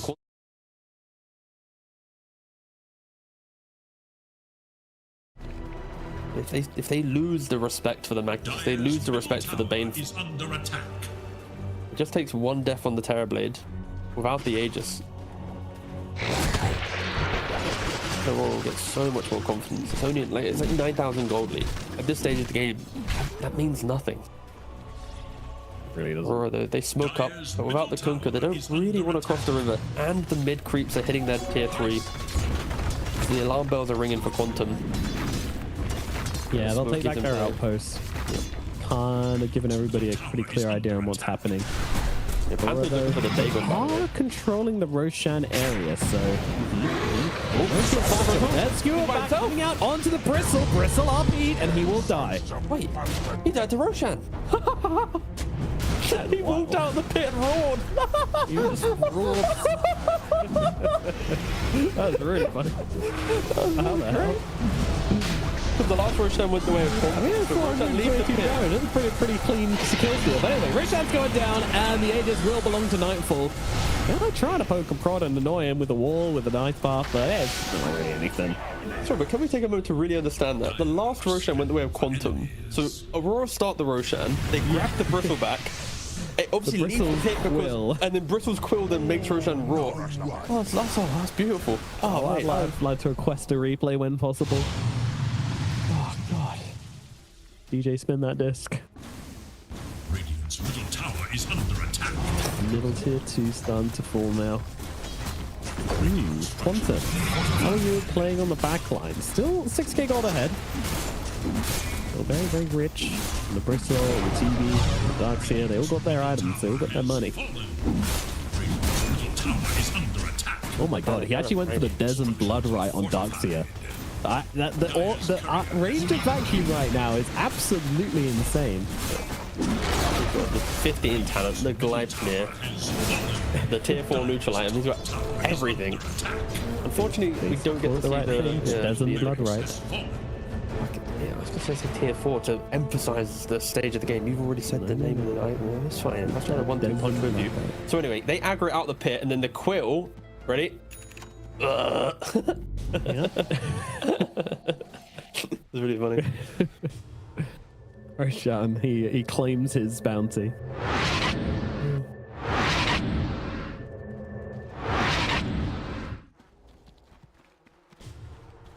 Do you think if Aurora win this, it still counts as like a loss from like the fans and themselves? Like the game 2? Yep. Again, just for context, in case you just tuned in, we are talking about Seed 1 of the qualifier, consistent top 8 tier 1 team, versus 3rd place in the 2nd open qualifier, bottom seed of a qualifier, and often bottom seed in a TI qualifier is like the mixed stack that formed like 3 days ago. Or like, yeah. To take it a step further as well, in a qualifier where 2 teams dropped out, therefore we had 6 open qualifier teams. Yes. Yes. There's a lot of work to be done, especially I think when Aurora has this much of a... Look at the range of this Iron Shell. That's insane. Okay. The range, I'm like, look, I'm clicking around the map like, what am I looking for? What am I looking for? Dyer's Just Darkseer, who's just Iron Shelling an entire wave down under smoke. Things that have never been seen. Nightfall with the Aegis, they took the mid racks, they're taking the top racks. Now we have to start asking the questions, what does Quantum want to do to try and take a fight? Yep, it's not easy. Nightfall kind of just unstoppable at the moment. Aegis really was the I think he was turning point. Oh, here we go though. In comes the Horn Dot onto the 2 of the Watch. It's just Darkseer in this one as well, and he's going to be able to actually get himself away back over. Now, it's Darker getting sort of low. A lot of damage coming out from the high ground, but there's a save coming out from the Tombstone, and got to be careful. Dark Riders once again with emptiness on the sidelines, does get caught out, but that is grip used onto the Weaver. They're going to use this opportunity to kill off the Tombstone, and Nightfall, he's getting very low indeed. Cheese given over to him by a teammate. That's going to keep him going for now. Don't forget, still has the Aegis, so plenty of health still remaining, plenty of life still to come, but doesn't want to lose that easily. But a grab onto Icencrad once again, grabbing it back with a massive vacuum coming down onto the 4 of them, but it doesn't make a difference. They've lost their Bristle. With no buyback on the Bristleback, things are about to get very scary. The scariest it's been so far for Quantum in this game. Can they hold meta? It runs out. That is a bad sign for them. Is a courier able to get to the secret shop to get him a refresher? It's not. No. This is probably just however much they can take in 60 seconds. There is going to be no fight left for Quantum. Buyback does come off cooldown for the Bristleback at least, so he's able to get into the game. In fact, it was Emptiness who bought back and went and got a bounty rune to give them the money to do so. That's pretty sick.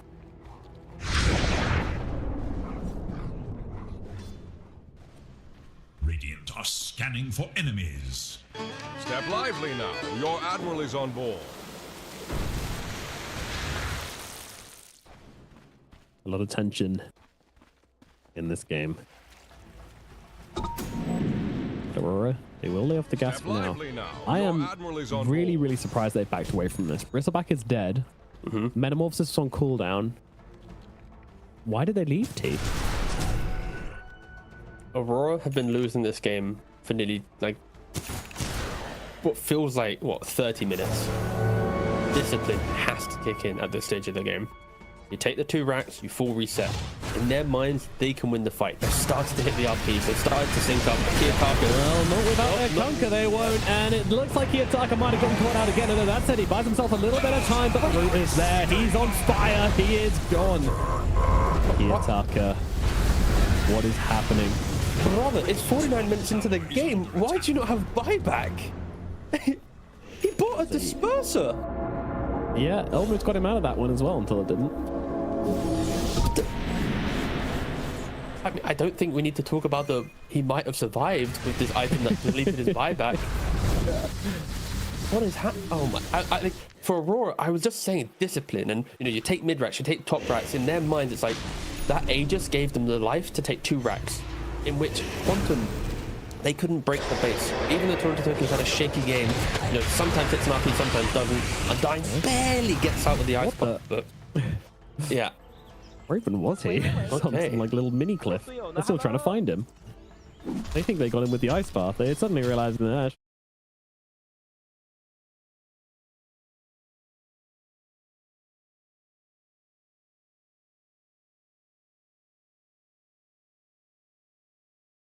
BKB, like, what does he want to get rid of? Is he getting rid of Manta? And then he can't dispel the... I mean, you have BKB then to get rid of Reflection instead.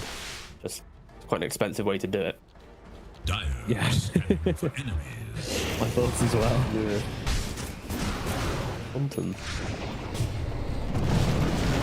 Quantum. Yes, I'm just... I just love the fact that, like, we're getting to the stage of the game and it's, like... we might have buybacks, we might not. Who knows? We might hit an RP, we might not. It's like... I mean, look at the buyback status on the side of Quantum right now. They're just all in. Quinton. There is 1 buyback available, and it is on the Terrorblade. Everybody else, they're just buying these big items. Blink Dagger bought from the Weaver to make sure he can get off the Aghanim's time lapse, which I think is important. I think Emptiness for me.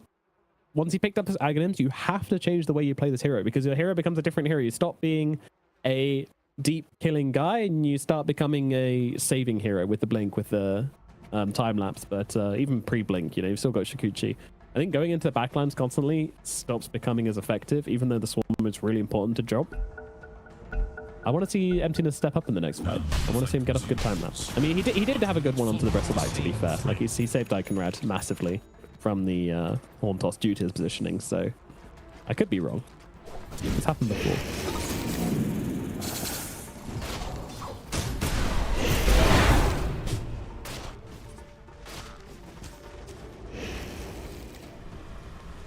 Quantum. He's trying to farm, but Nightfall's just not letting him. There's a smoke up from Quantum here. They're going to look for a target, and they may have just found one. Quantum, they're going to get on top of him here. Nullifier comes out to make sure that Ghost Step is going to do absolutely zilch. Illusions will deal with the Tombstone. It's going to be a extra 200 gold for Lucas from that kill as well. Since Dirt comes out, but it's going to be too late for Mira as he falls as well. Lucas picks up yet another. This stage of the game, it's what pickoffs occur, when do they occur, is it near Roshan, is Roshan respawning soon, right? The window of it respawning is in the next 10 seconds, and that 3-minute time will start kicking in. We saw Aurora with great confidence. If they get the next stages, you have to just, we got to say that they're probably going to win the game, right? So for Quantum, can they find more kills in this 3-minute window? Can they keep chain killing Aurora to ensure that they get the Roshan? Going high ground, not really a task that Quantum have tried to, really do. 2 minutes. When's it going to respawn? Actually, it's a short respawn time. It should be up pretty soon. Oh yeah, very quick. Yep. Still no Bane. I'm going to say the bit. There you go. There's Roshan, yep. Bing, bing, bing, bing. There are no scan available on the Dire side. And because Aurora took the last Roshan, there's going to be more Raw. But it's their turn to get another Aegis. So Iconrad's going to be one to take it. Yeah, I really like I rate that. Actually. Yeah, I mean, he's been targeted by Toronto Tokyo 2-3 fights in a row now. You put an Aegis on him and off you go, boss. Please RP me. Yeah, take me in. Best. I'd like to go into the enemy team, please. I wonder if this changes how the Magnus is going to play it. You're going to keep on trying to drag the Bristleback in. It's going to hurt so much to try and kill him twice in the middle of your team. Has he been promoted though? That's the real question. Because right now he's on RP, the frontline level of Magnus. Has he got the qualifications yet to get promoted to RPing the backline? That's the real question that we have to ask ourselves. Has Nightfall given him the permission as the captain? That is true. Lucas, what's he going for? Hey, do we have a... Can I get a quick Ags check on the Medusa real quick? Okay, she has now got an Ags and Medusa. Alright, good. It's starting late into the game when he actually went for this versus like a heavy illusion lineup, but I'm glad we finally now have Oh, jumping in. Oop, BKB jump in. I mean, they're still going for him every single time. RP even committed as well, but the vacuum wall is good. Response from Yayo here, and it's getting good damage off. They're going to have to save the Bane to start this fight. Iconrad's still alive on the front. Lucas having to actually back away from Nightfall, but now the Stone Gate's over. He can start really dealing the damage in these huge vacuums. You just get everybody every single time for free. Nightfall, he's running out of mana and he's running out of health. Up to the high ground, he shall go. Getting himself out with that speed from his teammates. Double wall, not doing a whole lot here. The Weaver does die in the middle of this. Double RP also being used. They didn't even get the Aegis and the Bristleback. No major kills, just emptiness falling once again. The first life was time-lapse, like you said. So, yeah, Weaver stepping up to the intensity of the late game.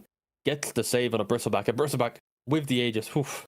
FPS drop. I'm sorry, Mira. You've entered the late game of Dota. Yeah. FPS is not your friend anymore. There's two walls on the ground. There's illusions everywhere. It's Arcana as well with the little footsteps. It's yeah.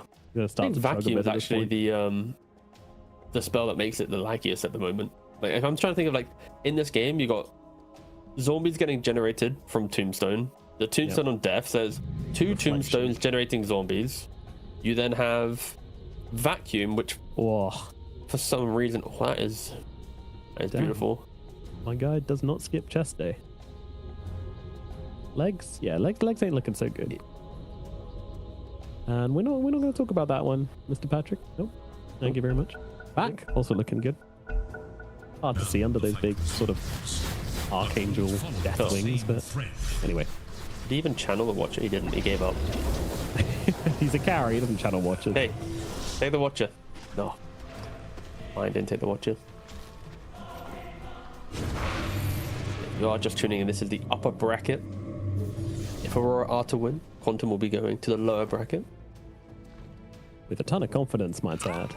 Yeah, this game is inspiring for Quantum, for sure. I think, especially when you're one of that kind of newer teams to a qualifier, you don't really know your identity. You need to find out what works, what doesn't.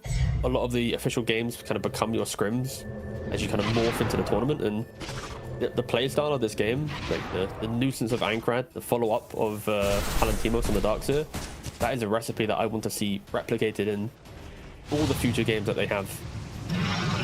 Yeah, this is the formula that works for you. You got to distill what exactly it was that made you so successful here against an incredibly good team, and then try to replicate it in your future games.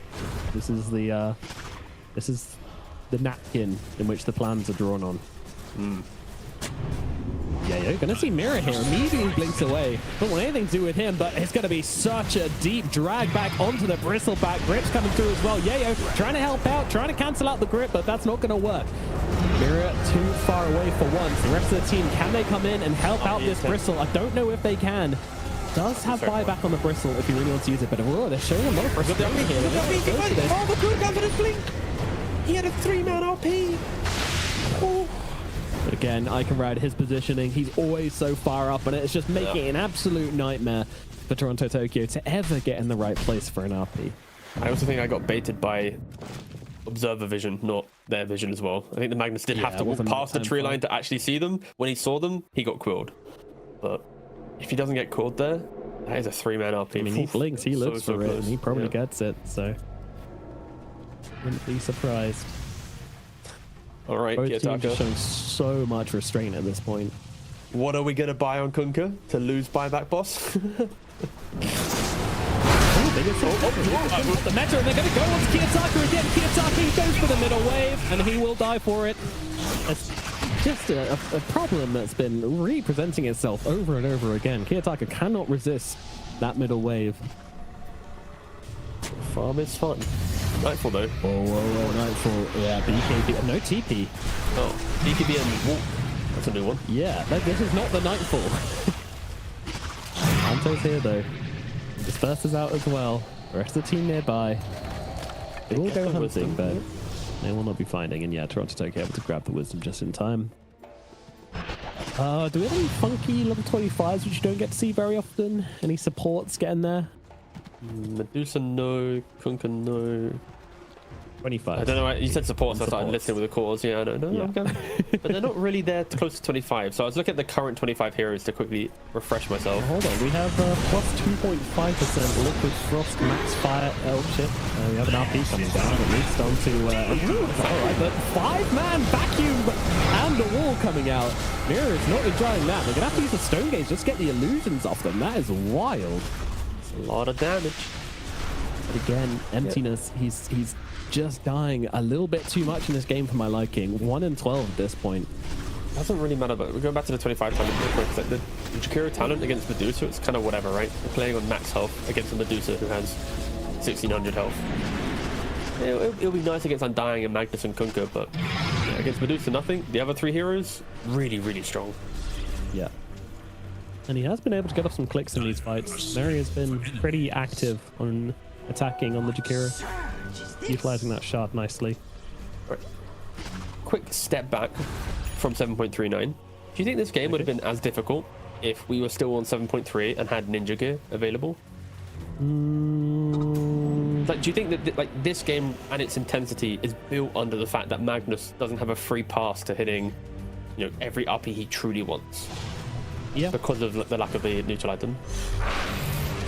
And it's much easier for Yayo to land these huge vacuums because his radius is basically the size of a screen, so... I like the 350 AoE surge as well, which is essentially like 700 AoE surge now.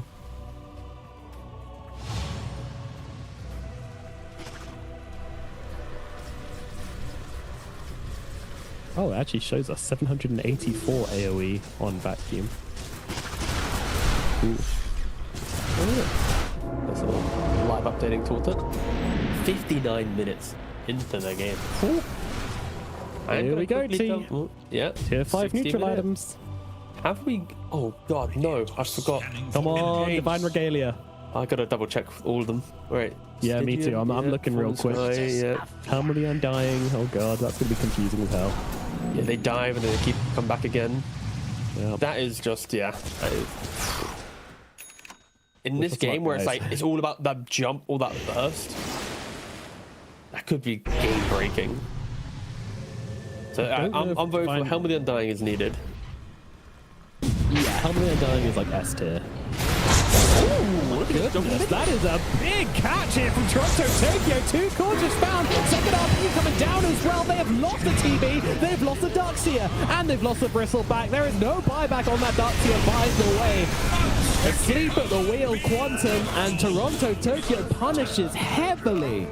I mean, that was not a fight. That was just an execution in the middle lane. The only survivor is the Weaver, which makes a very big change. And the Darkseer doesn't have buyback because he also spent his gold. No, he bought the refresher orb and he wanted to use it in the middle lane, and now his team are gonna have to try and do it without him. Metamorphosis is available at least. They have to be so careful. Yeah, there's no RP, but that Horn Toss is still such a big threat. Nightfall, he didn't use anything there. Stone Gaze is still up and running as Icarite going to the backlines like a lunatic. Terrablade's going to buy back into this one. He knows they won't be able to deal with him. If Medusa wants to take the buildings, she's got to focus on those. And in comes Lucas on the backlines as well, trying to look in for the Undying, but they've gotten the Mega Creeps now on the side of Aurora. They will lose Panto. They won't be losing anybody else for now. Cease's Surge coming out as well, allowing him to respawn. Now the question becomes, can they kill a Nightfall? And the answer is yes, but we have no TP, so... Sorry guys, no hype here. This is actually so much better than we could have asked for, because Dude, now this is the best game of the qualifiers so like far. the Darkseer now he's gonna respawn. Sure, you're against Mega Creeps, but like kind of whatever, you know. And now Nightfall's up for 80 seconds. Roshan could respawn again, and then when I look at that timer, it kind of feels like it's what, 30 seconds away. Plus, if they get Key and Parker out, he's got BKB but no TP. Nice. Yeah, but they Disengage. don't have the greatest chase here. They don't. Against the Disperser, it's a bit of a problem. Using every spot possible to keep himself alive here. Mules from Emptiness, he tried to find the angle for it, but they might be chasing a little bit too hard now, and they're trying to get their tier 5 neutral items. Pretty sure if I read the timer correctly, Roshan should be up in like what, 62-20 25, 30, maybe? Oh, I'm looking at the bottom pit. Don't know why. It should be pretty soon, yeah. Yeah. Within like the next 10 seconds. Right, I said 62.25, right? Let's see if my Roshan clock reading is good enough. Ooh, Weevil. Yeah, just playing with Kiyotaka. By the way, I love that Jakira still has Tumblr's toy at 60 minutes into the Let's game. look at this clock real quick. 21. 20. Ah, it's 3 seconds off. All right, I'll take that. You know, that's like a B grade, I think. Can't help but feel Quantum. They should have. They wanted to get some neutrals before this starts. Kiyotaka. Ooh, Iconrat can actually get one, but he's in the middle of a fight right now, so that's probably not going to happen as he's surfed away from this. Lucas getting onto Panto. Panto will be die. Although I say that, in comes the Tombstone. Can he keep himself alive here? They're struggling to finish the job, but there's Lucas doing the damage from the side. They're going to kill off another Tombstone now. Nightfall, he's in. Toronto Tokyo on top of Lucas. There's the RP coming out on him. He's in trouble. He needs some help, but he's not going to find it. No buyback available. The return kill comes out on Toronto Tokyo, but Nightfall's completely untouched during this, and there's a lovely, lovely grip out onto the Ducks here, who still doesn't have buyback from this. This might be the end. They might just go for the finish here. Aurora, what's going to stop them realistically? Mary is dead. Roshan, they could consider it if they wanted it. Buyback from Toronto Tokyo, and yet they're going to want everything in their pockets to go for this. Nope, never mind. Nightfall just wanted to bait Panther into getting beaten up by Roche. They're going for it. It's because Kiyotaka's in mid lane. Oh, God. We know that mid laner running it down mid. So let's see. They're trying to set up for something fun here. Emptiness is in the tree line. He's looking for an opportunity to get off that Aghanim's fiend, the time lapse. They've got to time it perfectly, and it kind of does not really make it a difference. As I say that, they're getting so very low. The quills are stacking up, but it's not enough. They had a dream, they had a plan, it didn't work out. A great game from Quantum, but ultimately Aurora, they do close it out. They do find the finish. 2-0 Aurora, but it does not feel like it, T. I've never felt so uncomfortable at the conclusion of a series before. Like, sure, Aurora, they show their, you know, their experience.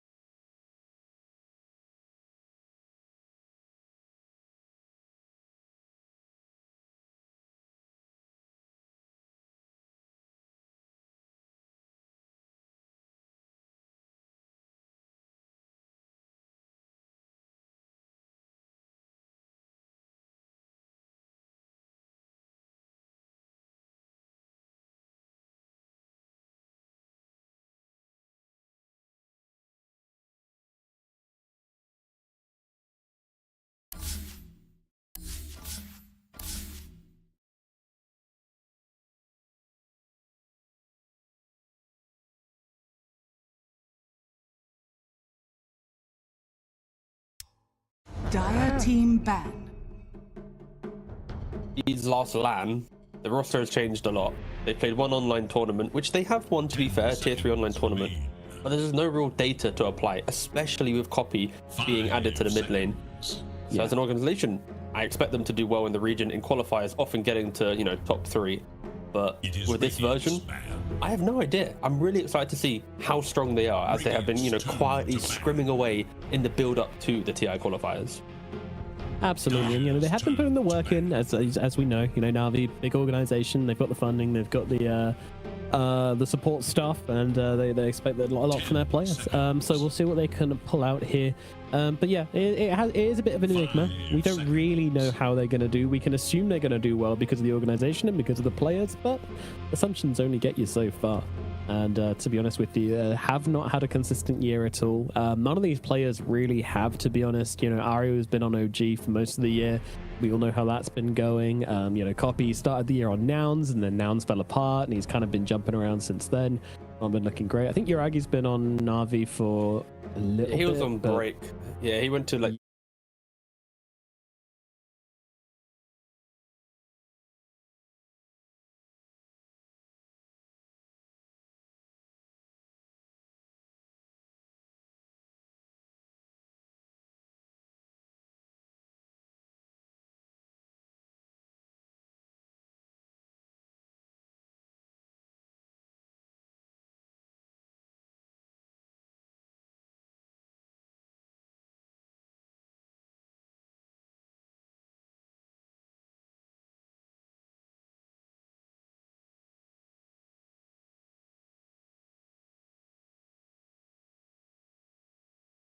If it happens mid-game, please. Thank you. 5 seconds. oh my god, they're going for a smoke guy.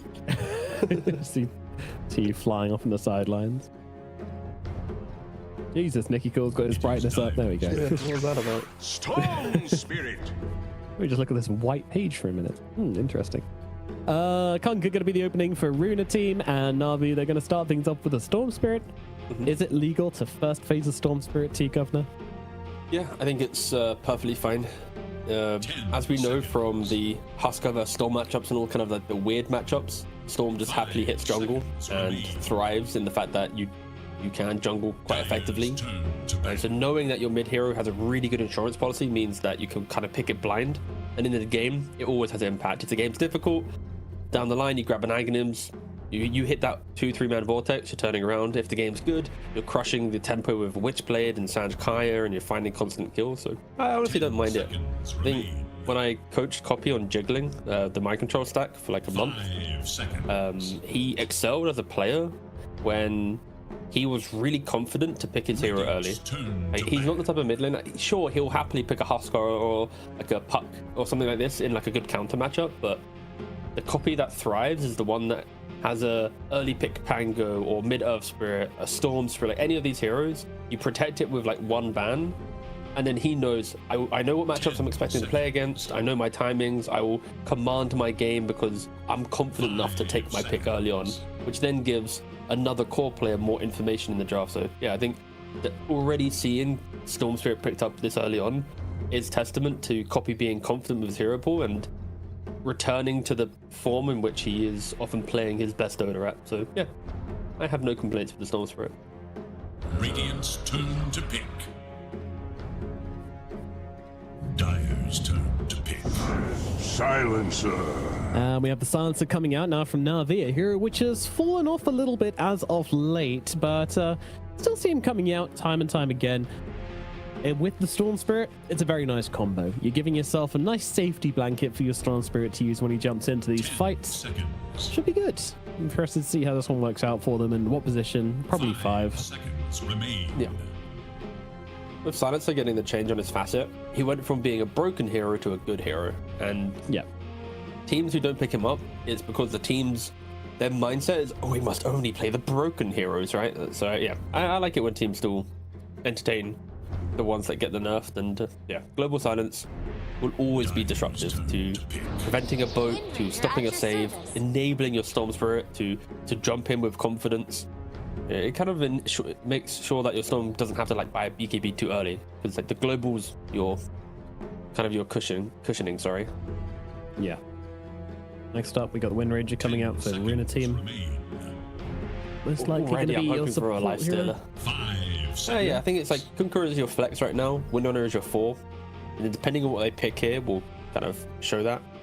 Realistically, I think they pick up position 5 to keep the Kunkka flex alive, but for Navi, I wouldn't mind seeing like a Tusk, maybe a Lifestealer at these heroes. You got Tusk, the snowball save from Kunkka spells, Lifestealer to have Rage to not care about Kunkka. Like, there's a lot of options. And okay, for now, Runa, they go for the Ancient Apparition, which, you know, classic hero, very, very strong, but it is weak against Storm Threat because you don't have lockdown. It's good for the Shackle Shot into Power Shot, Ice Blast from the Ancient Apparition, like using the Windrunner spells with the A. Like, you can kill anyone at any time, but you are picking up a support duo that often is the reason why you then go for a Storm, right? Hard to hit stuns on a very elusive hero. Shadow Demon, okay. We see it a couple times, but not enough where we're like, okay, Shadow Demon's back. It really is like the occasional flare pickup, but you want to save a hero from Ice Blast, put them into a Disruption. You want to stop a Windrunner running away, then Ultimate her. If you want to stop a Kunkka from doing a combination, again, throw down a Disruption. I really hope he goes for the... I'm going to make sure I don't pronunciation. Yes, Promulgate. Promulgate. Promulgate. No, Promulgate. Promulgate. Oh my god, we failed that. Oh, I failed it miserably. Don't know why I'm bringing you down with me there, but the one that makes Disseminate really strong. Disseminate good. Yes. Yes. Disseminate facet. An Axe. Okay, not a hero we've seen a whole lot of recently, but that'll be coming out from Navi as well. Thoughts? We just spoke about the facet choices, right? And if Shadow Demon does go for the Promulgate facet, which then gives heroes HP or takes them away depending on if it's on an ally or an enemy, right? Plus, it then does shared damage. You throw it onto an Axe, who hits like a 3-man call with Disseminate on top. You got Blade Mail plus this damage going around. Like, that's just a lot of damage getting flown around. So yeah, it's an explosive pick-off combination between them. It feels like Navi have 2 separate pick-off combinations. SD and Axe will go kill, Silence and Storm will go kill, and behind all of that, you have a last pick for Yuragi on a carry to relish with all the space and farm. Yeah, I'm excited at the prospect of the brawl from Navi, and for RUNA, they understand this pick-off game, and I think Sven, as much as we don't see him too often, he's kind of like the middling carry. He feels like one of the best carries at chaotic pick-off games. He farms up, and he will make the pick-offs himself, right? So it's like if Storm's out hunting and oversteps to kill a Windrunner, Sven will just blink back on top and go, thanks for killing my Windrunner, I now kill you. He's really scary when you're playing like a skirmishing pick-off style of game, and yeah. Now the pick-off versus the pick-off with both of these lineups. Absolutely, a lot of killing going to be taking place this game. A lot of sniping coming out for RUNA as well here. Like, you've got so many opportunities, like, to just grab people on the back lines of the fight. Tidebringer, Kill Shot, Ice Blast. Gonna be tough. These silencers and these Shadow Demons, like, sure, there's not a ton of jump onto them, but like, you could just die as an afterthought in the back of these fights if you're not careful. Very interesting. Let's see. These final picks here are going to help shape these drafts quite a lot. One thing about Navi to be said is that they have very, very vulnerable backlines. If this Silencer or the Shadow Demon get jumped on, their fight is really going to fall apart quickly. So not only are they going to have to pick something which can offer threat, but they also need to protect the Silencer and the Shadow Demon somehow. They haven't really picked off an offlane that does that particularly well. Technically, the supports do that to some degree, right? If you jump the SD, the Silencer can global. If you jump the Silencer, the SD can disrupt. So I think it's about positioning. But the speed in which they die is so quick that you can always rely on it. Like, Sven doesn't really care about global, right? Because once he blinks in, he always has a BKB to save him, and he's already probably used stun, right? Pre-global. Yeah, we'll see what they want to go for in that regard. RUNA team Milan, the coach of Navi, deep in thought here. Yes. Yeah, they want to carry, and RUNA team wants either off lane or mid, depending on what's happening with the Kunkka.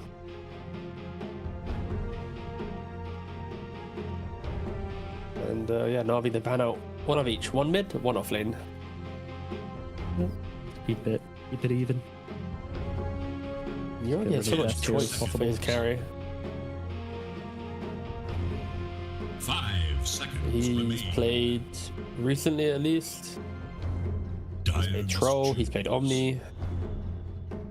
I mean, this is 2 months ago, but still. It's still terribly. Oh, terribly just got banned out. Unlucky. All right. Take that one out the pool. Yep, gone. Yeah, into Sven, it feels like Terrorblade is the Radiant's most turn to pick. kind of scripted option, just because you shoved the wave so nicely that the pickoff that we just praised about for Navi feels really good, where TV pushes the lanes, Axe finds the kill, Storm finds the kills, right? And then, of course, again, it's banned out. That's why it's gone. But Yeah. is there another carry that could do the same thing? Seconds remain. The Ricky from RUNA team is really, really cool. It's going to give Ricky them mid, yeah. the good silence against Storm Spirit, forcing him to go for an item he doesn't really want to build, whether that be 4-staff, whether that be BKB. He's going to have to do something to answer that. And then both the supports also probably going to have to deal with his Ricky somehow. Like we talked about how it can be tricky on the backlines, and this Ricky's just going to be such a disruptor to these fights. I really like this pick. Yeah, it puts Navi in a position where, let's assume Ricky gets good farm mid. Again, let's assume he's a mid, right? Because there's an argument where maybe Ricky's a support when known as a mid and all that stuff, but in the narrative that he is the mid, it's you get a good early timing of defusal and you just set everyone else up to feel really good. Navi though, they take a Medusa. Alrighty then. Yep. Big carry hero, and it It is does mid-ranking, kind of yeah. do what I like. You know, they sort of Silencer and Shadow Demon can sort of just like cuddle under.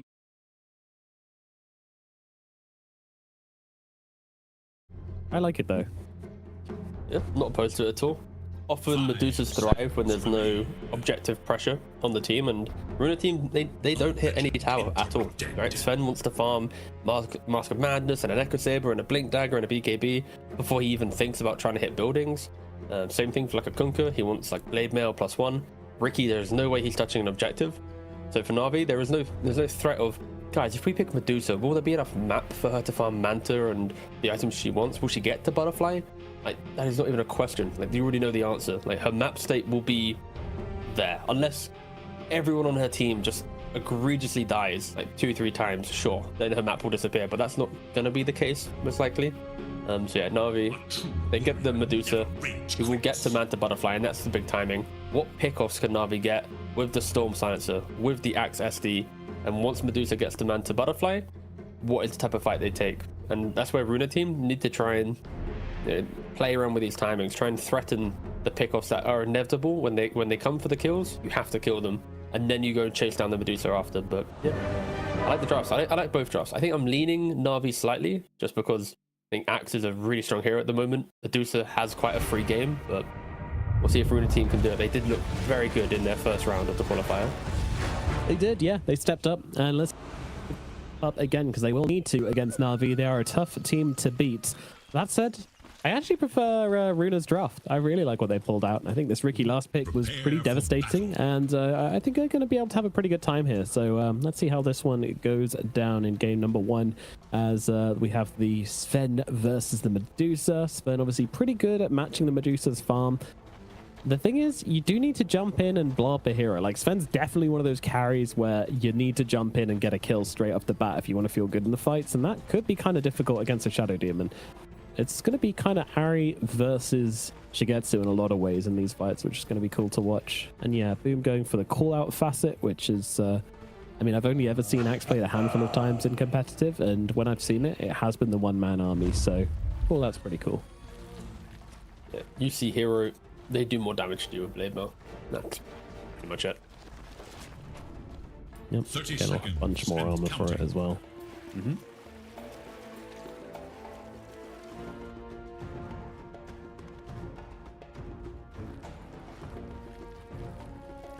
Both teams smoked up, using the smoke to see their position. Yeah, Observe Shigetsu will shows where reveal, the immediately corners, run yeah. away. Iraqi actually expects more heroes to be there. He instantly concedes the rune, and he is right to do so. Kunkka is rotating in. Now Iraqi is... Awaits. He's like, Wait, hold. maybe? No. No.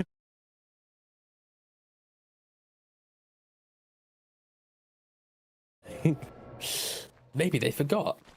Yeah, I mean, you got to be ready for mistakes, I guess, or something. But anyway, what do we have? We got Venomous Volley on the Medusa. That makes sense.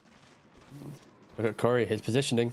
He knows that the A is going to wrap around to the Tauren. Hello, sir. Glaive to the battle face. hunger for you. Oh, that's actually maybe a kill. They've got a lot of damage coming out with these Glaives of Wisdom, and that'll be first blood going to Boom. What a way to start the game for Navi. Really, really important first blood. Sven and Ancient Apparition, with Ancient Apparition having Bone Chill, they got pretty good damage to annoy the Axe. But once Axe gets Vanguard, he brushes off the damage from the Sven. He can sustain through the Ancient Apparition. So giving him first blood is going to be really, really good. Very important. And also, Ari did a phenomenal job of denying Shigetsu on that first wave as well. So Shigetsu had like an uncontested first wave, but it was under tower a bit. So he really struggled to last hit it. And he also got denied one creep from Ari, and Ari also messed up another last hit on a creep for Shigetsu. So only getting one creep from that first wave is going to feel a little bit bad, especially when your opponent laner got first blood. We'll see how that difference comes into play. Meanwhile, at mid, it is Copy versus Nikki Cool in the middle wave. Do you have some bias in this mid lane matchup by how you introduced them, or? I mean, how can you not with a name like that, T? You expected that. It's oozes panache. That's What, you mean Copy? Yeah, it's great. actually.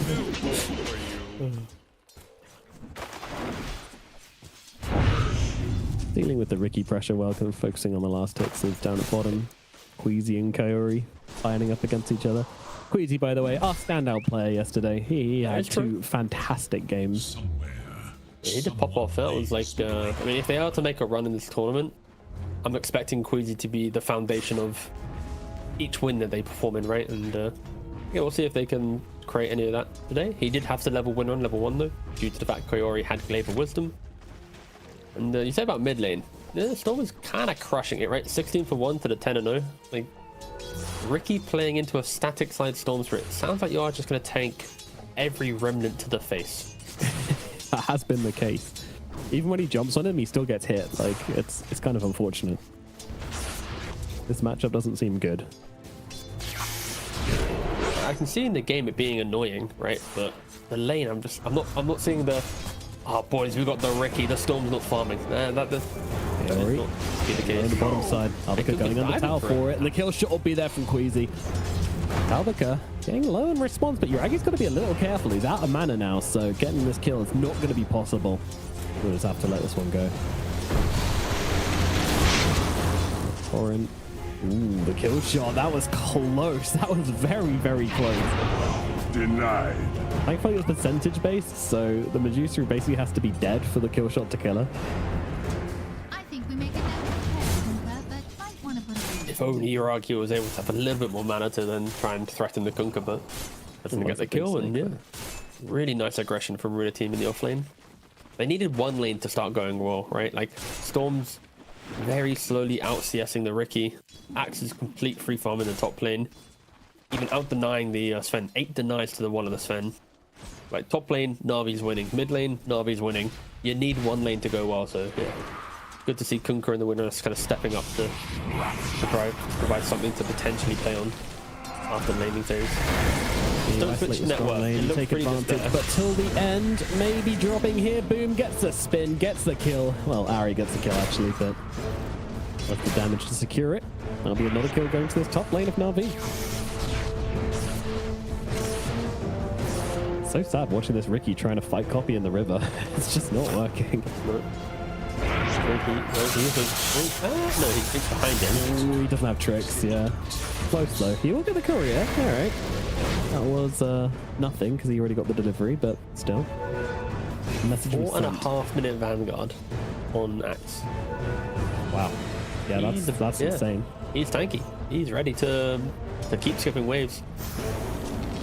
And he'll do this all day long now. Skip the wave, bring it to the jungle. Life's gonna be good. Level 5. Can till the end do anything about it? So I don't think he can. No, he can't. Mr. Creep, Mr. Creep. Ah, he's got him. With how free it is for the Axe right now, I am expecting Ari to potentially move away from the lane, start making some stacks up of himself. Radiant's courier has been killed. Maybe, but Ari's actually just kind of dying. Back in the tower, yeah. Indeed. It's Destruction buys them a bit of time. Boom's coming over, as is Kaori. Can they keep Ari alive here? Well, they might just trade the kill and look for till the end instead. But Queasy comes in, sets a low to best in Kaori. Oh, threads the needle with that power shot. Doesn't hit anybody as till the end dies. Ari still on the run. Can he get out of here? I think he might. No. Stun comes out from the Sven. He will not be the boy who lived. Shigetsu brings him down. But Boom gets in front, uses the battle hunger, levels up Berserker's call to try and bring down Shigetsu, who was holding that point to see if he needed it. Decided he did, and that might just get them this kill. Shigetsu getting low. Counter Helix will be coming off in just a second. Not required. They'll get the kill. He's got the tower, but he's got a Vanguard. He doesn't really care too much. He's going to keep on fighting, keep on looking Queasy here. Berserker's call's available. He doesn't want to use it though, because then he won't have the mana for dunk. So goes for the dunk and gets the kill.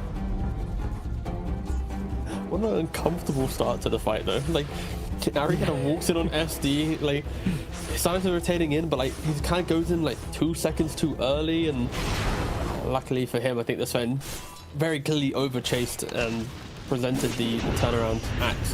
Have an incredible start to this game. 3,600 net worth. Now they kill him. That's not good for RUNA. The one lane, which was looking like it wasn't going to be a complete shutdown, suddenly gets flipped on its head as Yuragi gets a kill down here and gets his Medusa into the game.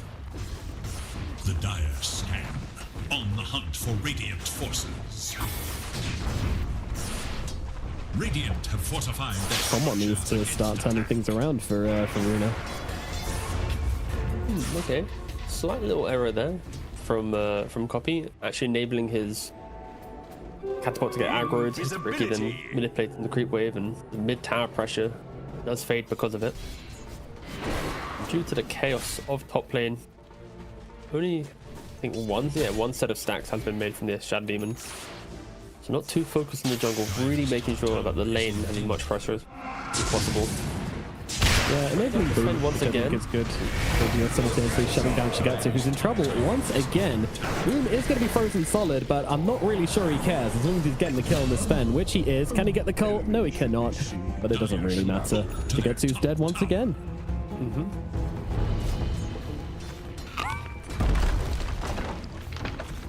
Dire's top tower is under attack. Top lane's a We're disaster. going to go place some very, very deep vision here into the enemy jungle. Whilst Aries distracted, see if we can maybe catch out a Medusa farming or something like that. Because Nicky Group getting busy onto Copy, but Aries going to save him from the cold feet to make sure that Copy And it's a regen rune. this rune. In fact, he doesn't want the rune, he wants the Ricky, but he's got to be a little careful here. Oh my god, that power shot came so close to finishing off Copy there. That was too close for comfort. Now, Queasy gets himself back. Nicky Cool's kind of like playing with fire. He doesn't know if there's a sentry on the high ground, but he's still walking into the middle of the river like, they probably don't. Dire are scanning for enemy. I'll gamble my life on this. Quite the gamble. Copy. Gonna go steal some stacks. Maybe look for the Sven as well, but a big zip across will not be finding him. Shigetsu's already gone south. Just needs a tower. Easily taken by Boom. Okay, big kill down the bottom side. Albaca managing to get the level 6, dropping a boat onto Yuragi's head. With help of Queasy, they do bring him down. Top tower. Yeah, it's important that you apply pressure somewhere, right? Like, you know Axe is untouchable. You cannot go near him. So I think Navi needs to respect the fact that Axe has kind of a big kind of note above his head, which is like, if he is in lane, don't go near him. Like, once Ancient Apparition hits level 6, Winrunner gets a couple more points in power shot, then sure, they probably are going to smoke back to the top side of the map. But until then, if you're Copy on the mid lane, Yuragi on the safe lane, they are the vulnerable heroes that if they overstep their mark, one shackle shot or a smoke screen, with enough heroes, they can go down. But Axe, he is close to untouchable. But yeah, they just don't have it right now. They need some ultis to deal with him. And like their core heroes just don't really deal with him super well either. I'm over here. forward onto Nicky Cool here. The supports are coming in from Navi, but with the smoke cloud coming down, it makes it really awkward to finish off this kill. And yeah, Ricky will get away, but it does completely push him off the rune, so it shows that Copy will be able to secure the rune, whether it's top or bottom. They are playing the runes nicely on Navi. They keep rotating every couple of minutes. Sure, they're left by themselves. Yeah, we're not getting an absolute ton from these runes, but... No. Guys should look to their middle tower. RUNA team is desperately trying to get levels, though. Winner is sapping the XP mid. AA just AFK behind the side top like boss. If I'm not level 6, I'm not on the map. I'm not in the game. I hear a god strength. Yeah, it's because the AA is just standing next to him like a bad spell, just desperately lapping every bit of XP. Please, level 60 XP, please. Just level 6 and I'll leave you alone. Yep, there you go. Oh, I thought the off-screen camera was the AA. I was like, damn. It wasn't. Yeah, you can. Mercy. It's like Pokemon Yellow, where the Pikachu just follows you around everywhere. It's kind of what Shigetsu's experiencing right now with this ancient apparition. It really is. Oh, he's managed to shake him. He's giving him a lane. He said, go play over there. You'll be fine. Axe won't jump you. Yeah, he's level 6. Hooray! But Boom has Blink Dagger, but he's hiding on the Courier, and Courier has smoke behind him. So Boom will push this wave, join the smoke, grab the Blink Dagger. He didn't go for the Blade Mill. As of yet, that will be the next item. Yep. They want a big kill. Courier Honestly, a kill on Ricky's quite nice. Yeah, that would be nice. Till the End is sort of blocking it at the moment. Kinda. It's a new quarterly XP from. Alright, we'll jump in. But I mean, the Ricky's immediately going to respond to this, but Global Silence coming down, so everybody just silenced up for this fight. But it will be Till the End who drops. Queasy jumps in, Focus Fire out onto Ari. Ari turns around and gives him a Demonic Purge. Use your ulti on me, I use my ulti on you. Both going to land onto absolutely nothing, but it does give them the run buff, and Ari just slowly going to get pecked away by Queasy, who will get a kill, but a jump in from Boom onto 2. Where is the follow-up though? Well, it's enough to kill off Nicky. Cool, the Ricky is dead, but Boom dies in response. Till the End getting us good damage here. They'll kill off Avatar in the backlines, but Copy's got to be careful. She gets it in. Till the End will die, but Copy dies as well as Queasy kill shots him down. Yuragi trying to get something done in this fight, but he can't really follow up too easily. Queasy getting so much done in that fight, and ultimately it is just a bit of a trade, one which I would say kind of favors RUNA. I'm very much leaning towards RUNA, right? The fact that your big 7,000 net worth axe, you're jumping a support, then Ricky kind of keeps him alive a little bit longer. We are going to see the replay here. The initiation slightly delayed in the damage, right? The global as well, not perfectly in sync with the axe. So spells are cast, prolonging the fight. And Ari, once again, his positioning is very, very deep. The top tier 1 engagement now here at the mid tier 1. He kind of offers himself up to die to the side of RUNA, and sure, Ancient Apparition does buy back for the fight. And dies again. And dies again. Yeah, if you're RUNA, when you're behind this much on tempo due to the axe, you take any kill you can to kind of feel like you can enter the game as Fen. Slowly going up the net worth due to this, and 300 gold from Diffusal. You get the Diffusal blade on the Ricky, you play around global.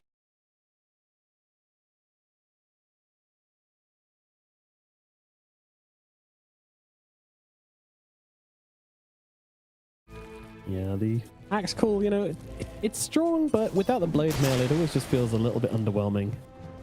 You want to see the Chad item that Copy's buying due to the fact he's against Ricky? I'm not going to check, but I'm going to assume he's just going straight B30. Oh, Arcane picked up by Ricky. Cool, actually. Copy didn't get it, and he's about to be frozen solid, but not before he brings down that Ricky. Boom, just relentlessly running after Till the End. And till the ends of the earth, he will be chased. Copy gets the kill. Queasy still just kind of chilling. Queasy just seems to be playing a different game. Doesn't ever seem to be jumped. He's just power shotting. There is little hope. Just because that's a Chad item, right? PKP, that's like respectable. But Chad, my guy's looking at a 4-staff on the side. Hell yeah. Kaya into 4-staff. I mean, fair play, right? There's X-Boat. You can 4-staff after the X returns you. The Cold Feet, if you really want to not waste zip mana. There's Smokescreen. In essence, it's cheap. It does the job. We'll see if it works out, but on paper, it does do the exact job that you want. Survive the cheap spells they have that threaten me in this one position. If I get away from it, I should be fine. Another smoke though from Navi. The global isn't going on for a minute. So they're simply playing on finding a pickoff, but they have all the heroes to be able to do it. The blade mail. Also on the courier, so I have to go for the twin gate. Delaying that slightly. Gunka very defensive, already doing the X at his own tier 1 tower to ensure he doesn't get picked off. And really nice read from the Gunka, keeping away from the bot side of the map, straight towards his team. They are going to meet both teams. They're running head on into each other and copy. Oof. Yeah, he is well known for these big zips on the stall spirit at any point in the game. The 4-star is complete. I really want to see it work. Like, there's a problem that's been, shown in the game. He knows the item to deal with it. No guide would ever suggest this. But I hope it works. And on paper it should. Getting jumped, going for ancients here, and they're going to get it killed very, very quickly. The response from Navi is not good so far, and they've got digging down to see them coming around the backlines. This is looking awkward as hell. They're going to lose Ari as well. Global Science comes down, but what's that really doing? Nicky Cool is actually inside of the tricks of the trade when it came down to. He's unaffected. Haori just going to die. Poppy finds absolutely nothing. Yuragi has been seen on the backlines, but he'll be okay. They don't have the damage to take down a Medusa right now. Their structures against attack. Navi went from being the one smoking up, looking across the map, but the amount of time they spent to try and find a kill, they got just complacent at the end of the smoke. Just go back to farm, guys. We didn't find anything, it's okay. But at the same time, RUNA team was making the same smoke, looking for their own kill, and just because they did it like 10-15 seconds later, they're the ones to get the kill. It was a matter of seconds for either team to be the ones to find an advantage from that smoke. And yeah, RUNA team, they are punching themselves into the game. Sven on top of the net worth. I said during the draft, Sven is one of the better heroes at kind of dealing with these skirmishing lineups. He himself likes to skirmish, play around God's strength, and boom, takes off the blade mail, runs top, and dies. He does a bit, doesn't he? He does. Disrupt save temporarily. Hold. Ari coming in, return onto Nicky Cool. The power shot won't connect. Boom's fine, and Nicky Cool until the end are not. And Copy's not done. He's got a bone to pick with Queasy as well. Queasy runs to the trees. He's got the wind run TP out. It's too easy for Queasy. He gets out of there. I think Boom's gonna have to take a step back and kind of rethink how he wants to enter this game after a fully uncontested lane to a couple, I say couple, he's had the death of the ancient camp to respawn, go straight back to the area where he was killed to then nearly die again. If Ari was not in position, that death, your axe would have gone from being top net worth, commanding the game, to kind of falling in line with all the other cores, and that's not what you want. Yeah, Navi very lucky there to keep Boom alive. Of course, that also was without Sven's god strength. I don't know. You need to respect. That's what Ancient Apparition thrives, right? Any minute, anywhere on the map, Ice Blast plus enough heroes, you will get deleted. No wonder Boom now finds Nicky Cool. What a roller coaster again from him. It's great lane into death, into then nearly died, into then a big pick on Ricky. It's oof. Oh. He's really an all or nothing gamer, isn't he? It really is. No, I just want to point out a very unusual usage of the unleashed from the whatever it's called, the neutral item which buffs other neutral items. Using it for the essence ring, so you get 312 bonus health and mana for 10 seconds. Yeah. That's a nice option. Quite unusual. Bottom tower is in danger. Every bit of health is critical, right? We always talk about patches where the aura was broken here or the heart was broken there, right? But why not buff up an essence ring due to your tier 1? And I always call it the Rita. What's it called? Dormant Curio. I see. Okay. The Dormant Curio. It's got a great name.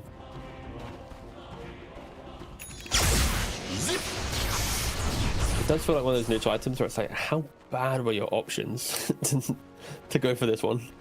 No, I think if you're a carry hero which doesn't really benefit so much from a little amplification in the early game, then just invest in the next one, right? Yeah, quite nice. But yeah, I don't think it's. I think it might be a little overpicked, if I'm being completely honest. I feel like for tier 2, it's good on Essence Ring. It's good on maybe Brigand's Blade, maybe the Mana Drought. It's like I feel like everyone is like it may be good. I tried it on Tumblr Toy. It's pretty funny because it makes you just move a little bit further. Yeah, you're boing. So you get like a jump plus, but yeah, that one it's kind of redundant on. But I guess you could make an argument with that. On Divine Regalia, tier 5 artifact. Take it all the way up there. I see. Yeah, you get what plus 26% on your damage. Anyway, Queasy's dying, or is he? No, he's not.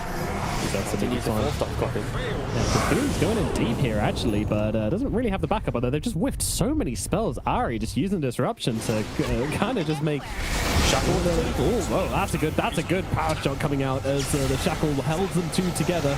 Raggy, well, going to answer the God Strength with the Stone Gaze. It's such an awkward fight. No one's landing spells here. Nicky Cool jumps in, gets caught by the Gorgon's grasp. So the end's going to die in the backlines, and Nicky Cool's gone as well. So Navi taking control now. There's a copy coming into the front lines. It's going to take a Shackle to the face, and now a power shot to the butt, and now a torrent up the yeah. But they'll back away. They'll leave them alone.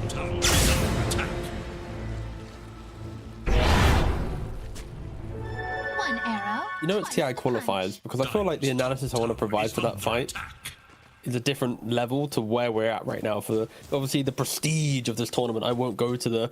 What the hell was that, though, man? We'll call it a spaghetti fight. Does that sound correct? Yeah, sure. Yeah. Everyone for themselves. Also, the RUNA team, the main struggle in that engagement was the fact that Sven was on the kind of northern side of the fight, whilst Axa kind of forced the rest of his team into kind of like the more toward like the mid portion of the map. The fact that Sven was all by himself, you never really converted on the damaging. Once again, Ari is in position to protect his axe. And he jumps in. If he doesn't get disrupted there, or of course the global, probably going to get hit by the ice blast and maybe brought down. The fights will only get easier though for Navi. When Boom picks up the BKB, he doesn't need his supports anymore. He will be very independent. How did Ari do that? Ari just used Demonic Cleanse on himself. It's a pretty important ability, and how the fight's going to take place, and it's not going to be there. Jump on the backlines as Boom trying to find a target. Doesn't use the call just yet, but will finally throw it down onto till the end as Coffee jump in Ricky Cool on the backlines, and I imagine he's done enough damage to kill him off here. Yep, Ari's going to make sure he does go down. So 2 kills happening for Navi here. They focus on their targets. A little bit forced there from RUNA, I have to say. There's a tier 1 still up. You know they're going to TP in the boys. It's got to be cleaner than that if you want to go for a kill that deep. The chaos of this game, the turbulence of it, honestly leans towards Navi's favor, right? Yuragi, he only had 1 death in the laning phase. He's got the butterfly. He has the Manta. 1 ultimate orb deep into the Skadi. Then, unless he gets out of nowhere, like Daedalus and MKB, you're going to need to favor the Medusa in the fight. The amount of kiting that you can do to kind of just eat through the BKB of the Sven to prevent the God Strength feeling good. Navi are in the driving seat. 9,000 gold, 23 minutes in. Got a smoke up from RUNA team. They feel like they have enough to take the fight to Navi, even into the global. They need an explosive entry. They need Sven to convert on the damage. The last couple of fights, he's been isolated. The deep wrap around. An axe. His BKB is coming out on Courier. It's about to arrive. So if they find the axe, the BKB just arrived. And he doesn't use it quite yet, but there'll be a disruption from Ari. He's also got the Demonic Cleanse as well, so I don't really have too many concerns about Boom here.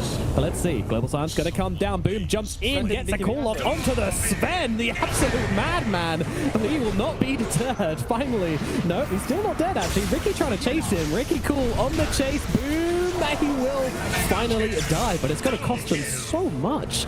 Ricky's dead as well. Moving on to Albaca as well. Albaca with the Lotus Sword coming on out, but that little shield of protection is not going to deter Copy, though. It just keeps clicking and clicking and clicking, and eventually Albaca will be dead. It was a battle of who doesn't want to press BKB. The Sven saw the axe not press it. I was like, you know what? It was like a game of chicken. So, you know what? I'll wait longer, and then Sven dies. It was playing very confusing. Looking into the live traffic. Anyway, into the Verge pit we shall go. Yeah. We're going to be playing here, right? Again with another disruption to keep the save. Sure, Boom gets Ice Blast, but at this point you might have to say Why didn't Sven just BKB there? Just continue committing to the fight. You know disruption's gonna cool down. You know the axe can't blink. Just get rid of all the slows that are on you. Get right onto the axe. Threaten him during the ice blast. But instead, he opts to not press it. Gets caught by copy.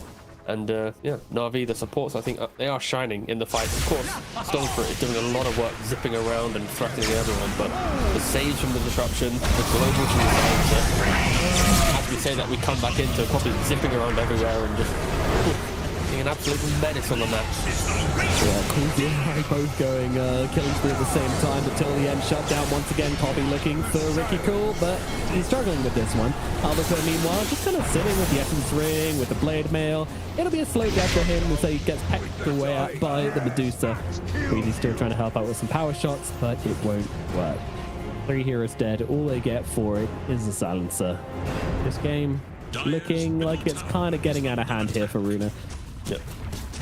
There were some signs of life from RUNA team based on some good early pickoffs on Axe, but Axe is luckily one of those heroes that like a death or two doesn't really stop his game plan as long as it doesn't compound into like the 3rd, the 4th, the 5th death, right? Like he's kind of allowed 2 or 3 before he kind of falls off, and yeah, his itemization was correct this game. Go for the Blade Mail, the Blink, the BKB. Don't mess around with anything fancy. Some axes go for like Sand and Kaya and they try to be all cute and you know they get ags and stuff like this game. All you need to do is find hero, kill hero, and with Ricky Cloud, that's going to kind of be annoying. You can't obviously call inside it. So yeah, boom, good itemization enables him to have a couple of deaths, but yeah, his team has helped him a lot.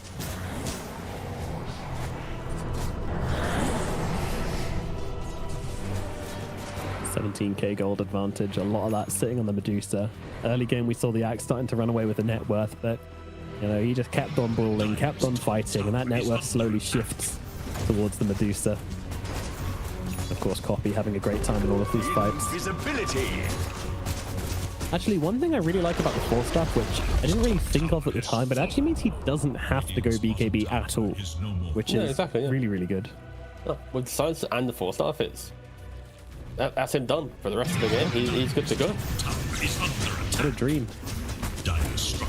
We're also assuming that he's not getting like smoke ganked where Sven blinks down out of nowhere and he's 100-0'd, right? Like, I mean, yeah, but if we all itemize for that, then everyone would just build Aeon Disc only every game, so... Welcome to 7.40. You just leaked the new patch. Sure. Storm jumping in once again. I keep saying that. The 4-staff. But now he's Atos. What a twist. Make a difference. And Tildia just gets bonked by Boom, who's happy to pull off a BKB to kill off an AA.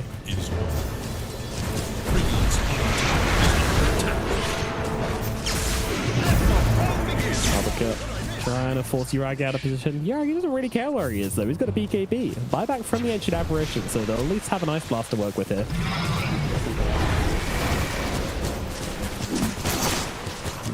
Can't really jump in now on Boom. Another 60 seconds, so they will chill. Step lively now. Your admiral is on. A minute half in the Aegis. Now over here. Still a tier 2 tower in the bot lane, and after the pressure is applied top, I don't like this move. You know, smoke up. Play on the fact that you have the vision, boom. Using that vision to then jumps past the Ancient Apparition over towards Shigetsu. He wants Shigetsu and he wants him bad, but well, he'll get him, but in all the wrong ways. But doesn't matter. He's dead regardless. Yuragi brings him down. The moment that Skadi is applied to the Sven, it doesn't really feel like there's a way out of the fight for him. A noble sacrifice from Boom. Finally, Ari's not in position to disrupt him, yeah. Yeah, it's been the game, hasn't it? It's Boom like leaping in and just Yuragi having a great time because of it. Yeah, so that's the unfortunate thing for Boom though, as a pro player, where it's like his playstyle is always going to be the one where if the team loses, his plays are the most memorable, you know. Yeah. Oh, copy. Yeah, you might actually be in some trouble. Never mind. 4-staff. One item. Watch it get nerfed now because the core picks it up. I actually don't want... I have a lot of complaints about cores in the items. I want Limit to be either removed or nerfed, but like I love 4-staff. Your admiral is on board. We're not going to have this discussion here. You know, we don't have enough time to argue. Want it removed? Like gone? Yeah, get it out of here. I'm bored of it. Phew. Next you'll be I just talking. don't like We need to a buy dust dust when I slot. want to kill a support. There we go. There we go. I knew it. I knew it. It's just so boring. Cool. I want my slot. I want my bracer for an extra little bit of strength. Really I'm sorry, if my supports were better, then I wouldn't mind. But, you know, I was always like, oh, I'm going to just two-shot this support. Oh, he went invis. Now I got to wait half an hour for my support to be like, oh, what? I just got to... Is this the context where you're playing an axe and like your support is like a silencer? I'm playing cannot get to the same place. Yeah, exactly. Blinking through the enemy team to find the support on the back line. Where's the Where's my detection? dust? And the beautiful thing about Dota, right? It's like every role has a different perspective on the We all game. hate each other. Oh. No. Oh, yeah, sorry, yeah. No. We love to hate and we hate the love, I guess. Dire's Yes, sir. bottom tower is under attack. Yeah, no, the difference in perspectives is always funny. It's like you have 5 roles and then thousands of MMR differences. So every person's perception of the game is wildly different. You know, compare that to like a story-driven game. It's just like the story's the story, right? But Dota, it's you talk to some people, you're like, ha. Today I learned. I'm getting a second win. Maybe the last smoke up of the game for RUNA team. Under attack. You need to just killing the supports to be helpful. Kill Medusa. Everything on Medusa. Yeah, go for it. Get it down. Everything on the Medusa. Will this plan work out? No. No, will not. Sven is dead. Ricky Cool going for Kaori. Kaori maybe gonna fall in. No, GG's been called. Alright. A fitting end to an entertaining but ultimately very convincing game here as Navi will be taking game number 1 over RUNA team. Not a very close one at all. Navi looking pretty damn good. A couple of deaths here and there, you know, not a complete shutout, but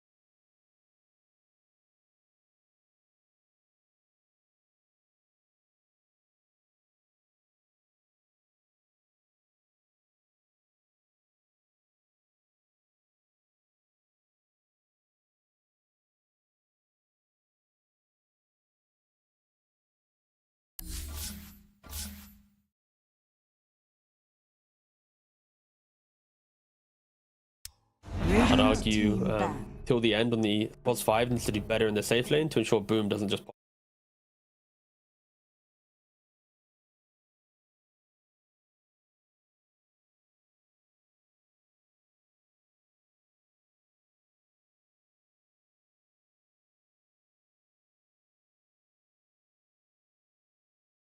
Yeah, Cottle taken out on the other side so far.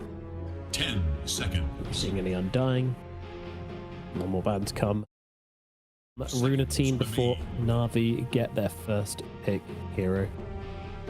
Dire's turn to ban. I'm wondering if Navi decide to shake things up, try things out a little differently. Well, they'll be forced to. The Storm does get banned by RUNA. 10 seconds remain. So no chance of the repeat draft coming this time around. 5 seconds.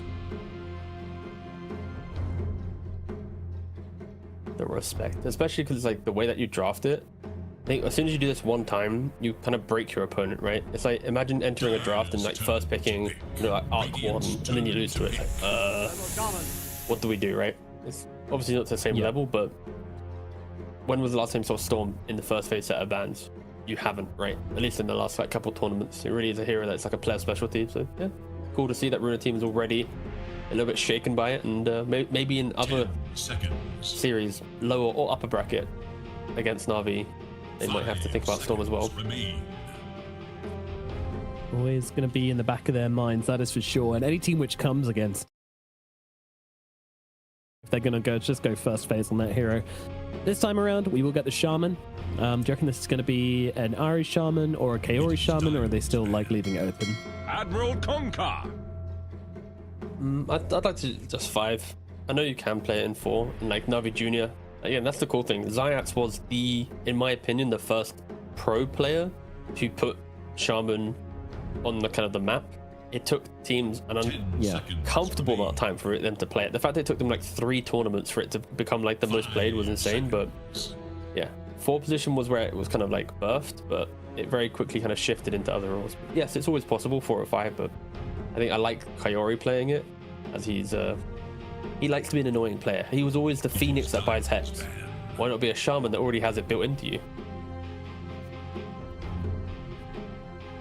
Absolutely, makes sense. You don't have to spend 4,700 gold or whatever it is for Hex these days. I think it's more than that, actually.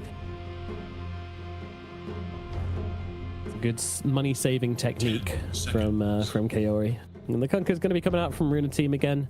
Something they seem comfortable with, something which they can flex about, maybe. It did look good in the offlane for them, to be fair. Like, that was the one lane which was going okay until they left the Kunker out to dry. Radiant's turn to ban. That's the one and only kind of good sign from that team for sure. In that game. Yeah. Was the in the Kunker. lanes, yeah. Yeah. All the lanes specifically, yeah.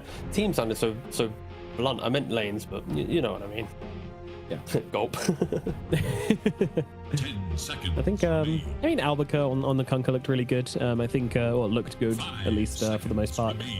Queasy on the Wind, again, standing out to me a little bit. Obviously, hard to stand out in a game where you're being shut out that hard, but he managed it somehow. It's still making some nuisances of himself.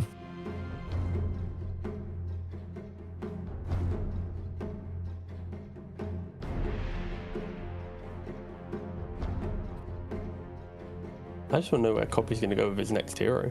Like, he played some Pango. He likes Storm. He plays a lot of the heroes, but it's kind of fun to find like what's his current flair for the patch, right? Like, I can talk about his historically what he likes to play, but again, Copy thrives when he gets to play his like top 3 heroes. And hero depth, sure he has it, but he just doesn't look like the same player. Once he gets to like hero 5, 6, or 7, it's just not the same. Taking a little bit of time here, RUNA with their ban. They take out the puck, so 2 bans. That's respect towards Copy. Yeah, it's a tip of the hat towards him. But you're going to push him into playing something weird. You better be prepared for him to play something weird, because he does have a pretty deep hero pool. Copy doesn't really back away from picking something a little different if the game looks good for it. However, still plenty of good stuff left in the pool, so I can see them leaving it for later. You know, they might just take it now on the last pick before the bans for Navi, because that would be the best position for them to pick copies hero in. So let's see which direction they want to go for it.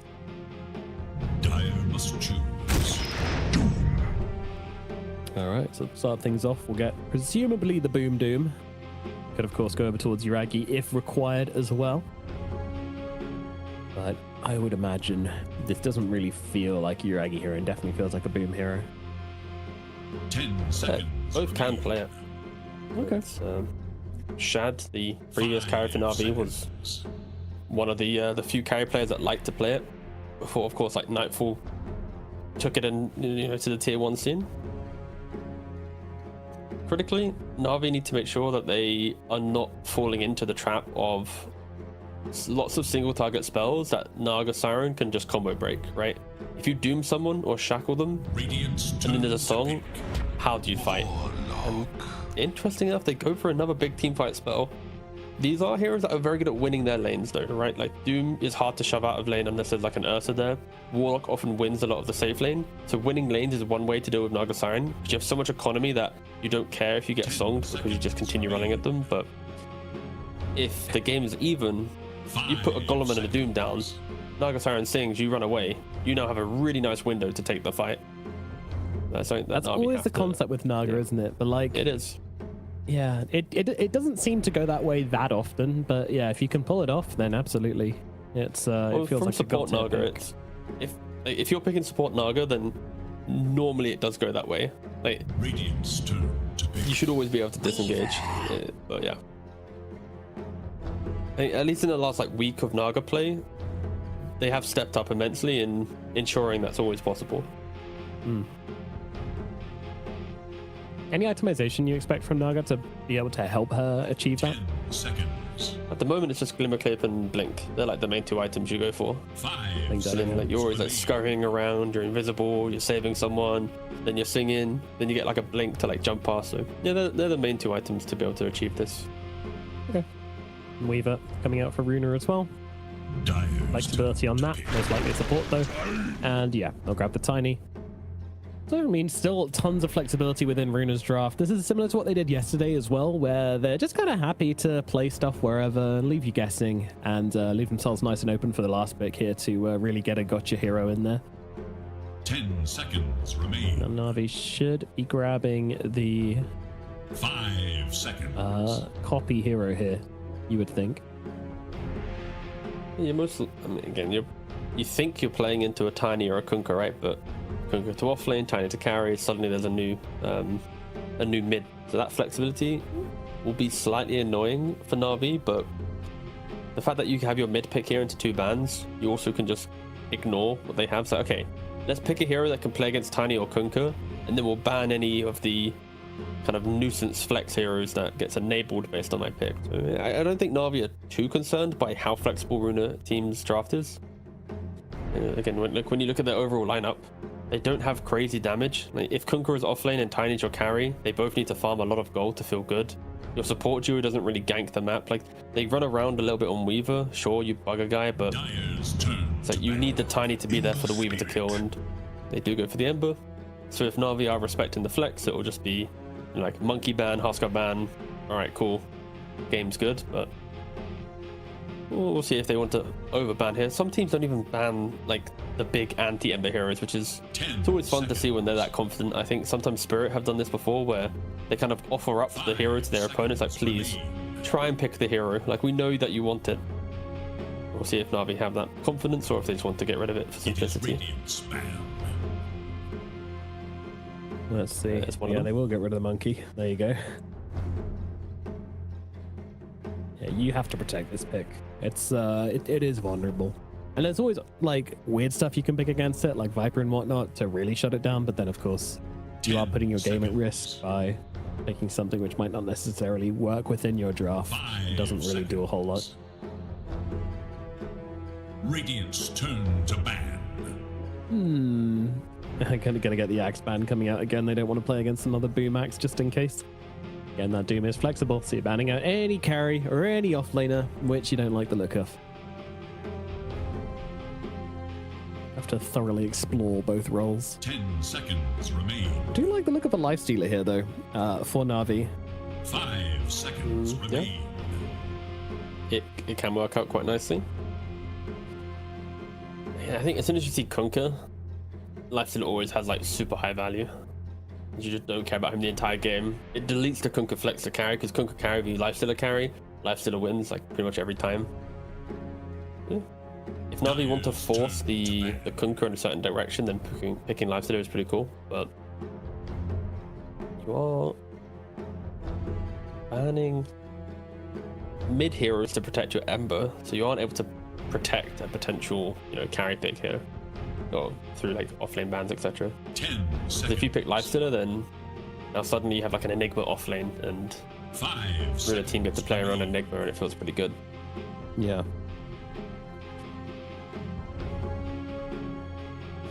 You'd have to put really tiny carry in that scenario. Again, there's a lot of options. Or indeed. Final bans then. Navi, what are you going to get rid of? There are plenty of options still available for both sides. Yeah, it's as simple as, do we need to ban to protect our carry? Do we need to I completely forgot about Death Ruff, actually. That is a good reminder. So not only is picking Ember harder now, because Death Ruff is back in meta, which is a counter to Ember. Ember can't rotate, take your tower. As soon as DP hits Exorcism, Ember can't fight her. You slight spam, she siphons. So DP's really good. Monkey's good, Huskar's good. There's so many heroes actually that threaten Ember in the mid lane, and I go for a Tidehunter. Okay. I think the chuckle from Copy was like, maybe they Huskar me. Who knows? Yeah, this is all right. Well, you can see there's a bit of trepidation from Coach Milan here as well, looking over Yuragi's shoulder. There is a Doom in the mix, right? So that could be one deterrent for the Huskar, right? That's why they didn't ban it. They banned DP instead, but the same argument could be applied. Yeah, go on. What's up? I do for a Tidehunter carry here. We did see I can't remember which team did it, but if you're gonna ever do it, then this is definitely the game for it. I think Skidder did it a couple times, but yeah.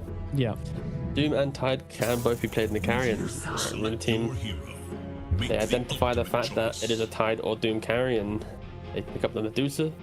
Medusa is very nice against Doom, just for the fact that when you get doomed up, you don't care. You're just right-clicking anyway. You stand your ground, and it can be quite annoying. It feels like the draft of RUNA team is very good once you get to like the Yuragi level of farming game 1, right? Like once we see the 2-3 items of Medusa, it should be like close to unkillable, right? But getting there will be difficult with how much skirmishing is in play for Navi. You got the early pressure of an Ember. It's like the Ember v Tiny, right? Game 1, Nicky Cool had no major impact, right? He just kind of felt like he was there. This time he's on a Tiny. Can he get the active runes? Does he get the 6-minute rune, the 8-minute rune? How does it go against Ember? Like, Ember often does better in the Tiny matchup, but who makes the better play? Does Tiny get a Blink Dagger and then get a key kill? Does Ember just crush the map with Shaman Warlock? It's, the mid lane is so important for RUNA team to feel like they have the time to get Medusa into this game. Absolutely, yeah. It's Nicky Cool, bit of pressure on him, and again, as you say, it's not the best matchup for a Tiny, so he's sort of putting himself in this position where he's like, all right, I'm gonna come through for you guys, don't worry. Ricky, not my day, but yeah, my Tiny's good. We got this one, don't worry. So we'll see if he's able to carry them through the mid game or not. Uppercut back on his Conquer at least, so that should be a nice pick for them. But yeah, I mean, the impetus is also kind of on Navi's side this time around. They have to be the team to sort of shut down this Medusa. If Medusa gets like 2k gold above the enemy carry, then they are going to have issues. They are going to have problems, and I don't think they have the solutions, because as you say, Doom, it's not really that Jim will fix it spell against Medusa, so this is a problem. Great voice lining from Kaori. Great voice lining. Yeah, the throwback. I mean, in this situation, it's very good. One time of the year you can use it with in context. Yeah, true. I do love the one-time voice line.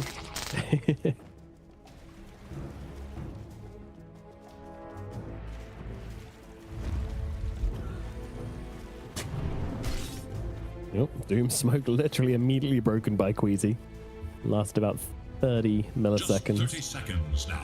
Well, Queasy came in and broke. He's having a look around. Oh, he's denying his own ward. There might be a ward there, guys. Yeah, I'm not convinced they even knew about that, to be honest with you. That was very strange. Okay.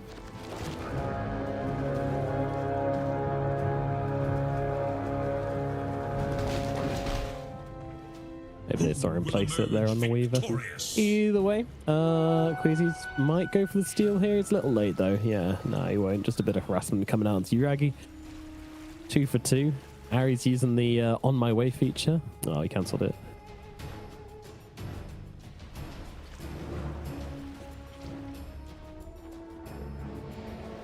No shenanigans happening this time around with trying to kill people on the creeps. Just a bit of blocking from Queasy. I come, It'll be alright and I as command. well. So nice, honest lanes to start off here in this game number 2. Yeah, a lot of focus going to be on mid. Nicky Cool, he's the tempo set of this game. He has to come out of the lane with something. That's always going to be difficult in an unfavorable matchup. This one, it's not the easiest. Not super bad, but it's not the easiest.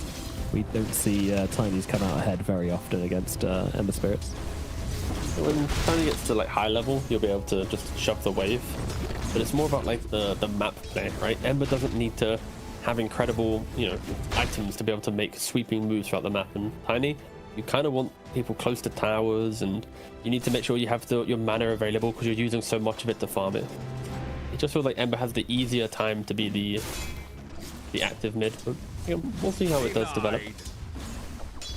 In the top lane, it actually feels like both side lanes are set up to be just constant farm, right? Doom will farm against Kunkka. There's a world in which maybe with some levels, the Doom can die to Weave and Kunkka. And the Tide and the Medusa just... 2 just beefcakes just hitting creeps, and that's about it.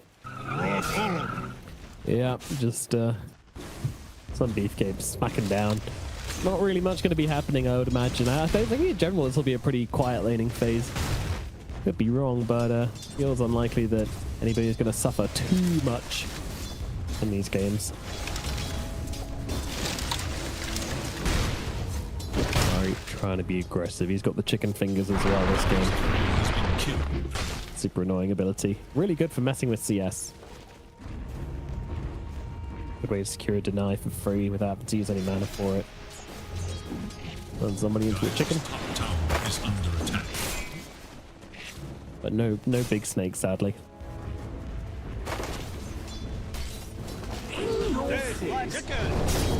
Look out for fallen rock!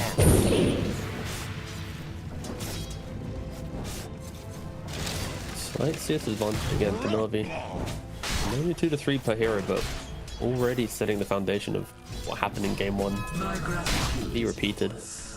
And just in regards to who came out ahead in lanes, Navi just showing that they are very, very good at maximizing the CS, playing together. Watching bot lane, also like Ari and Boom, setting up the range creep deny, getting the deny, and making sure the snake didn't connect in time. Yeah, it's a little difficult with the heroes they have, especially on support. They don't do a ton of shutting down. They don't do a ton of like prodding for this laning phase. There's Albica getting run down here. Might need some help, and well, he's not going to find it. Ooh. He actually stepped out for just a second there, but it doesn't really matter. Albica dies, Kaori dies as well. Queasy won't be getting a whole lot as Kaori that got the first blood though, so you're actually going to be a little disappointed about that one. Would have really liked the extra cash injection for himself. In that situation, there wasn't any leaving it. They just had to try and get it as quickly as possible because someone was about to die. Yeah, I'm surprised that we've actually stepped out for a second, and then I feel like Kaori, if he doesn't get the Lotus, would die. I mean, to be fair, he doesn't even use the Lotus in the end. Maybe it doesn't even matter. I'm sure we have that if he was going to get first blooded first. Yeah, looking great for Boom down here in the bottom lane. Farming, getting most of the creeps. He hasn't really missed many. Same with Copy in the middle lane. Medusa, you're never going to shove out a Tide from lane. Often, like, when you pick Tide Hunter, you want to pick it in, like, a closing position of the draft where you can protect it, right? You don't want to see the Ursa, you don't want to see, like, some overwhelming amount of like a Tusk Leaner or something that can also threaten. But yeah, Boom is complete free farm. The aggression on both side lanes is forcing us to have the off-screen camera multiple times. Like, no one's dying, but they're all getting poked. It's a stressful time for poor Patrick, our observer. Shackle down on the bottom side though. They're going for Shigetsu here. Shigetsu very low. One more anchor smash will bring him down. Medusa, she's gone. Hyde killing a Medusa. You don't see that often. Really don't, but when Ari's in the lane, he could make it happen. Shackles, Hey. very good ability. When Boom's in the lane, come on. I'm showing that UK bias. No bias here, sir. Okay. Shaman's just a disgusting hero. Yeah, go on. Backpedal your way out of this one. Digging upwards. We got you in 4K on 3 different streaming platforms. What a plug, actually. Yeah, no worries. Good job. Yeah. I won't name them because I don't know what the legality is on which one we should.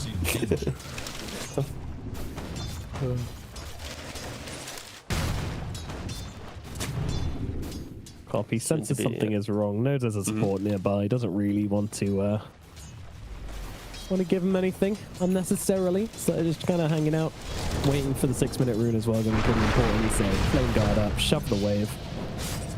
Avalanche toss going to take away all of that flame guard except for one. Wow, he's got one shield at the moment, which is allowing this flame guard to stay up. There we go.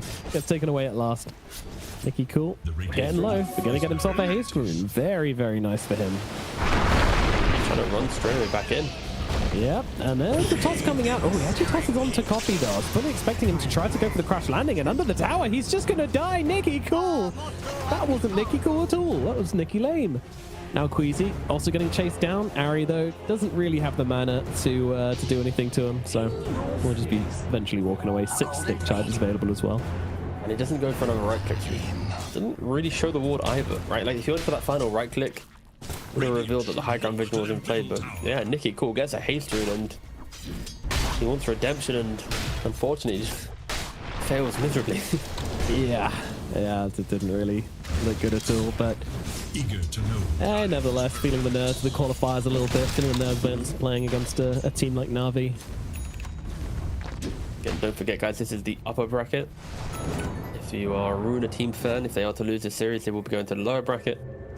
Plenty of opportunities for them to still make a run inside the qualifier, to learn and to kind of shape themselves. And also for Navi, they're to drop a game. They have a game 3 to bounce back. No eliminations here this evening. Nope, just dropping down to that lower bracket. Against Cyber Goose. They are waiting. They are... The geese are waiting. They're awkwardly there.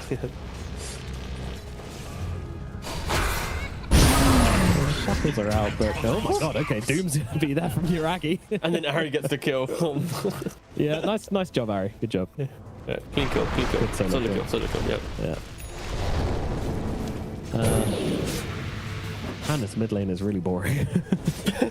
Nicky Cool comes in, shoves it out, can't help it. I mean, Patrick's also enthralled by it as well. It's Talk about anything else, it's fine. I wanted to point out how... Golem! Oh, there's a golem! That's exciting! Mid lane is all kicking off right now until the end is going to get dropped, and they're still trying to fight into this golem. They are not respecting Kaori's golem whatsoever, and maybe for good reason. Getting kind of low here on Ari and on Copy, but Kaori's got a Shadow Word out onto the Shaman, which is making it very difficult to actually bring him down, and Alphabet is getting chunked at by Copy, by Kaori's golem. And you gotta question that one. Is that really necessary to force that engagement when this Warlock's Golem's just pounded away at you the whole time? 1,200 damage, indeed, Patrick. It's too much damage. Players always seem to forget how early Warlock can get the Golem, and now straight back into the mid lane with the Fatal Bonds, with the Remnant and the Flame Guard. That is plenty of damage to just chip down their opponent. Again, not some explosive kill, but you get the kill. I mean, Queasy until the end is actually doing work on the back lines there. How much can Copy clean up here? Well, this Golem is still alive! For God's sakes! 2 fights into the Golem now. When will they learn? I don't think they will. Well, it's very thematic, you know, the Ender Spirit playing around with the Golem. Pretty cool. I'm a fan. 3,000 gold lead. Oof. the network. They have another big ulti. Yeah, they have They have Ram. another big ulti to play with. Yeah, exactly on Navi, but they just didn't really need it that whole time. He was just like, nah, I don't need to TP him in that one. You guys got it covered. And the double supports plus Ember Spirit. Sweeping across the map, ensuring that the runes are contested. Nicky Cool got the haste rune last time. Sure, he instantly died after, but I was going to point that out. Yeah. You still don't want to give him another chance to get another exactly. rune. He's not going to dive a tier 1 instantly after that one. Also, Nightfall, when he gets level 6 on Doom, he was like, "You're a hero." Nicky Cool run was under tower, under tier 2. Go, go, go. One thing I do want to point out though is that it really is important that you give your Tiny some ammunition in that situation. One of the reasons why he didn't get that kill and ended up dying under that tower is because he didn't have anything to toss. Like, it is kind of on your teammate to get close enough to be a toss target there. Otherwise, the crash landing's not going to work. You're not going to get the kill onto the ender, and then you're going to die. You think there'll ever be a facet which enables Tiny to toss himself? There's a lot of directions I could go with this T governor, but I am still restrained. And I will just say, I'll just leave it at that. We're professionals and we'll move on. Oh god. Yeah, dude. Cruel man. I was trying to be wholesome and talk about patch notes and well, No theory crafting data. welcome to the road to DI. Iron is dead. Yeah, she is a bit. Snake's committed. If it's Angola, my god, that was very cruel. Not necessary. I don't know. Either way, I'll bring it down, and of course now you've got the golem to take the wave with, to take the tower with. Ari can steal waves with the snakes if he so wishes. Do they have the attack range? Oh, they don't quite have the attack range. You're gonna have to watch them walk past and give them to a stinky core instead. Unlucky. This is a much cleaner game though from Navi. Like, the lanes are efficient, the map move going from lane to lane. Luna's getting pressure top as I say that though. This shouldn't work. I'd be surprised if you kill a level 9 Tidehunter. Yeah, with Ravage. There are 5 so at any point, he can just get a 5-man Ravage whenever he feels like it. There we go. Ah, whoa! 5-man Ravage coming out from Boom. That is very impressive. Nicky Cool is going to die. They're going to go looking for more. Albica on the run, on the conker, trying to get himself out of this one, but Copy's there with the chains coming down. Ravage just catching out everybody and setting them up for a very, very smooth fight there, Navi. It's a level 9 Tide at 12 minutes. And you're trying to kill him with like a Kunker and a Naga and a... yeah, I'm baffled, mate. I wouldn't have expected that one. They seem a little bit broken. They do seem a little bit broken, yeah. Boom has earned the right to TP anywhere, right? Like, sure, on the Axe, he'd have died, but on a Tide, mate, go to town. Do as you wish. Probably with an Arcane Rune. Ooh, that is just menacing. Alright, nice toss to put the Ember behind the Shaman there, and they're gonna have to back away. Yeah, I'm intrigued to know what Twitch chat's gonna say when they see the 5-man Radiant attempt of killing a Tidehunter. That could be a difficult situation because, like, there were just 5 heroes running in a Tidehunter. Obviously, he's going to press Ravage. Obviously, he's going to get a 5-man, but, like, might just not say anything, can I? Make my job very hard. But Radiant don't do damage. Naga Siren is control, right, from Ensnare and Soul. Weaver is enabling others through Swarm. Tiny's dead mid. Yeah, Nicky Cool has less net worth than the Warlock, so very short. He actually got a wave with that toss. There, yeah. Damn it. Ruined the point. Very much so. Any minute now. Any minute now. I'll repeat that one.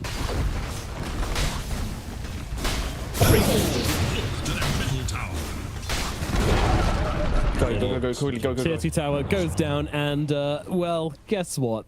Nicky Cool, the Tiny, has less net worth than Kaori on the Warlock. Awful. Powerful. I didn't enjoy saying that at all. It's a horrible game for RUNA. Scanning for Still enemies. filthy. I'm gonna go try and... Oh no, come on, let them have the wisdom at least. No, absolutely not. Boom's gonna take it.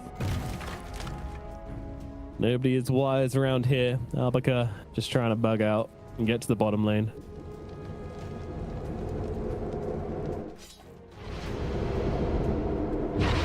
Draggy takes one shrine, Boom takes the other. now rich in XP. Step lively now. I love Your watching the admiral sharp is on drop in board. the XP graph whenever they take the wisdoms. In searing heat. Copy. Nice catch here. And then with the golem coming down on top of them as well, it's good damage, but they've got the song to disengage with, so golem not really going to be able to do a whole lot, although they're still chasing, and Emma Spirit's still got plenty of juice left in the tank. Going to be able to catch out till the end, going to force out the mirror image, and nice little torrent there, just going to hold back Yuragi as well, so no doom down onto anybody. They will back away. That's what you want to see from the Naga Siren, the reset button coming out. Unfortunately, the best place for our RUNA team in the game was running away with Song. Yeah. I think that's why they picked it. Yeah, I haven't spoke about Shigetsu too much, but he will be getting the Manta shortly. But after Manta, is there enough room on the map when you're 10,000 gold down to use the illusions effectively to generate enough gold? Is it a butterfly game? Is it a Skadi game? It already feels like you want to see a Daedalus as quick as possible, but to get to Daedalus, you need at least one of the items I just mentioned. So if RUNA team are to win this game, they need their Medusa to ignore them as much as possible. The team has to buy as much time. When they go to a fight, it's their fight. No, sorry, does actually die in base. He couldn't quite make it out with that TP, unfortunately. Died to the Mage Slayer tick, I believe. 14 damage in base with Badman. Well, Boom got the kill, so it must have just been a bit of delayed damage from. Oh no, yeah, in that case it was tied, yeah. Wait, how does that? How's his body? I mean, it basically- sometimes happen where your body just leaves. Yeah, true. But your soul is already dead. Yeah, I didn't see who killed the Naga. Whoopsie. I was like, what's the only dot on him inside base? Alright, check, Ember. I could have done the easy answer, just press enter and gone, oh, Tide killed him. So I went for the hard answer. Unfair one.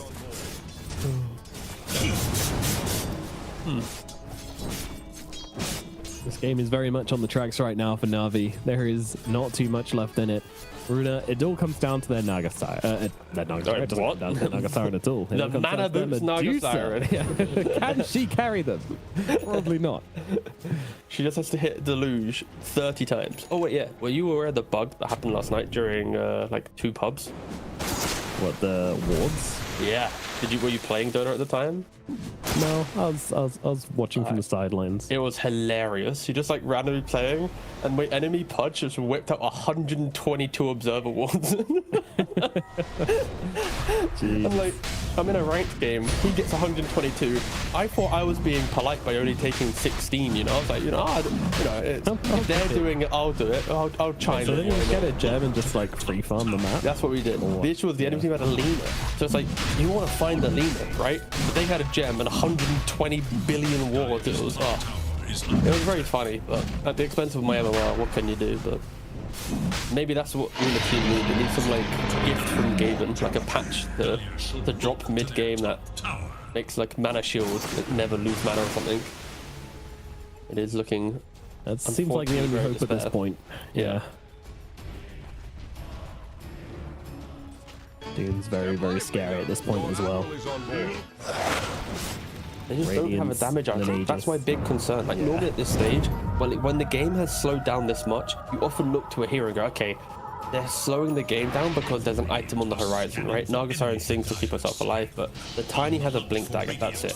The Kunkka bought a pipe. Sure, you're gonna keep the team alive, not very effective with the Medusa, right? And Medusa has only Manta. She's looking at Mjolnir. So it's like, everything still feels like it's up in the air for this team, where Navi, you click across every hero, it's like, I can kill you on any hero, anytime, anywhere. They need to keep dodging as much as possible. Yeah, they absolutely do. Get your Medusa some time to get online, get her items. He's going for this Mjolnir. Now, Mjolnir's decent, but like it really becomes good when you get the Aghanims as well, I feel.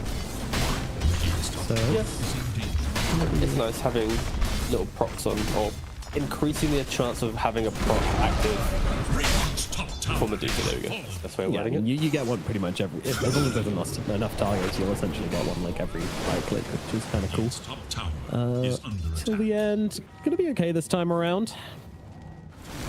Doesn't have to expend too much to get out of that one. Song kill on still on cooldown, of course, so a little bit tricky. And now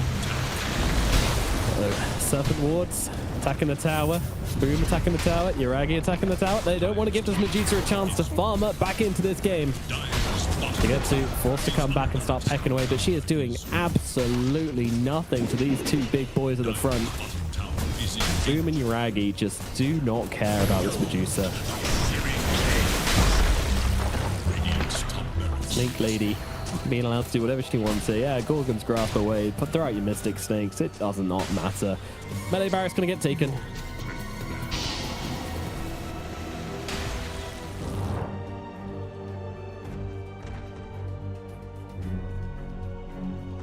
Mage is still up on the Doom, but very much you want to go for the Manta. Get rid of Ensnare, you can get rid of the Medusa as well. Nice, good move speed. You already have the critical strike from the Alpha Wolf that you consumed. So any move speed to get you into the fight to then apply those crits will feel really nice. Yeah, that is true. And of course you've got the illusions with the Radiance on them to split push waves for you. Right, this build was kind of Warlock. The pack leader aura was, I believe, like pioneered by Amar, at least in pro play. But he would go for like S and Y. And then the carry players looked at him and went, wait a second, this is really good. Especially with the innate, right? Where because you're higher level than your enemy, you do more damage. So you have the crit plus the additional 25% damage that you have from level pain. Doom carry in a snowball game is just a monster. Yeah. Does way more damage than anybody expects. And has the Tiny Doom is available. still lower net worth than Warlock, by the way. I kind of expected that. Ugh. You know, 7 tosses later and Nikki calls back at it, but no. But the shard contributes to your net worth, right? Yeah. Yeah, so Kaori just got like a free injection of 1,400 gold. No, let's not talk about facts here, no matter. We're trying Okay, to sell the sorry. Yeah, narrative he's just here. out farming him. Yeah. Hitting more creeps. Well, Navi's in a better position to provide the shard to their Warlock, you know? Yes, absolutely. Donations also... Oh, cost back. Very small cost. Yeah.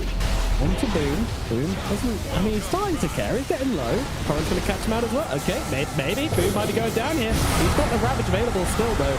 And he's just going to leave. He's going to walk away. I wish I could walk away from my problems like that. Oh, what a war track. Oh, no. He's stuck. They will sing and kill off the snake to get the Medusa out of there, but Shigetsu is now so low. Copy jumping in deep. Ravage from Boom as well. It's not enough to finish on Albuquerque or Shigetsu. Yes, it is. Copy gets in and doesn't get dragged back into the fountain, surfing on the steps of the Radiant base. Ari might have taken a step too far forward and, well, will be killed off for it. So they'll lose somebody at least. Yuragi's still focusing on this base, attacking away at the ranged. Boom going to come back in and start getting away at the melee. Another toss back though. This time onto Yuragi. 6 seconds left on that Aegis. This could get over. Die. He's going to die. Onto the jump. Yeah, it looks a little difficult now for the side of RUNA, but they're going to start buying back on heroes and forcing Navi out. And a copy. Oh, Boom's in. Boom says, oh, actually, you know what? This contract, he could die. A nice little wave coming out from him, but Olga does indeed go down. So Boom gets his target. Medusa still just hitting away from the sidelines, though. Medusa's getting off a fair amount of damage, and now the Spirit Vessel coming back onto Copy. Copy, he's gone. That is an Orchid coming out for Queasy, by the way. Hatching out Copy. This could be a big turnaround here. They're going to look over towards Doom as well. Yuragi on the run, needs to get himself off the wall. He's got the Manta available in just 2 seconds. Nikki, cool. He's gone again. They'll drag Boom back in. Shigetsu still has the mana to work with. There's still a threat, but she is getting so very low. But a second Stone Gaze coming out as this fight has lasted so damn long. Boom.